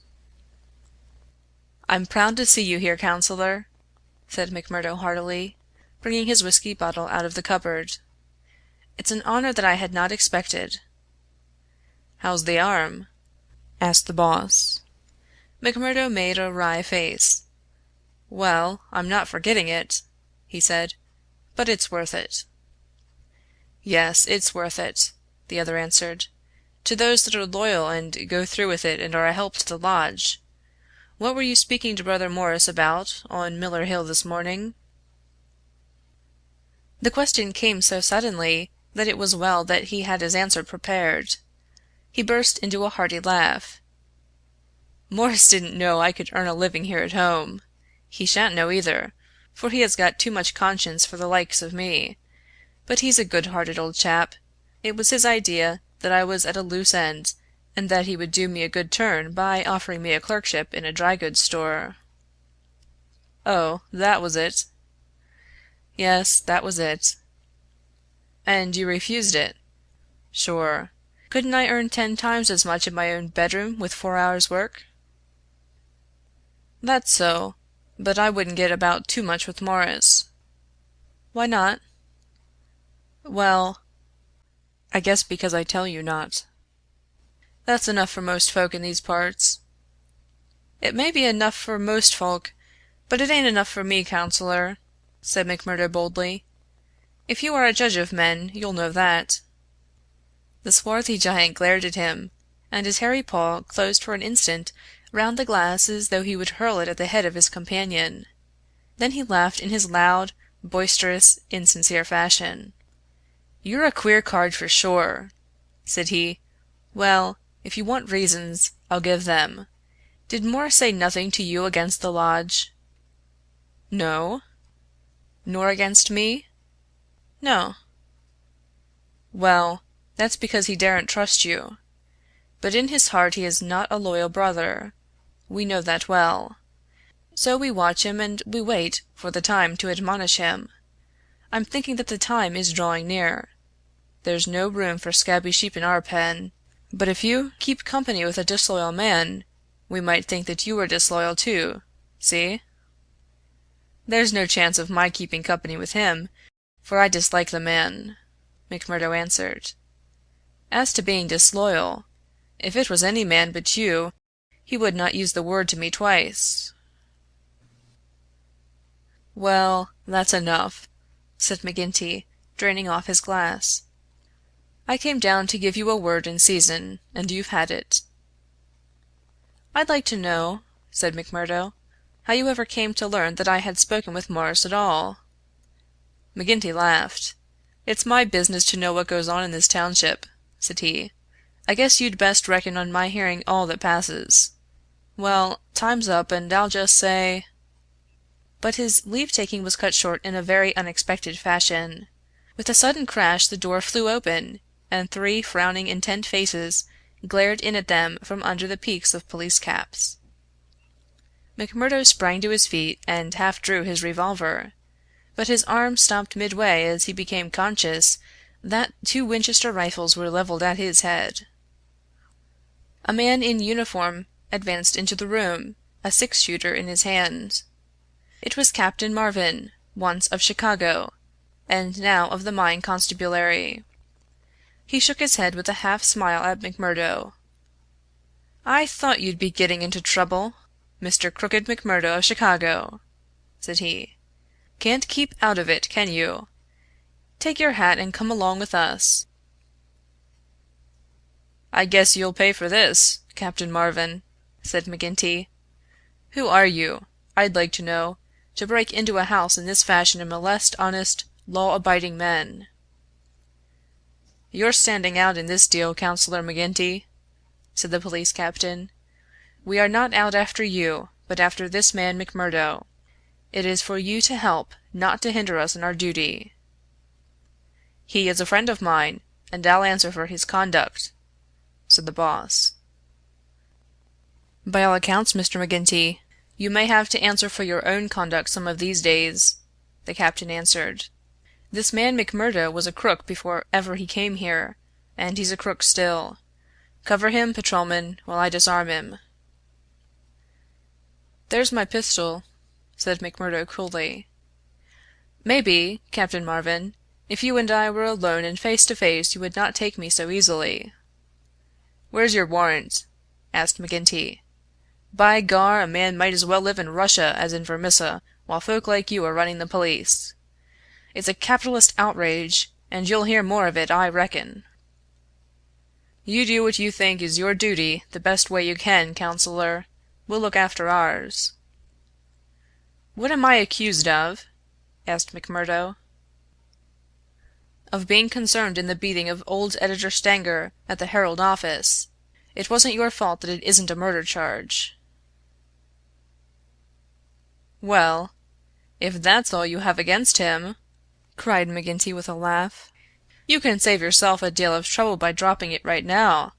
This man was with me in my saloon playing poker up to midnight, and I can bring a dozen people to prove it." "That's your affair, and I guess you can settle it in court tomorrow. Meanwhile, come on, McMurdo, and come quietly if you don't want a gun across your head. You stand wide, Mr. McGinty, for I warn you, I will stand no resistance when I am on duty." So determined was the appearance of the captain that both McMurdo and his boss were forced to accept the situation. The latter managed to have a few whispered words with the prisoner before they parted. "What about—" He jerked his thumb upward to signify the coining plant. "All right," whispered McMurdo, who had devised a safe hiding place under the floor. "I'll bid you good-bye," said the boss, shaking hands. "I'll see Riley the lawyer and take the defense upon myself. Take my word for it that they won't be able to hold you." "I wouldn't bet on that. Guard the prisoner, you two, and shoot him if he tries any games. I'll search the house before I leave." He did so, but apparently found no trace of the concealed plant. When he had descended, he and his men escorted McMurdo to headquarters. Darkness had fallen, and a keen blizzard was blowing so that the streets were nearly deserted, but a few loiterers followed the group, and emboldened by invisibility, shouted imprecations at the prisoner. "Lynch the cursed scourer!" they cried. "Lynch him!" They laughed and jeered as he was pushed into the police station. After a short formal examination from the inspector in charge, he was put into the common cell. Here he found Baldwin and 3 other criminals of the night before, all arrested that afternoon and waiting their trial next morning. But even within this inner fortress of the law, the long arm of the freeman was able to extend. Late at night there came a jailer with a straw bundle for their bedding, out of which he extracted 2 bottles of whiskey, some glasses, and a pack of cards. They spent a hilarious night, without an anxious thought as to the ordeal of the morning. Nor had they cause, as the result was to show. The magistrate could not possibly on the evidence have held them for a higher court. On the one hand, the compositors and pressmen were forced to admit that the light was uncertain, and that they were themselves much perturbed, and that it was difficult for them to swear to the identity of the assailants, although they believed that the accused were among them. Cross-examined by the clever attorney who had been engaged by McGinty, they were even more nebulous in their evidence. The injured man had already deposed that he was so taken by surprise by the suddenness of the attack that he could state nothing beyond the fact that the first man who struck him wore a mustache. He added that he knew them to be scourers, since no one else in the community could possibly have any enmity to him, and he had long been threatened on account of his outspoken editorials. On the other hand, it was clearly shown by the united and unfaltering evidence of 6 citizens, including that high municipal officer, Councillor McGinty, that the men had been at a card party at the Union House until an hour very much later than the commission of the outrage. Needless to say that they were discharged with something very near to an apology from the bench for the inconvenience to which they had been put, together with an implied censure of Captain Marvin and the police for their officious zeal. The verdict was greeted with loud applause by a court in which McMurdo saw many familiar faces. Brothers of the lodge smiled and waved, but there were others who sat with compressed lips and brooding eyes as the men filed out of the dock. One of them, a little dark-bearded, resolute fellow, put the thoughts of himself and comrades into words as the ex-prisoners passed him. "You damned murderers!" he said. "We'll fix you yet." End of Chapter 4. The Valley of Fear, by Sir Arthur Conan Doyle. Chapter 5. The Darkest Hour. If anything had been needed to give an impetus to Jack McMurdo's popularity among his fellows, it would have been his arrest and acquittal. That a man on the very night of joining the lodge should have done something which brought him before the magistrate was a new record in the annals of the society. Already he had earned the reputation of a good boon companion, a cheery reveller, and withal a man of high temper who would not take an insult even from the all-powerful boss himself. But in addition to this, he impressed his comrades with the idea that among them all there was not one whose brain was so ready to devise a bloodthirsty scheme, or whose hand would be more capable of carrying it out. "He'll be the boy for the clean job," said the oldsters one to another, and waited their time until they could set him to his work. McGinty had instruments enough already, but he recognized that this was a supremely able one. He felt like a man holding a fierce bloodhound in leash. There were curs to do the smaller work, but some day he would slip this creature upon its prey. A few members of the lodge, Ted Baldwin among them, resented the rapid rise of the stranger and hated him for it, but they kept clear of him, for he was as ready to fight as to laugh. But if he gained favor with his fellows, there was another quarter, one which had become even more vital to him, in which he lost it. Eddie Shafter's father would have nothing more to do with him, nor would he allow him to enter the house. Eddie herself was too deeply in love to give him up altogether, and yet her own good sense warned her of what would come from a marriage with a man who was regarded as a criminal. One morning, after a sleepless night, she determined to see him, possibly for the last time, and make one strong endeavor to draw him from those evil influences which were sucking him down. She went to his house, as he had often begged her to do, and made her way into the room which she used as his sitting room. He was seated at a table, with his back turned and a letter in front of him. A sudden spirit of girlish mischief came over her. She was still only 19. He had not heard her when she pushed open the door. Now she tiptoed forward and laid her hand lightly upon his bended shoulders. If she had expected to startle him, she certainly succeeded, but only in turn to be startled herself. With a tiger spring, he turned on her, and his right hand was feeling for her throat. At the same instant, with the other hand he crumpled up the paper that lay before him. For an instant he stood glaring. Then astonishment and joy took the place of the ferocity which had convulsed his features, a ferocity which had sent her shrinking back in horror, as from something which had never before intruded into her gentle life. "It's you," said he, mopping his brow. "And to think that you should come to me, heart of my heart, and I should find nothing better to do than to want to strangle you! Come then, darling," and he held out his arms. "Let me make it up to you." But she had not recovered from that sudden glimpse of guilty fear which she had read in the man's face. All her woman's instinct told her that it was not the mere fright of a man who is startled. Guilt, that was it. Guilt and fear. "What's come over you, Jack?" she cried. "Why were you so scared of me? Oh, Jack, if your conscience was at ease, you would not have looked at me like that."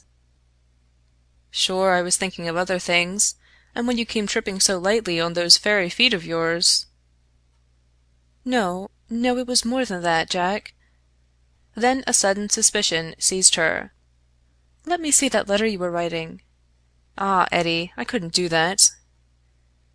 Her suspicions became certainties. "It's to another woman," she cried. "I know it. Why else did you hold it from me? Was it to your wife that you were writing? How am I to know that you are not a married man? You, a stranger that nobody knows?" "I am not married, Eddie. See now, I swear it. You're the only woman on earth to me. By the cross of Christ, I swear it." He was so white with passionate earnestness that she could not but believe him. "Well, then," she cried, "why will you not show me the letter?" "I'll tell you, acushla," said he. "I'm under oath not to show it, and just as I wouldn't break my word to you, so I would keep it to those who hold my promise. It's the business of the lodge, and even to you it's secret. And if I was scared when a hand fell on me, can't you understand it when it might have been the hand of a detective?" She felt that he was telling the truth. He gathered her into his arms, and kissed away her fears and doubts. "Sit here by me, then. It's a queer throne for such a queen, but it's the best your poor lover can find. He'll do better for you some of these days, I'm thinking. Now your mind is easy once again, is it not?" "How can it ever be at ease, Jack, when I know that you are a criminal among criminals? When I never know the day that I may hear you are in court for murder? McMurdo the Scourer, that's what one of our boarders called you yesterday. It went through my heart like a knife." "Sure, hard words break no bones." "But they were true." "Well, dear, it's not so bad as you think. We are but poor men that are trying in our own way to get our rights." Etty threw her arms round her lover's neck. "Give it up, Jack! For my sake, for God's sake, give it up! It was to ask you that I came here to-day. Oh, Jack, see, I beg it of you on my bended knees, kneeling here before you, I implore you to give it up." He raised her and soothed her with her head against his breast. "Sure, my darling, you don't know what it is you're asking. How could I give it up when it would be to break my oath and to desert my comrades? If you could see how things stand with me, you could never ask it of me. Besides, if I wanted to, how could I do it? You don't suppose that the lodge would let a man go free with all its secrets? I've thought of that, Jack. I've planned it all. Father has saved some money. He is weary of this place where the fear of these people darkens our lives. He is ready to go. We would fly together to Philadelphia or New York, where we would be safe from them." McMurdo laughed. "The lodge has a long arm. Do you think it could not stretch from here to Philadelphia or New York?" "Well, then to the West, or to England, or to Germany, where father came from. Anywhere to get away from this valley of fear." McMurdo thought of old brother Morris. "Sure, it is the second time I have heard the valley so named," said he. "The shadow does indeed seem to lie heavy on some of you." "It darkens every moment of our lives. Do you suppose that Ted Baldwin has ever forgiven us? If it were not that he fears you, what do you suppose our chances would be? If you saw the look in those dark hungry eyes of his when they fall on me—" "By gar, I'd teach him better manners if I caught him at it. But see here, little girl, I can't leave here. I can't. Take that from me once and for all. But if you will leave me to find my own way, I will try to prepare a way of getting honorably out of it." "There is no honor in such a matter." "Well, well, it's just how you look at it. But if you'll give me 6 months, I'll work it so that I can leave without being ashamed to look others in the face." The girl laughed with joy. "6 months!" she cried. "Is it a promise?" "Well, it may be 7 or 8, but within a year at the furthest we will leave the valley behind us." It was the most that Etty could obtain, and yet it was something. There was this distant light to illuminate the gloom of the immediate future. She returned to her father's house more light-hearted than she had ever been since Jack McMurdo came into her life. It might be thought that, as a member, all the doings of the society would be told to him, but he was soon to discover that the organization was wider and more complex than the simple lodge. Even Boss McGinty was ignorant as to many things, for there was an official, named the County Delegate, living at Hobson's Patch farther down the line, who had power over several different lodges, which he wielded in a sudden and arbitrary way. Only once did McMurdo see him, a sly, little gray-haired rat of a man, with a slinking gait and a sidelong glance which was charged with malice. Evans Pott was his name, and even the great boss of Vermissa felt towards him something of the repulsion and fear which the huge Danton may have felt for the puny but dangerous Robespierre. One day, Scanlan, who was McMurdo's fellow boarder, received a note from McGinty enclosing one from Evans Pott, which informed him that he was sending over 2 good men, Lawler and Andrews, who had instructions to act in the neighborhood, though it was best for the cause that no particulars as to their objects should be given. Would the bodymaster see to it that suitable arrangements be made for their lodgings and comfort until the time for action should arrive? McGinty added that it was impossible for anyone to remain secret at the Union House, and that, therefore, he would be obliged if McMurdo and Scanlan could put the strangers up for a few days in their boarding house. The same evening the two men arrived, each carrying his gripsack. Lawler was an elderly man, shrewd, silent, and self-contained, clad in an old black frock-coat, which with his soft felt hat and ragged grizzled beard gave him a general resemblance to an itinerant preacher. His companion Andrews was little more than a boy, frank-faced and cheerful, with the breezy manner of one who is out for a holiday and means to enjoy every minute of it. Both men were total abstainers, and behaved in all ways as exemplary members of the society, with the one simple exception that they were assassins who had often proved themselves to be most capable instruments for this association of murder. Lawler had already carried out 14 commissions of the kind, and Andrews 3. They were, as McMurdo found, quite ready to converse about their deeds in the past, which they recounted with the half-bashful pride of men who had done good and unselfish service for the community. They were reticent, however, as to the immediate job in hand. "They chose us because neither I nor the boy here drink," Lawler explained. "They can count on us saying no more than we should. You must not take it amiss, but it is the orders of the county delegate that we obey." "Sure, we are all in it together," said Scanlan, McMurdo's mate, as the four sat together at supper. "That's true enough, and we'll talk till the cows come home of the killing of Charlie Williams, or of Simon Bird, or of any other job in the past, but till the work is done, we say nothing." "There are half a dozen about here that I have a word to say to," said McMurdo with an oath. "I suppose it isn't Jack Knox, of Iron Hill, that you are after. I'd go some way to see him get his deserts." "No, it's not him yet." "Or Herman Strauss?" "No, nor him either." "Well, if you won't tell us, we can't make you. But I'd be glad to know." Lawler smiled and shook his head. He was not to be drawn. In spite of the reticence of their guests, Scanlan and McMurdo were quite determined to be present at what they called the fun. When, therefore, at an early hour one morning, McMurdo heard them creeping down the stairs, he awakened Scanlan, and the two hurried on their clothes. When they were dressed, they found that the others had stolen out, leaving the door open behind them.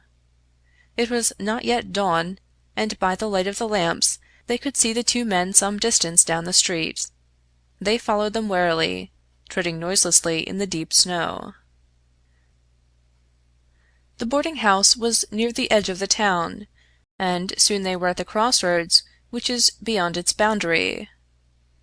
Here 3 men were waiting, with whom Lawler and Andrews held a short, eager conversation. Then they all moved on together. It was clearly some notable job which needed numbers. At this point, there are several trails which lead to various mines. The strangers took that which led to the Crow Hill, a huge business which was in strong hands, which had been able, thanks to their energetic and fearless New England manager, Josiah H. Dunn, to keep some order and discipline during the long reign of terror. Day was breaking now, and a line of workmen were slowly making their way, singly and in groups, along the blackened path. McMurdo and Scanlan strolled on with the others, keeping in sight of the men whom they followed. A thick mist lay over them, and from the heart of it there came the sudden scream of a steam whistle. It was the 10-minute signal before the cages descended and the day's labor began. When they reached the open space round the mine shaft, there were 100 miners waiting, stamping their feet and blowing on their fingers, for it was bitterly cold. The strangers stood in a little group under the shadow of the engine-house. Scanlan and McMurdo climbed a heap of slag, from which the whole scene lay before them. They saw the mine engineer, a great bearded Scotchman named Menzies, come out of the engine-house and blow his whistle for the cages to be lowered. At the same instant, A tall, loose-framed young man with a clean-shaved, earnest face advanced eagerly towards the pit-head. As he came forward his eyes fell upon the group, silent and motionless, under the engine-house. The men had drawn down their hats and turned up their collars to screen their faces. For a moment the presentiment of death laid its cold hand upon the manager's heart. At the next he had shaken it off, and saw only his duty towards intrusive strangers. "Who are you?" he asked as he advanced. "What are you loitering there for?" There was no answer, but the lad Andrew stepped forward and shot him in the stomach. The 100 waiting miners stood as motionless and helpless as if they were paralyzed. The manager clapped his 2 hands to the wound and doubled himself up. Then he staggered away, but another of the assassins fired, and he went down sidewise, kicking and clawing among a heap of clinkers. Menzies, the Scotchman, gave a roar of rage at the sight and rushed with an iron spanner at the murderers, but was met by 2 balls in the face which dropped him dead at their very feet. There was a surge forward of some of the miners, and an inarticulate cry of pity and of anger, but a couple of the strangers emptied their 6-shooters over the heads of the crowd, and they broke and scattered, some of them rushing wildly back to their homes in Vermissa. When a few of the bravest had rallied, and there was a return to the mine, the murderous gang had vanished in the mist of the morning, without a single witness being able to swear to the identity of these men who in front of 100 spectators had wrought this double crime. Scanlan and McMurdo made their way back. Scanlan somewhat subdued, for it was the first murder job that he had seen with his own eyes, and it appeared less funny than he had been led to believe. The horrible screams of the dead manager's wife pursued them as they hurried to the town. McMurdo was absorbed and silent, but he showed no sympathy for the weakening of his companion. "Sure, it's like a war," he repeated. "What is it but a war between us and them, and we hit back where we best can." There was high revel in the lodge room at the Union House that night, not only over the killing of the manager and engineer of the Crow Hill mine, which would bring this organization into line with the other blackmailed and terror-stricken companies of the district, but also over a distant triumph which had been wrought by the hands of the lodge itself. It would appear that when the county delegate had sent over 5 good men to strike a blow in Vermissa, he had demanded that in return 3 Vermissa men should be secretly selected and sent across to kill William Hales, of Stake Royal, one of the best known and most popular mine owners in the Gilmerton district, a man who was believed not to have an enemy in the world, for he was in all ways a model employer. He had insisted, however, upon efficiency in the work, and had, therefore, paid off certain drunken and idle employees, who were members of the all-powerful society. Coffin notices hung outside his door had not weakened his resolution, and so in a free, civilized country he found himself condemned to death. The execution had now been duly carried out. Ted Baldwin, who sprawled now in the seat of honor beside the bodymaster, had been chief of the party. His flushed face and glazed, bloodshot eyes told of sleeplessness and drink. He and his 2 comrades had spent the night before among the mountains. They were unkempt and weather-stained, but no heroes, returning from a forlorn hope, could have had a warmer welcome from their comrades. The story was told and retold amid cries of delight and shouts of laughter. They had waited for their man as he drove home at nightfall, taking their station at the top of a steep hill, where his horse must be at a walk. He was so furred to keep out the cold that he could not lay his hand on the pistol. They had pulled him out and shot him again and again. He had screamed for mercy. The screams were repeated for the amusement of the lodge. "Let's hear again how he squealed!" they cried. None of them knew the man, but there is eternal drama in a killing, and they had shown the Scowrers of Gilmerton that the Vermissa men were to be relied upon. There had been one contretemps, for a man and his wife had driven up while they were still emptying their revolvers into the silent body. It had been suggested that they should shoot them both, but they were harmless folk who were not connected with the mines, so they were sternly bidden to drive on and keep silent, lest a worse thing befall them. And so the blood-mottled figure had been left as a warning to all such hard-hearted employers, and the three noble avengers had hurried off into the mountains, where unbroken nature comes down to the very edge of the furnaces and the slag heaps. Here they were, safe and sound, their work well done, and the plaudits of their companions in their ears. It had been a great day for the Scowrers. The shadow had fallen even darker over the valley.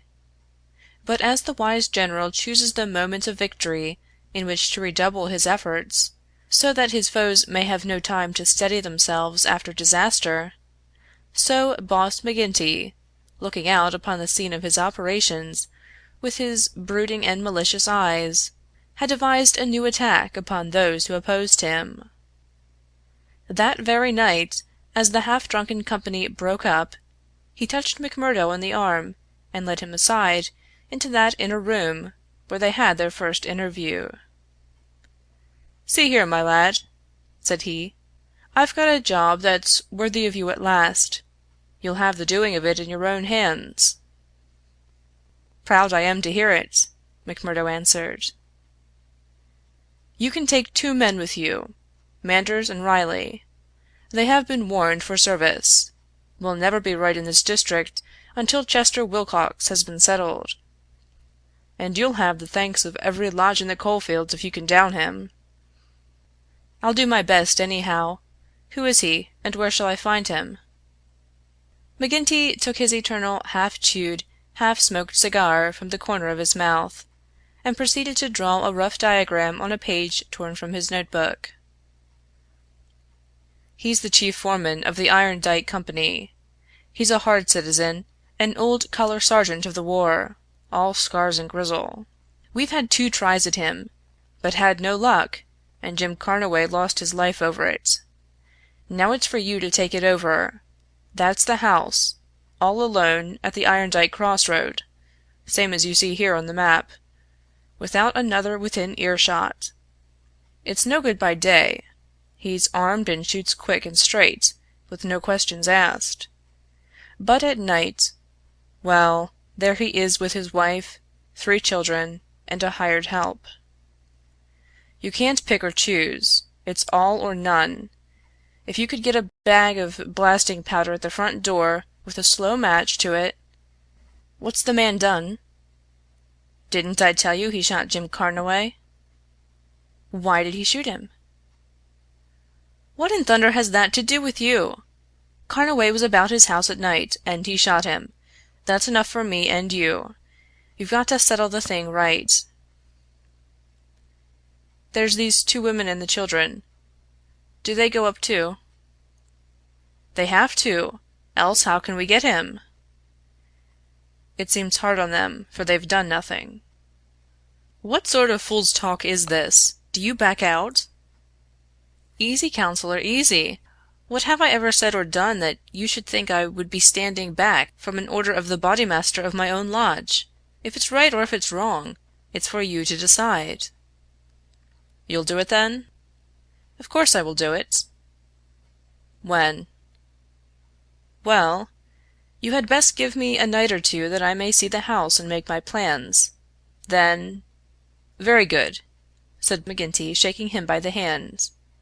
"I leave it with you. It will be a great day when you bring us the news. It's just the last stroke that will bring them all to their knees."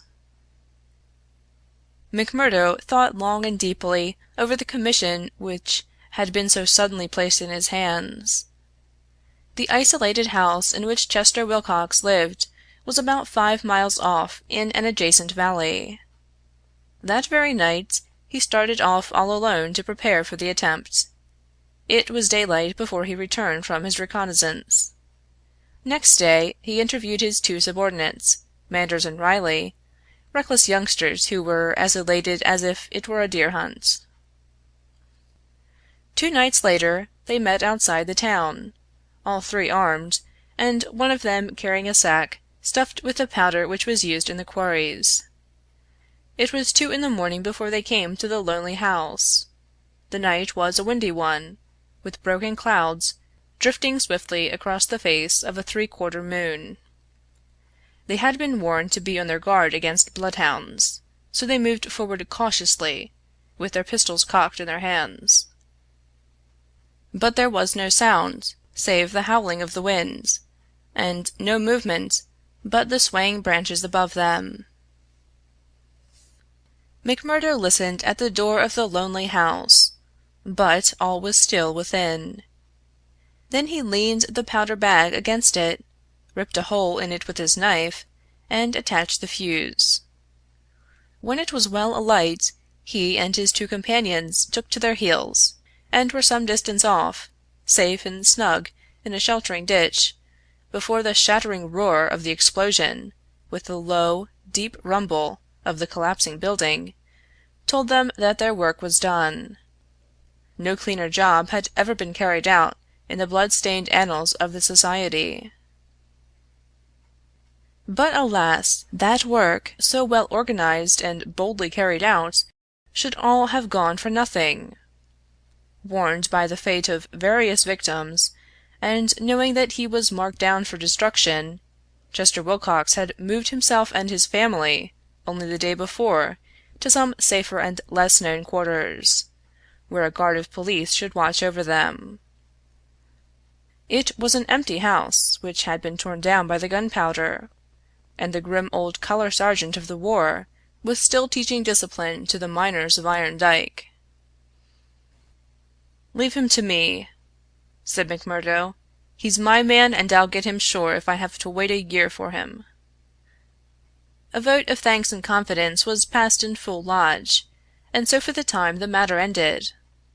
When a few weeks later it was reported in the papers that Wilcox had been shot at from an ambuscade, it was an open secret that McMurdo was still at work upon his unfinished job.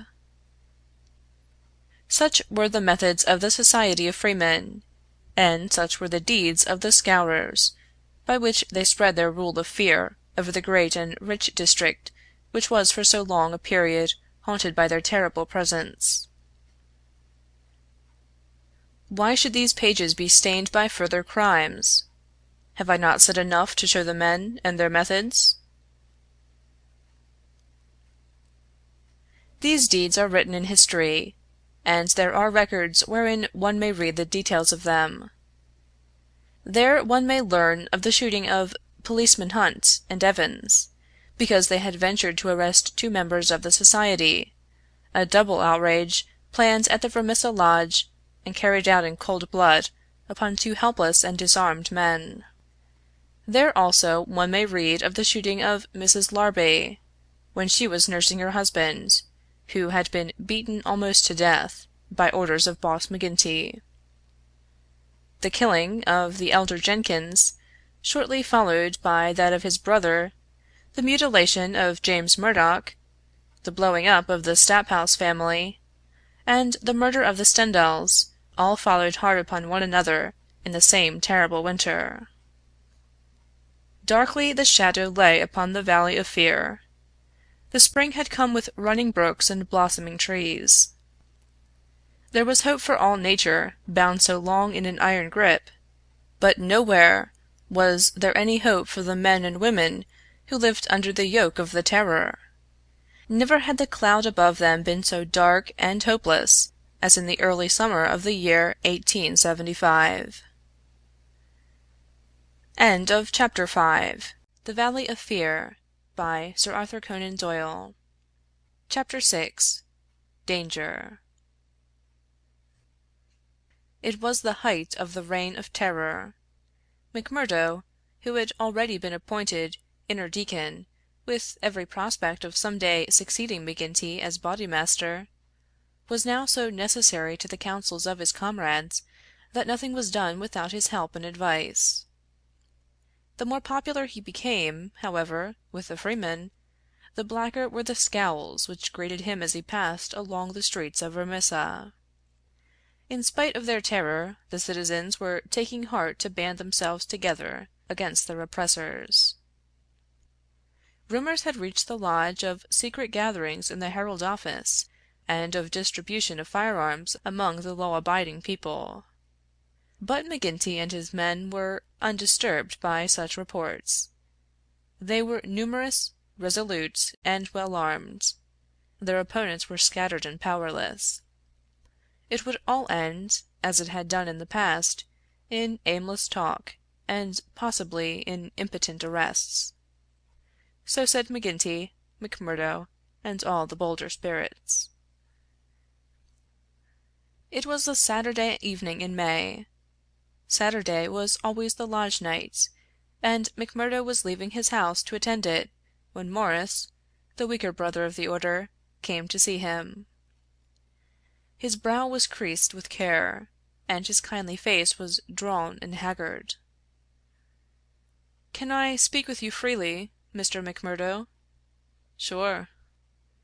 "I can't forget that I spoke my heart to you once, and that you kept it to yourself, even though the boss himself came to ask you about it."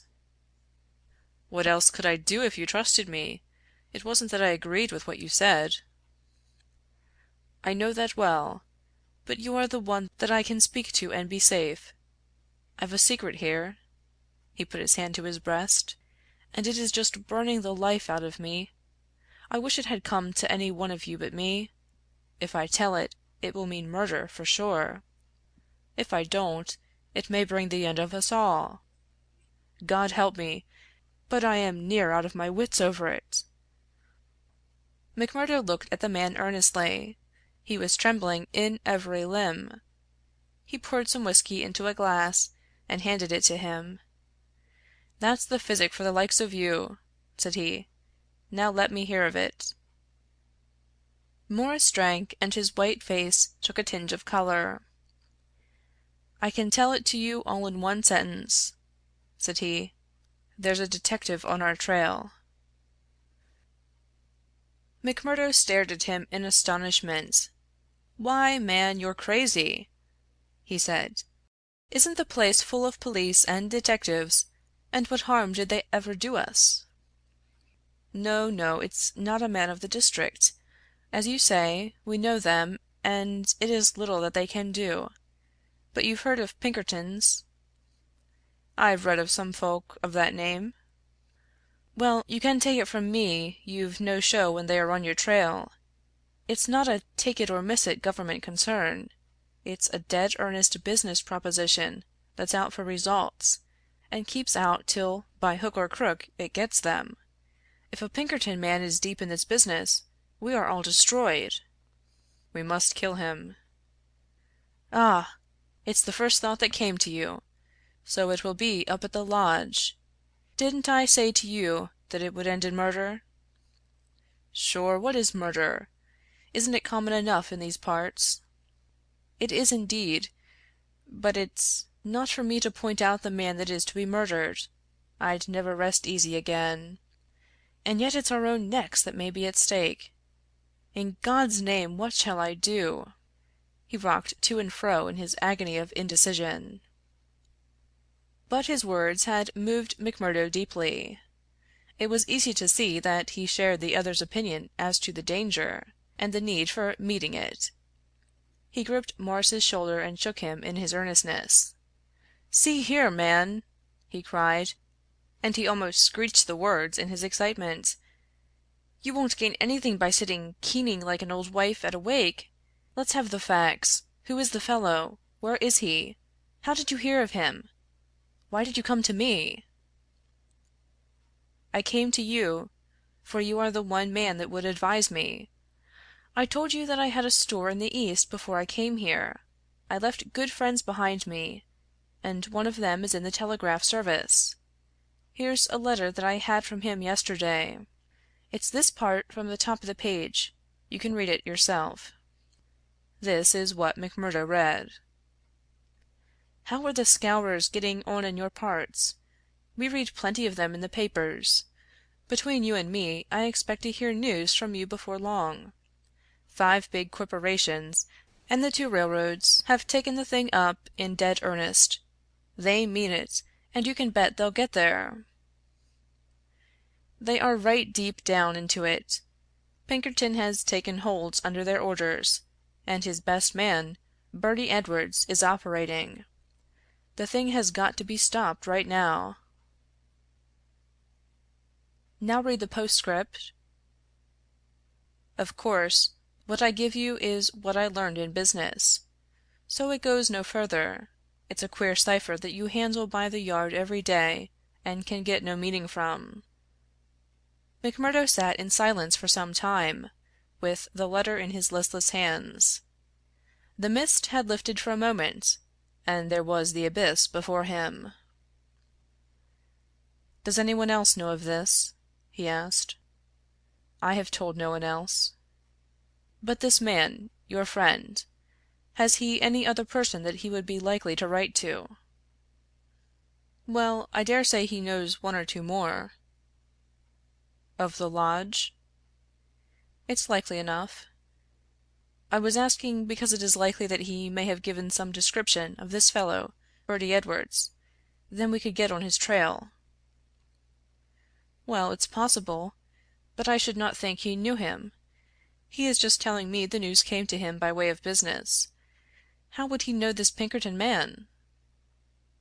McMurdo gave a violent start. "By Gar!" he cried. "I've got him! What a fool I was not to know it! Lord, but we're in luck! We will fix him before he can do any harm. See here, Morris, will you leave this thing in my hands?"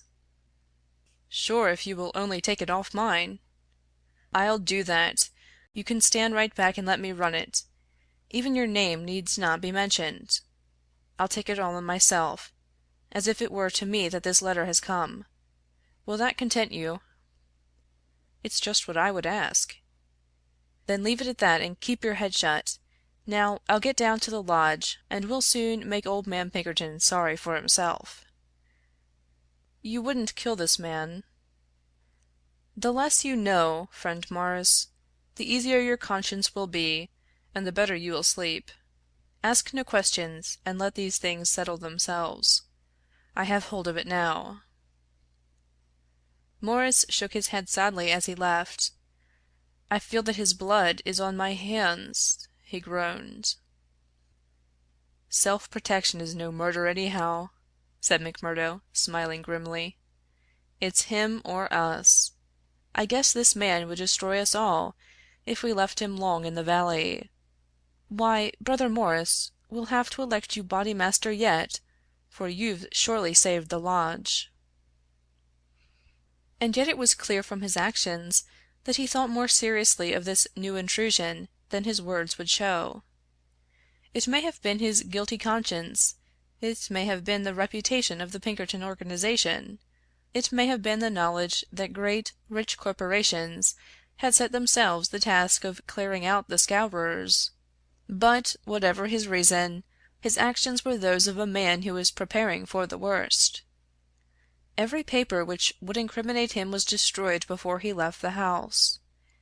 After that he gave a long sigh of satisfaction, for it seemed to him that he was safe. And yet the danger must still have pressed somewhat upon him, for on his way to the lodge he stopped at old man Shafter's. The house was forbidden him, but when he tapped at the window Etty came out to him. The dancing Irish deviltry had gone from her lover's eyes. She read his danger in his earnest face. "Something has happened?" she cried. "Oh, Jack, you are in danger!" "Sure, it is not very bad, my sweetheart, and yet it may be wise that we make a move before it is worse." "Make a move?" "I promised you once that I would go some day.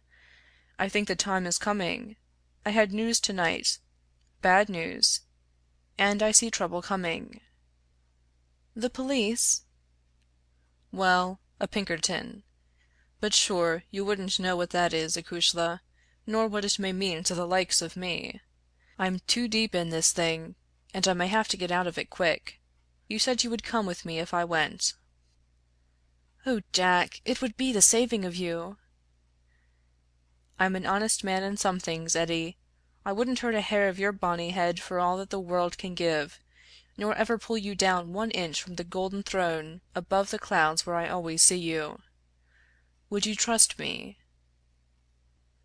She put her hand in his without a word.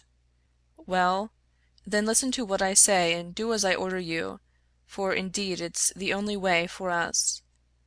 Things are going to happen in this valley. I feel it in my bones. There may be many of us that will have to look out for ourselves. I'm one, anyhow. If I go, by day or night, it's you that must come with me." "I'd come after you, Jack." "No, no, you shall come with me. If this valley is close to me and I can never come back, how can I leave you behind, and me perhaps in hiding from the police, with never a chance of a message? It's with me you must come. I know a good woman in the place I come from, and it's there I'd leave you till we can get married. Will you come?" "Yes, Jack, I will come." "God bless you for your trust in me. It's a fiend out of hell that I should be if I abused it. Now, mark you, Edie, it will be just a word to you, and when it reaches you, you will drop everything and come right down to the waiting room at the depot and stay there till I come for you. Day or night, I'll come at the word, Jack." Somewhat eased in mind, now that his own preparations for escape had been begun, McMurdo went on to the lodge. It had already assembled, and only by complicated signs and countersigns could he pass through the outer guard and inner guard who close tiled it. A buzz of pleasure and welcome greeted him as he entered. The long room was crowded, and through the haze of tobacco smoke he saw the tangled black mane of the bodymaster, the cruel, unfriendly features of Baldwin, the vulture face of Harraway, the secretary, and a dozen more who were among the leaders of the lodge. He rejoiced that they should all be there to take counsel over his news. "Indeed, it's glad we are to see you, brother," cried the chairman. "There's business here that wants a Solomon in judgment to set it right." "It's Lander and Egan," explained his neighbor as he took his seat. "They both claim the head money given by the lodge for the shooting of old man Crabbe over at Stylestown, and who's to say which fired the bullet?" McMurdo rose in his place and raised his hand. The expression of his face froze the attention of the audience. There was a dead hush of expectation. "Eminent bodymaster," he said in a solemn voice, "I claim urgency." "Brother McMurdo claims urgency," said McGinty. "It's a claim that by the rules of this lodge takes precedent. Now, brother, we attend you." McMurdo took the letter from his pocket. "Eminent bodymaster and brethren," he said, "I am the bearer of ill news this day, but it is better that it should be known and discussed, than that a blow should fall upon us without warning, which would destroy us all. I have information that the most powerful and richest organizations in this state have bound themselves together for our destruction, and that at this very moment there is a Pinkerton detective, one Bertie Edwards, at work in the valley collecting the evidence which may put a rope around the necks of many of us, and send every man in this room into a felon's cell. That is the situation for the discussion of which I have made a claim of urgency." There was a dead silence in the room. It was broken by the chairman. "What is your evidence for this, brother McMurdo?" he asked. "It is in this letter which has come into my hands," said McMurdo. He read the passage aloud. "It is a matter of honor. with me that I can give no further particulars about the letter, nor put it into your hands, but I assure you that there is nothing else in it which can affect the interests of the lodge. I put the case before you as it has reached me." "Let me say, Mr. Chairman," said one of the older brethren, "that I have heard of Bertie Edwards, and that he has the name of being the best man in the Pinkerton service." "Does anyone know him by sight?" asked McGinty. "Yes," said McMurdo, "I do." There was a murmur of astonishment through the hall. "I believe we hold him in the hollow of our hands," he continued, with an exulting smile upon his face. "If we act quickly and wisely, we can cut this thing short.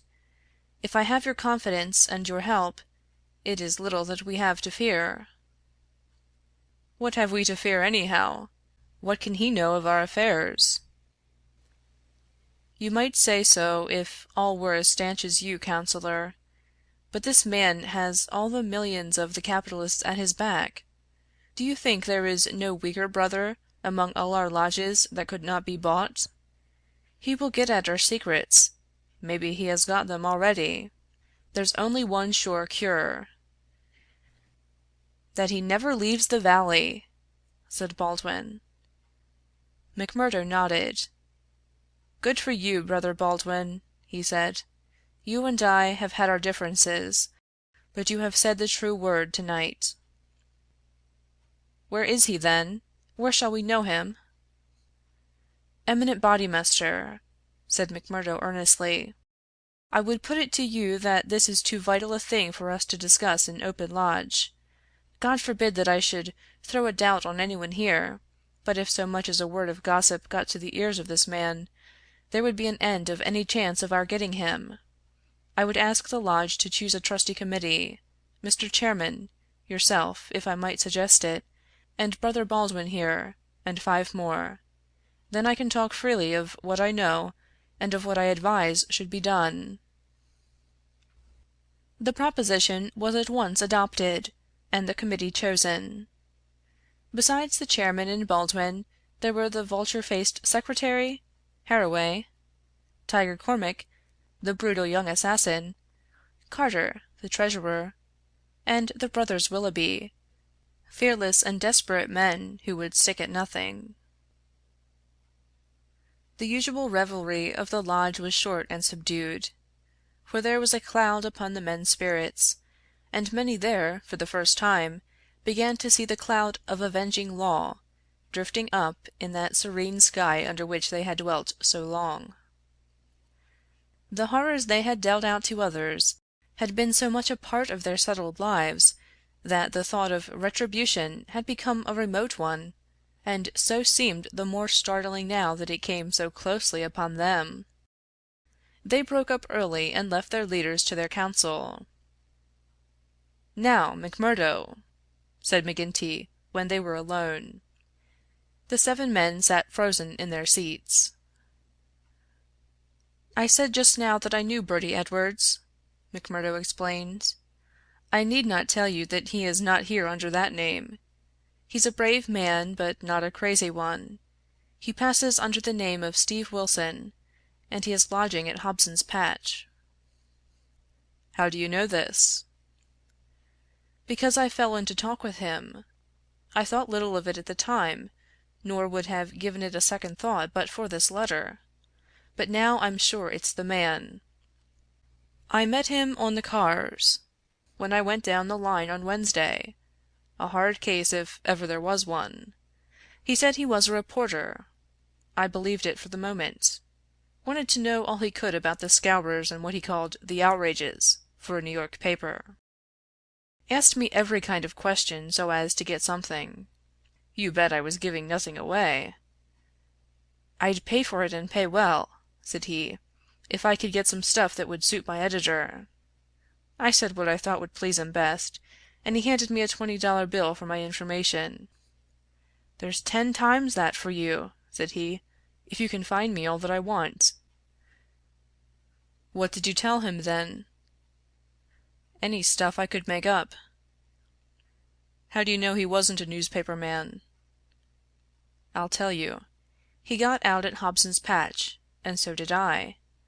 I chanced into the telegraph bureau, and he was leaving it. "'See here,' said the operator after he'd gone out, 'I guess we should charge double rates for this.' "'I guess you should,' said I.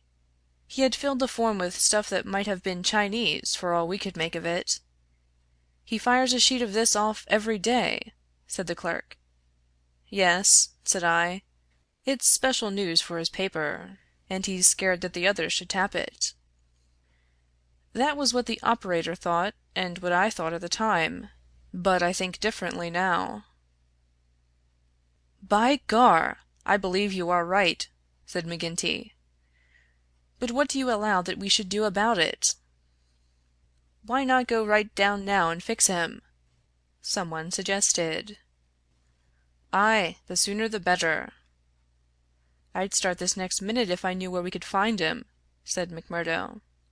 "He's in Hobson's Patch, but I don't know the house. I've got a plan, though, if you'll only take my advice." "Well, what is it?" "I'll go to the Patch to-morrow morning. I'll find him through the operator. He can locate him, I guess. Well, then I'll tell him that I'm a freeman myself. I'll offer him all the secrets of the lodge for a price. You bet he'll tumble to it. I'll tell him the papers are at my house, and that it's as much as my life would be worth to let him come while folk were about. He'll see that that's horse sense. Let him come at 10 o'clock at night, and he shall see everything. That will fetch him for sure." "Well?" "You can plan the rest for yourselves. Widow McNamara's is a lonely house. She's as true as steel, and as deaf as a post. There's only Scanlon and me in the house. If I get his promise, and I'll let you know if I do, I'd have the whole 7 of you come to me by 9 o'clock. We'll get him in, if ever he gets out alive. Well, he can talk of Bertie Edwards' luck for the rest of his days." "There's going to be a vacancy at Pinkerton's, or I'm mistaken. Leave it at that, McMurdo. At 9 to-morrow we'll be with you. You once get the door shut behind him, and you can leave the rest with us." End of Chapter 6. The Valley of Fear, by Sir Arthur Conan Doyle. Chapter 7. The Trapping of Bertie Edwards. As McMurdo had said, the house in which he lived was a lonely one, and well suited for such a crime as they had planned. It was on the extreme fringe of the town, and stood well back from the road. In any other case, the conspirators would have simply called out their man, as they had done many a time before, and emptied their pistols into his body. But in this instance, it was very necessary to find out how much he knew, how he knew it, and what had been passed on to his employers. It was possible that they were already too late, and that the work had been done. If that was indeed so, they could at least have their revenge upon the man who had done it. But they were hopeful that nothing of great importance had yet come to the detective's knowledge, as, otherwise, they argued, he would not have troubled to write down and forward such trivial information as McMurdo claimed to have given him. However, all this they would learn from his own lips. Once in their power, they would find a way to make him speak. It was not the first time that they had handled an unwilling witness. McMurdo went to Hobson's Patch as agreed. The police seemed to take particular interest in him that morning, and Captain Marvin, he who had claimed the old acquaintance with him at Chicago, actually addressed him as he waited at the station. McMurdo turned away, and refused to speak with him. He was back from his mission in the afternoon, and saw McGinty at the Union House. "He is coming," he said. "Good," said McGinty. The giant was in his shirt-sleeves, with chains and seals gleaming athwart his ample waistcoat, and a diamond twinkling through the fringe of his bristling beard. drink and politics had made the boss a very rich as well as powerful man. The more terrible, therefore, seemed that glimpse of the prison or the gallows which had risen before him the night before. "Do you reckon he knows much?" he asked anxiously. McMurdo shook his head gloomily. "He's been here some time, 6 weeks at the least. I guess he didn't come into these parts to look at the prospect. If he has been working among us all that time with the railroad money at his back, I should expect that he has got results, and that he has passed them on." "There's not a weak man in the lodge!" cried McGinty. "True as steel, every man of them. And yet, by the Lord, there is that skunk Morris. What about him? If any man gives us away, it would be him. I've a mind to send a couple of the boys round before evening to give him a beating up and see what they can get from him." "Well, there would be no harm in that," McMurdo answered. "I won't deny that I have a liking for Morris and would be sorry to see him come to harm. He has spoken to me once or twice over lodge matters, and though he may not see the same as you or I, he never seemed the sort that squeals. But still it is not for me to stand between him and you." "I'll fix the old devil," said McGinty with an oath. "I've had my eye on him this past year." "Well, you know best about that," McMurdo answered. "But whatever you do must be tomorrow, for we must lie low until the Pinkerton affair is settled up. We can't afford to set the police buzzing, today of all days." "True for you," said McGinty. "And we'll learn from Bertie Edwards himself where he got his news, if we have to cut his heart out first. Did he seem to scent a trap?" McMurdo laughed. "I guess I took him on his weak point," he said. "If he could get on a good trail of the Scowrers, he's ready to follow it into hell. I took his money." McMurdo grinned as he produced a wad of dollar notes. "And as much more when he has seen all my papers." "What papers?" "Well, there are no papers, but I filled him up about constitutions and books of rules and forms of membership. He expects to get right down to the end of everything before he leaves." "Faith, he is right there," said McGinty grimly. "Didn't he ask you why you didn't bring him the papers?" "As if I would carry such things! And me a suspected man! And Captain Marvin after speaking to me this very day at the depot!" "Aye, I heard of that," said McGinty. "I guess the heavy end of this business is coming on to you. We could put him down an old shaft when we've done with him, but however we work it, we can't get past the man living at Hobson's Patch, and you being there today." McMurdo shrugged his shoulders. "If we handle it right, they can never prove the killing," said he. "No one can see him come to the house after dark, and I'll lay to it that no one will see him go. Now see here, Counselor, I'll show you my plan, and I'll ask you to fit the others into it. You will all come in good time. Very well. He comes at 10, he is to tap 3 times, and me to open the door for him. Then I'll get behind him and shut it. He's our man then. That's all easy and plain." "Yes, but the next step wants considering. He's a hard proposition. He's heavily armed. I fooled him proper, and yet he is likely to be on his guard. Suppose I show him right into a room with 7 men in it, where he expected to find me alone. There is going to be shooting, and somebody is going to be hurt." "That's so." "And the noise is going to bring every damned copper in the township on top of it." "I guess you are right." "This is how I should work it. You will all be in the big room, same as you saw when you had a chat with me. I'll open the door for him, show him into the parlor beside the door, and leave him there while I get the papers. That will give me the chance of telling you how things are shaping. Then I will go back to him with some faked papers. As he is reading them, I will jump for him and get my grip on his pistol arm. You'll hear me call, and in you will rush. The quicker the better, for he is as strong a man as I, and I may have more than I can manage. but I allow that I can hold him till you come." "It's a good plan," said McGinty. "The lodge will owe you a debt for this. I guess when I move out of the chair I can put a name to the man that's coming after me." "Sure, counselor, I am little more than a recruit," said McMurdo, but his face showed what he thought of the great man's compliment. When he had returned home he made his own preparations for the grim evening in front of him. First he cleaned, oiled, and loaded his Smith & Wesson revolver. Then he surveyed the room in which the detective was to be trapped. It was a large apartment, with a long deal table in the center, and the big stove at one side. At each of the other sides were windows. There were no shutters on these, only light curtains which drew across. McMurdo examined these attentively. No doubt it must have struck him that the apartment was very exposed for so secret a meeting.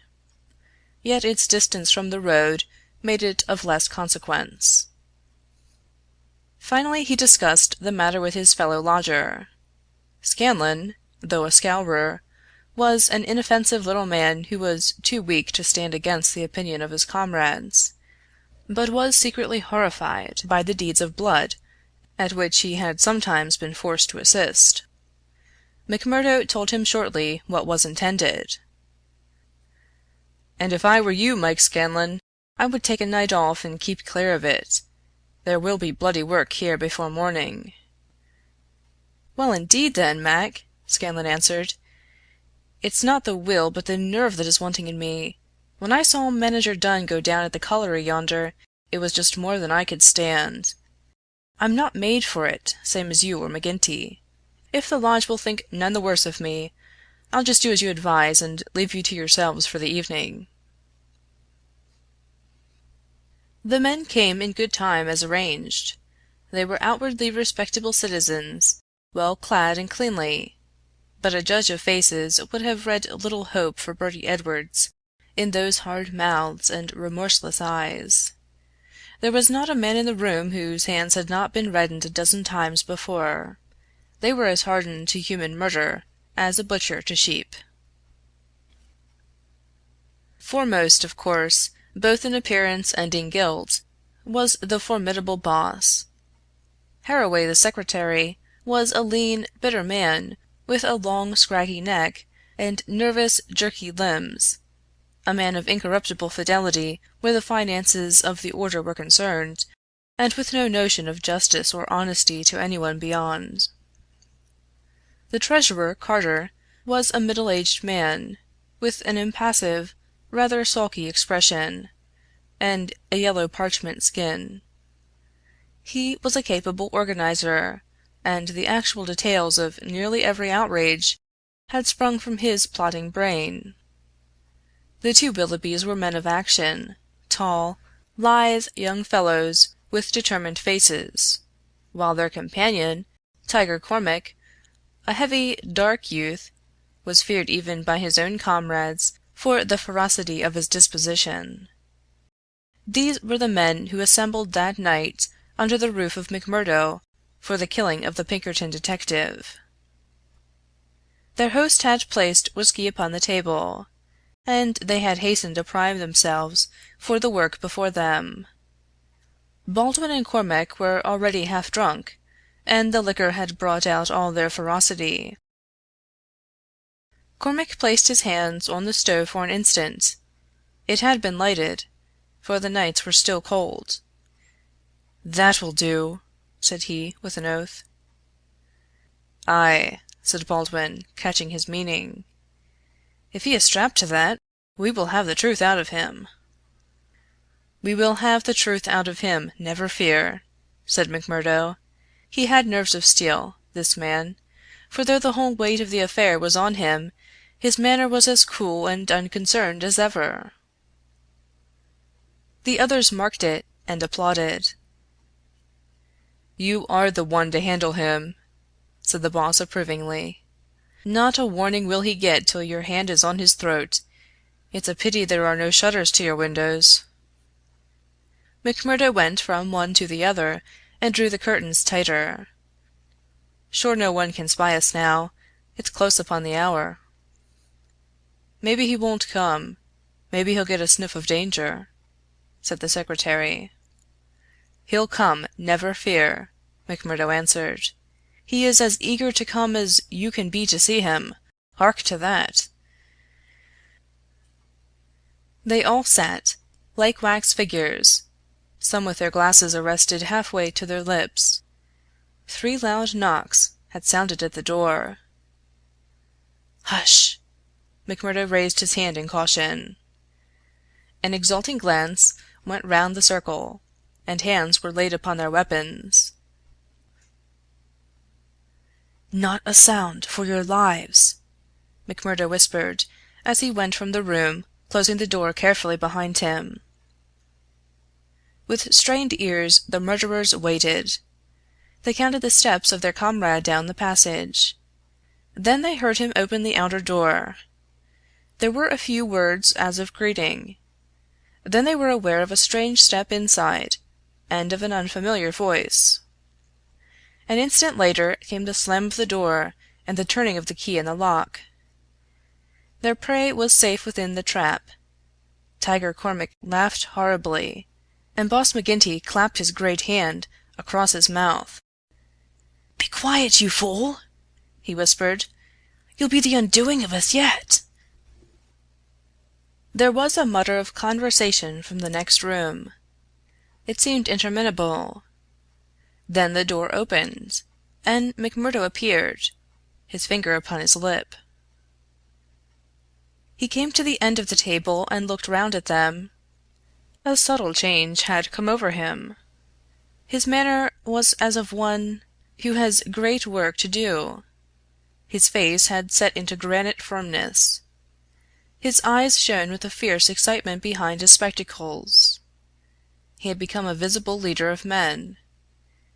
They stared at him with eager interest, but he said nothing. Still with the same singular gaze he looked from man to man. "Well!" cried Boss McGinty at last. "Is he here? Is Bertie Edwards here?" "Yes," McMurdo answered slowly. "Bertie Edwards is here. I am Bertie Edwards." There were 10 seconds after that brief speech during which the room might have been empty, so profound was the silence. The hissing of a kettle upon the stove rose sharp and strident to the ear. 7 white faces, all turned upward to this man who dominated them, were set motionless with utter terror. Then, with a sudden shivering of glass, a bristle of glistening rifle barrels broke through each window, while the curtains were torn from their hangings.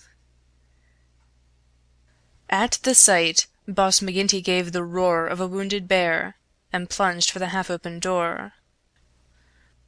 A levelled revolver met him there with the stern blue eyes of Captain Marvin of the Mine Police gleaming behind the sights. The boss recoiled and fell back into his chair. "You're safer there, Counselor," said the man whom they had known as McMurdo. "And you, Baldwin, if you don't take your hand off your pistol, you'll cheat the hangman yet. Pull it out, or by the Lord that made me there, that will do. There are 40 armed men round this house, and you can figure it out for yourselves what chance you have. Take their pistols, Marvin."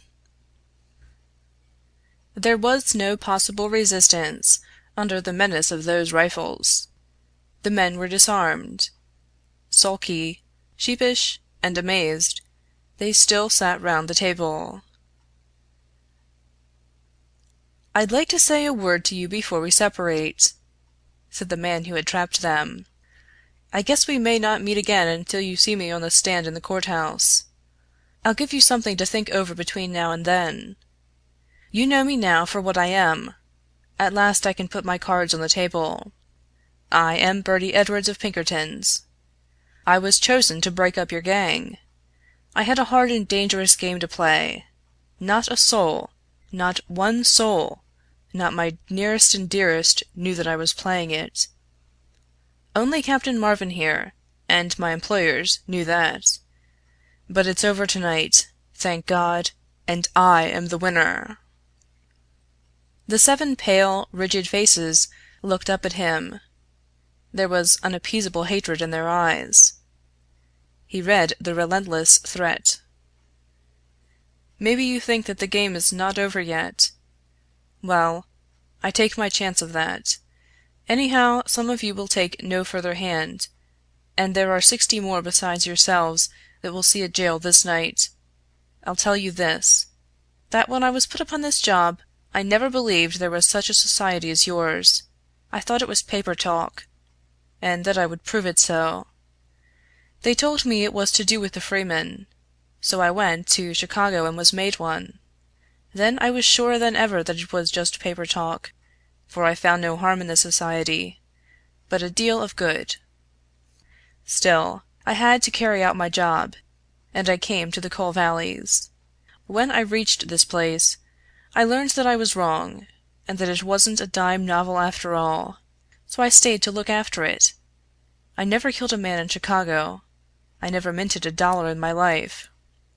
Those I gave you were as good as any others, but I never spent money better. But I knew the way into your good wishes, and so I pretended to you that the law was after me. It all worked just as I thought. So I joined your infernal lodge, and I took my share in your councils. Maybe they will say that I was as bad as you. They can say what they like, so long as I get you. But what is the truth? The night I joined, you beat up old man Stanger. I could not warn him, for there was no time. But I held your hand, Baldwin, when you would have killed him. If ever I have suggested things so as to keep my place among you, they were things which I knew I could prevent. I could not save Dunn and Menzies, for I did not know enough. But I will see that their murderers are hanged. I gave Chester Wilcox warning, so that when I blew his house in, he and his folk were in hiding. There was many a crime that I could not stop. But if you look back, and think how often your man came home the other road, or was down in town when you went for him, or stayed indoors when you thought he would come out, you'll see my work." "You blasted traitor!" hissed McGinty through his closed teeth. "Aye, John McGinty, you may call me that if it eases your smart. You and your like have been the enemy of God and man in these parts. It took a man to go between you and the poor devils of men and women that you held under your grip. There was just one way of doing it, and I did it. You call me a traitor, but I guess there's many a thousand will call me a deliverer that went down into hell to save them.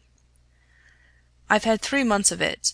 I wouldn't have 3 such months again if they let me loose in the treasury at Washington for it. I had to stay till I had it all, every man and every secret right here in this hand. I'd have waited a little longer if it hadn't come to my knowledge that my secret was coming out. A letter had come into the town that would have set you wise to it all. Then I had to act, and act quickly. I've nothing more to say to you, except that when my time comes, I'll die the easier when I think of the work I have done in this valley. Now, Marvin, I'll keep you no more. Take them in and get it over." There is little more to tell. Scanlan had been given a sealed note to be left at the address of Miss Etty Shafter, a mission which he had accepted with a wink and a knowing smile. In the early hours of the morning a beautiful woman and a much muffled man boarded a special train which had been sent by the railroad company, and made a swift, unbroken journey out of the land of danger. It was the last time that ever either Etty or her lover set foot in the Valley of Fear. 10 days later they were married in Chicago, with old Jacob Shafter as witness of the wedding. The trial of the Scowrers was held far from the place where their adherents might have terrified the guardians of the law. In vain they struggled. In vain the money of the lodge, money squeezed by blackmail out of the whole countryside, was spent like water in attempt to save them. That cold, clear, unimpassioned statement from one who knew every detail of their lives, their organization, and their crimes, was unshaken by all the wiles of their defenders. At last, after so many years, they were broken and scattered. The cloud was lifted forever from the valley. McGinty met his fate upon the scaffold, cringing and whining when the last hour came. 8 of his chief followers shared his fate. 50 odd had various degrees of imprisonment. The work of Bertie Edwards was complete. And yet, as he had guessed, the game was not over yet. There was another hand to be played, and yet another, and another. Ted Baldwin, for one, had escaped the scaffold. So had the Willoughbys. So had several others of the fiercest spirits of the gang. For 10 years they were out of the world, and then came a day when they were free once more, a day which Edwards, who knew his men, was very sure would be an end of his life of peace. They had sworn an oath on all that they thought holy to have his blood as a vengeance for their comrades. And well they strove to keep their vow. From Chicago he was chased, after 2 attempts so near success that it was sure that the third would get him. From Chicago he went under a changed name to California, and it was there that the light went for a time out of his life when Eddie Edwards died. Once again he was nearly killed, and once again, under the name of Douglas, he worked in a lonely cannon, where with an English partner named Barker he amassed a fortune. At last there came a warning to him that the bloodhounds were on his track once more, and he cleared, only just in time, for England. And thence came the John Douglas, who for a second time married a worthy mate, and lived for 5 years as a Sussex country gentleman, a life which ended with the strange happenings of which we have heard. End of Chapter 7. The Valley of Fear, by Sir Arthur Conan Doyle. Epilogue. The police trial had passed, in which the case of John Douglas was referred to a higher court. So had the quarter sessions, at which he was acquitted as having acted in self-defense. "Get him out of England at any cost," wrote Holmes to the wife. "There are forces here which may be more dangerous than those he has escaped. There is no safety for your husband in England." 2 months had gone by, and the case had to some extent passed from our minds. Then one morning there came an enigmatic note slipped into our letter box. "Dear me, Mr. Holmes, dear me," said this singular epistle. There was neither subscription nor signature. I laughed at the quaint message, but Holmes showed unwonted seriousness. "Deviltry, Watson," he remarked, and sat long with a clouded brow. Late last night, Mrs. Hudson, our landlady, brought up a message that a gentleman wished to see Mr. Holmes, and that the matter was of the utmost importance. Close at the heels of his messenger came Cecil Barker, our friend of the moated manor house. His face was drawn and haggard. "I've had bad news, terrible news, Mr. Holmes," said he. "I feared as much," said Holmes. "You have not had a cable, have you? I have had a note from someone who has." "It's poor Douglas. They tell me his name is Edwards, but he will always be Jack Douglas of Benito Cannon to me. I told you that they started together for South America in the Palmyra 3 weeks ago." "Exactly." "The ship reached Cape Town last night, I received this cable from Mrs. Douglas this morning. Jack has been lost overboard in gale off St. Helena. No one knows how accident occurred. Ivy Douglas. "Huh! It came like that, did it?" said Holmes thoughtfully. "Well, I've no doubt it was stage managed." "You mean that you think there was no accident?" "None in the world." "He was murdered?" "Surely." "So I think also. These infernal Scowrers, these cursed vindictive nest of criminals—" "No, no, my good sir," said Holmes.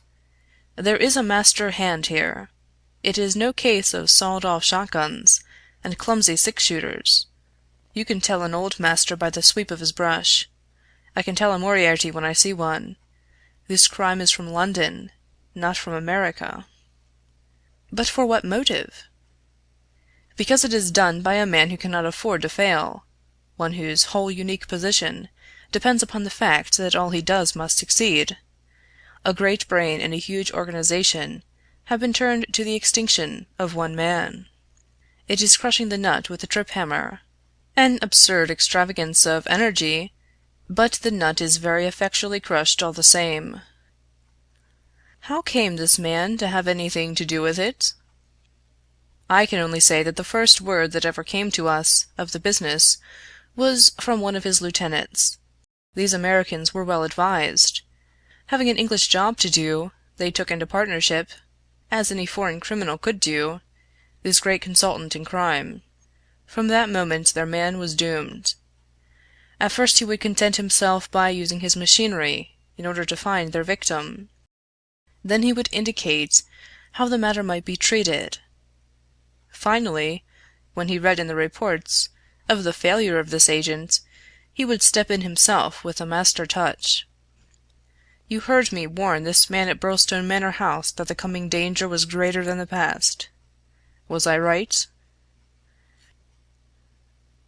Barker beat his head with his clenched fist in his impotent anger. "Do not tell me that we have to sit down under this! Do you say that no one can ever get level with this king devil?" "No, I don't say that," said Holmes, and his eyes seemed to be looking far into the future. "I don't say that he can't be beat. But you must give me time. You must give me time." We all sat in silence for some minutes while those fateful eyes still strained to pierce the veil. End of Epilogue. End of The Valley of Fear by Sir Arthur Conan Doyle.